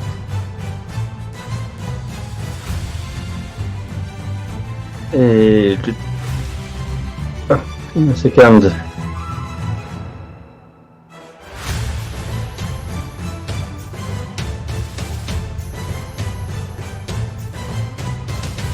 Give up now or die.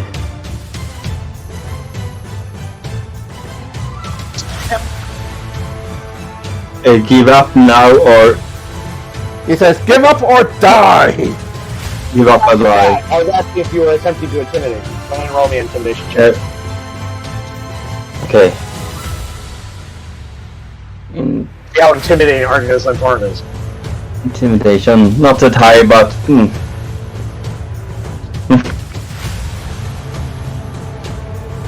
6. Cool. The Druid.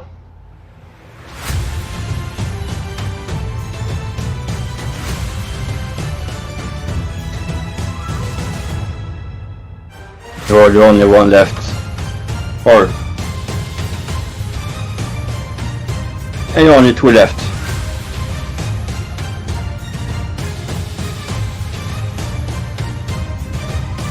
Over here, uses his bonus action to cast Shillelagh. And he's gonna smack you in the face with his staff. Oh. 22 to hit, 12 bludgeoning damage, and he's going to activate a charge on his staff of withering to do an extra 5 necrotic damage to you for a total of 17 damage. As he strikes you with his staff, you feel like some of your life energy getting sucked out of you. 17. Yes, minus 17, it would bring you down to like 5 hit points. As he just cold flocks you. It's just like... And he says something in a language you don't understand. I have no idea what the fuck he just said. I had my retainers as well. Oh, my apologies. Yeah, he's the big one. Yeah. Which, now the druid is exposed, so the retainers can attack him if you want. Yeah. So... so... Senior attack. 19 hits for 61. He's still standing. See if he has see if he maintains concentration on bark skin. Because you notice that when he's close to it, his skin looks like it's tree bark now. Hey, he finally maintains a fucking spell. Okay.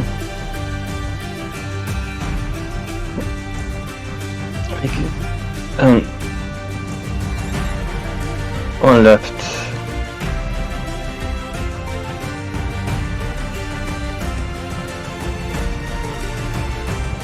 And start action. And Stormbreaker taking dodge actions.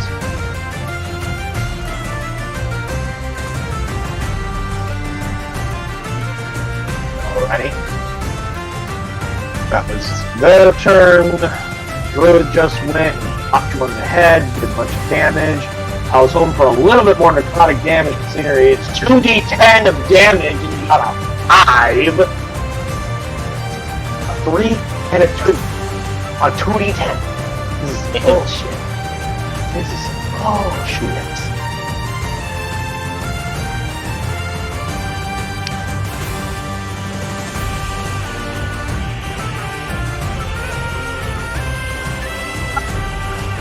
Continues clean to the center of the ship. He cannot fucking hop. He does not have the strength, and he cannot fly so long as he's submerged in the water.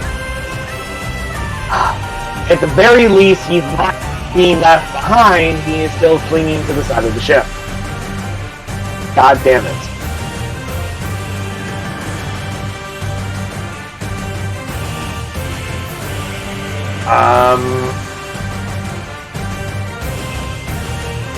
Oh, what? Still has an action. Torrid, your turn. 1, 2. Not enough to get into range, so I'll just shoot this motherfucker. That's I believe you have some ranged attacks. I believe you have a pistol as well as some javelins. Oh, you gun. Ooh. Oh my god. Natural fucking goddamn 20. Cool. Go ahead and roll 2d8 plus your dexterity, which is 2. So 2d8 plus 2.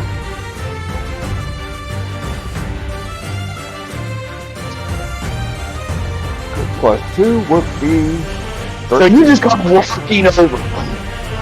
Lightning still arcing off of you, fresh from your previous kills. Draw your gun and just blow this guy's brains out of his skull as he just drops to the fucking dead. Dead, as he had 7 hit points.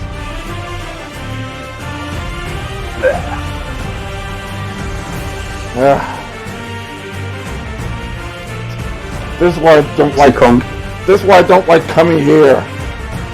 God damn it. Alright. Don't get ice after water, and let's loot this ship. We're probably gonna need. There's one opponent that he has 1 hit point left. I say you guys can just kill him if you wish. He's not gonna surrender, so Ruthiums won't surrender. So it's either kill him or. I cast comprehend language as I hi. Please say something. It says die Luskanite or whatever. like I say, he's not going to surrender. So unless you guys want to take some more hits, I would assume you would kill him. Right. Yeah, we're done with this ship for now. Cool. It's time to loot. Time to loot. Because fun fact, the dragon ship is still attached to your ship, so you can just drag it along. Because because of its smaller size, it's an unrated ship, so it just kind of gets dragged along. It slows you down slightly, but not a massive. But as you search around into the cargo hold and whatnot, you get. Hold it. Drop this in your journals. You find 600 copper pieces, 10,000 silver pieces, 1,900 gold pieces, and 120 platinum pieces. You find 2 moonstones, 2 quartz, 2 star rose quartz, 1 onyx, and 1 zircon, which are each of which are worth 50 gold each. And 5 bottles of a red liquid that glimmers when you agitate it. It is very similar to the liquid of the healing potions you guys have. They are 5 potions of common healing potions. Or potions of healing, or whatever terminology you want to utilize. So that is the loot. Among the individuals that you were fighting, upon the druid, you find a staff that looks like this. Show the players. There we go. You should be able to see it. The fuck is that? It is a staff. It is a magic staff. No, I meant church says that.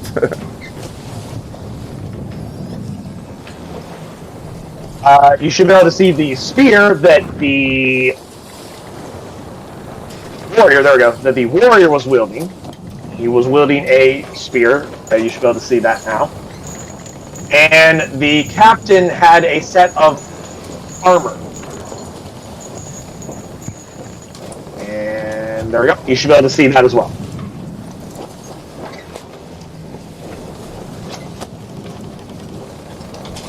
So you got a bunch of coinage, some gems, and 3 items of particular interest and note. In terms of cargo, the Seawolf was carrying 100 pounds of cannonballs for a carronade, or the swivel guns, and 3 weeks worth of food and water. Because while they did not get a chance to use it, this ship does have 4 carronades on it, which are those like 9-pound like swivel guns. Take them. You take I them. would hope you would take them, yes. So go ahead and mark that you guys have 4 carronades. You have not installed them yet. You would have to be in port to do so. But you can essentially, like, your person can go over and, like, detach them from the ship and bring them onto board and put it into your cargo hold until you guys have a chance to install them. And mark that you also have 100 1-pound cannonballs, which is the ammunition for carronades. And you have an additional 3 weeks worth of food and water, in addition to whatever your food stuff was before, which I do hope you guys have been tracking. I have an like Arcanist. I have an evil idea. I want to run it past Creed and Dr. Rice probably next session. What if after we clean out this ship, we take this ship to their port?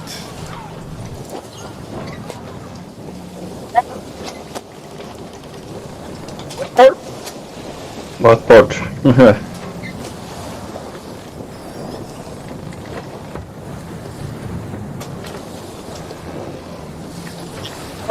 Take it to a port. I did not hear which port you were saying. I'm sorry. The thing we were saying to earlier. Tuscan. Thank you. Your palm port. Okay. Yeah, you could try the Luskin and probably sell it for some decent cash. Lithium dragon ships are kind of valuable. It's a little damage, so you probably won't get the best price for it, but you can certainly get a lot more than nothing. But you would have to drag and tow it, which will slow you down. Yeah. So, up to you on that one. I assume you would want Creed to use his Identify spell to identify the 3 magic items that you guys have? Yeah. Yes. Which one do you want to know about first? The staff, the spear, or the armor? Armor first. It is called... Let me just go ahead and look at that and get the description.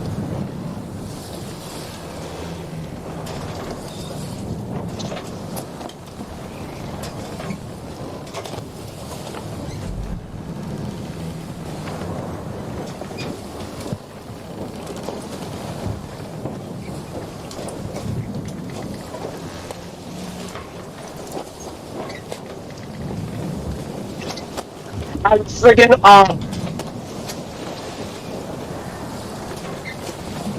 it requires attunement by a shape changer. But while you're attuned to this +1 hide armor, a shape changer can maintain the armor bonus regardless of the form they change into. If the form is not able to wear armor due to the anatomy of the form, then the armor is absorbed into the new form. Oh, this is still maintained. Useful for things like Hamfriggin, which is what the type of individual the captain is called, which is, your characters will have no way of knowing this, but Hamfriggin is Ruthian for shape-strong, which refers to those that could change shape into animal-like creatures, such as the dude who turned into a giant bear monster.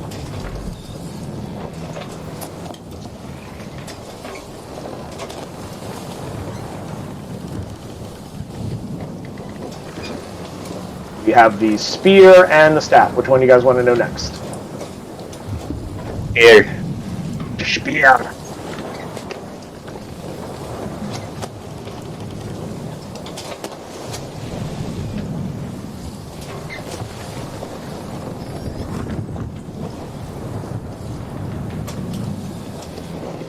Spear of Returning. This +1 spear can magically return to its wielder's hand with the use of a bonus action so long as the weapon and the wielder are on the same plane of existence.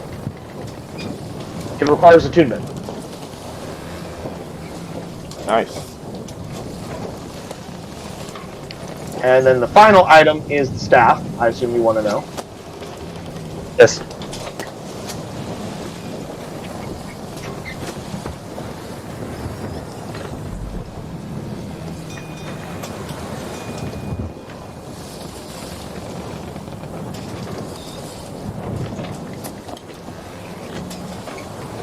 A Staff of Withering.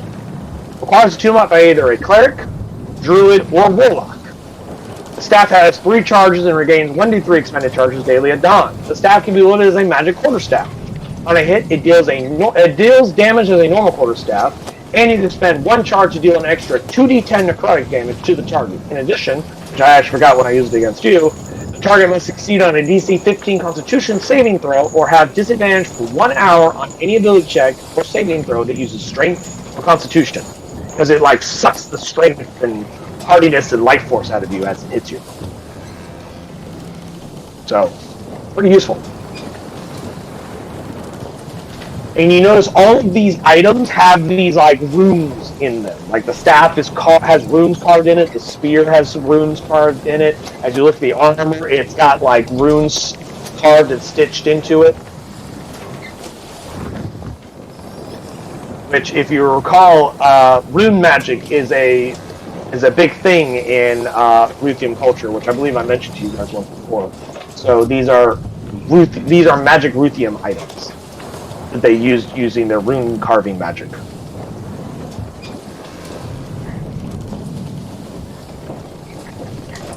Well, yeah, gentlemen, that is what you found. Congratulations. Nice, we won. Hey! Now to get this ship repaired. I'm going to help Dr. Ice up. So you guys eventually drag Dr. Ice into the fucking ship. God forbid that poor man can't fucking make an athletics trip to save his life. I'll kick the stowaways off the ship. As far as I know, there's not very many stowaways anymore. I think you killed everybody.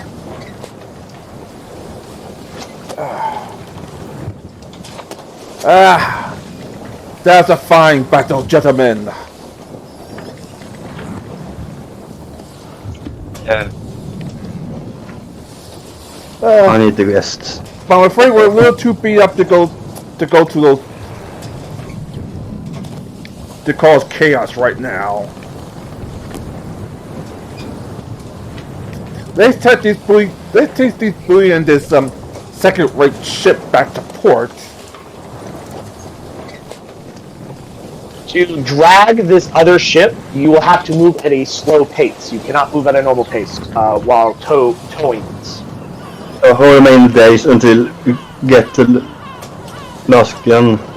because we must think about special day, the full moon. Say again? The 30th of the full moon. Yeah, in about 5 days from now, Ty is gonna fucking bore out. Yeah. That's actually a good memory. Good job on that one. I Good. had almost forgotten. Good point. That means I reminded myself as soon as I looked at my thing over here and saw that, yeah, it is the 25th day of Myrtle. This happened at like just first thing in the morning.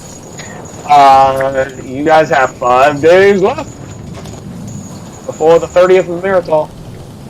But it will take you definitely much longer than 5 days to get there, of course.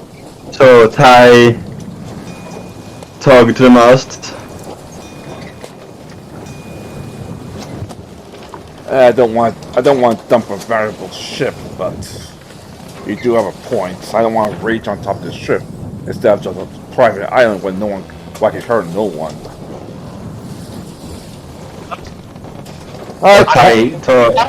If I'm not crazy, you guys bought like manacles and chains and shit like that to like lock his ass up into his cabin or whatever. Tie him up and I was saying that we can. Here's what we'll do. It is almost 3 in the afternoon, which is a good stopping point for today, since there's half the table missing today. Let's table this discussion for next session, so that we can hopefully have the other 2 members chime in with their own thoughts and opinions. That's a very good point. Because originally I was going to take this other ship and sell it to the other port, but like I said, I'm sure you can find somebody in Luskin that will be more than happy to buy a Luthian dragon ship. But like I said, but like we said earlier, we need a full table to do that. Yeah, a full table would be useful for various things. But yeah, you guys got your doodles. I do hope you guys have been keeping track of how many days you've been out to sea, because when you go back into port, you'll have to make sure you pay your crew based on the number of days you were out to sea. True. Yeah, which would be counting from when you left Waterdeep. Because when you guys were on Whalebones, that didn't count as import.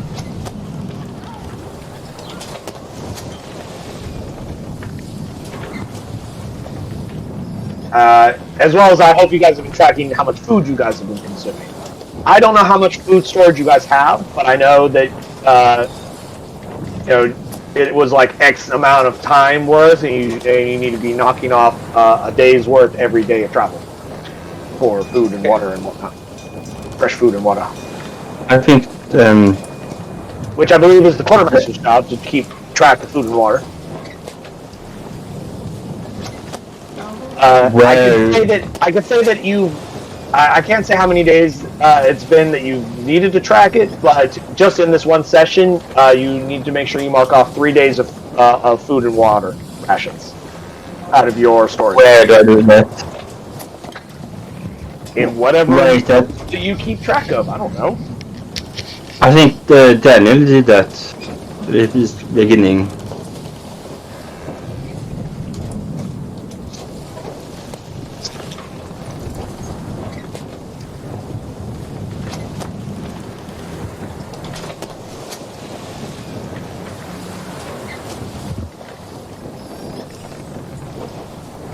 I'm going to try to stop the recording. Thank you very much for the 3 people that actually did watch. Till 2 weeks.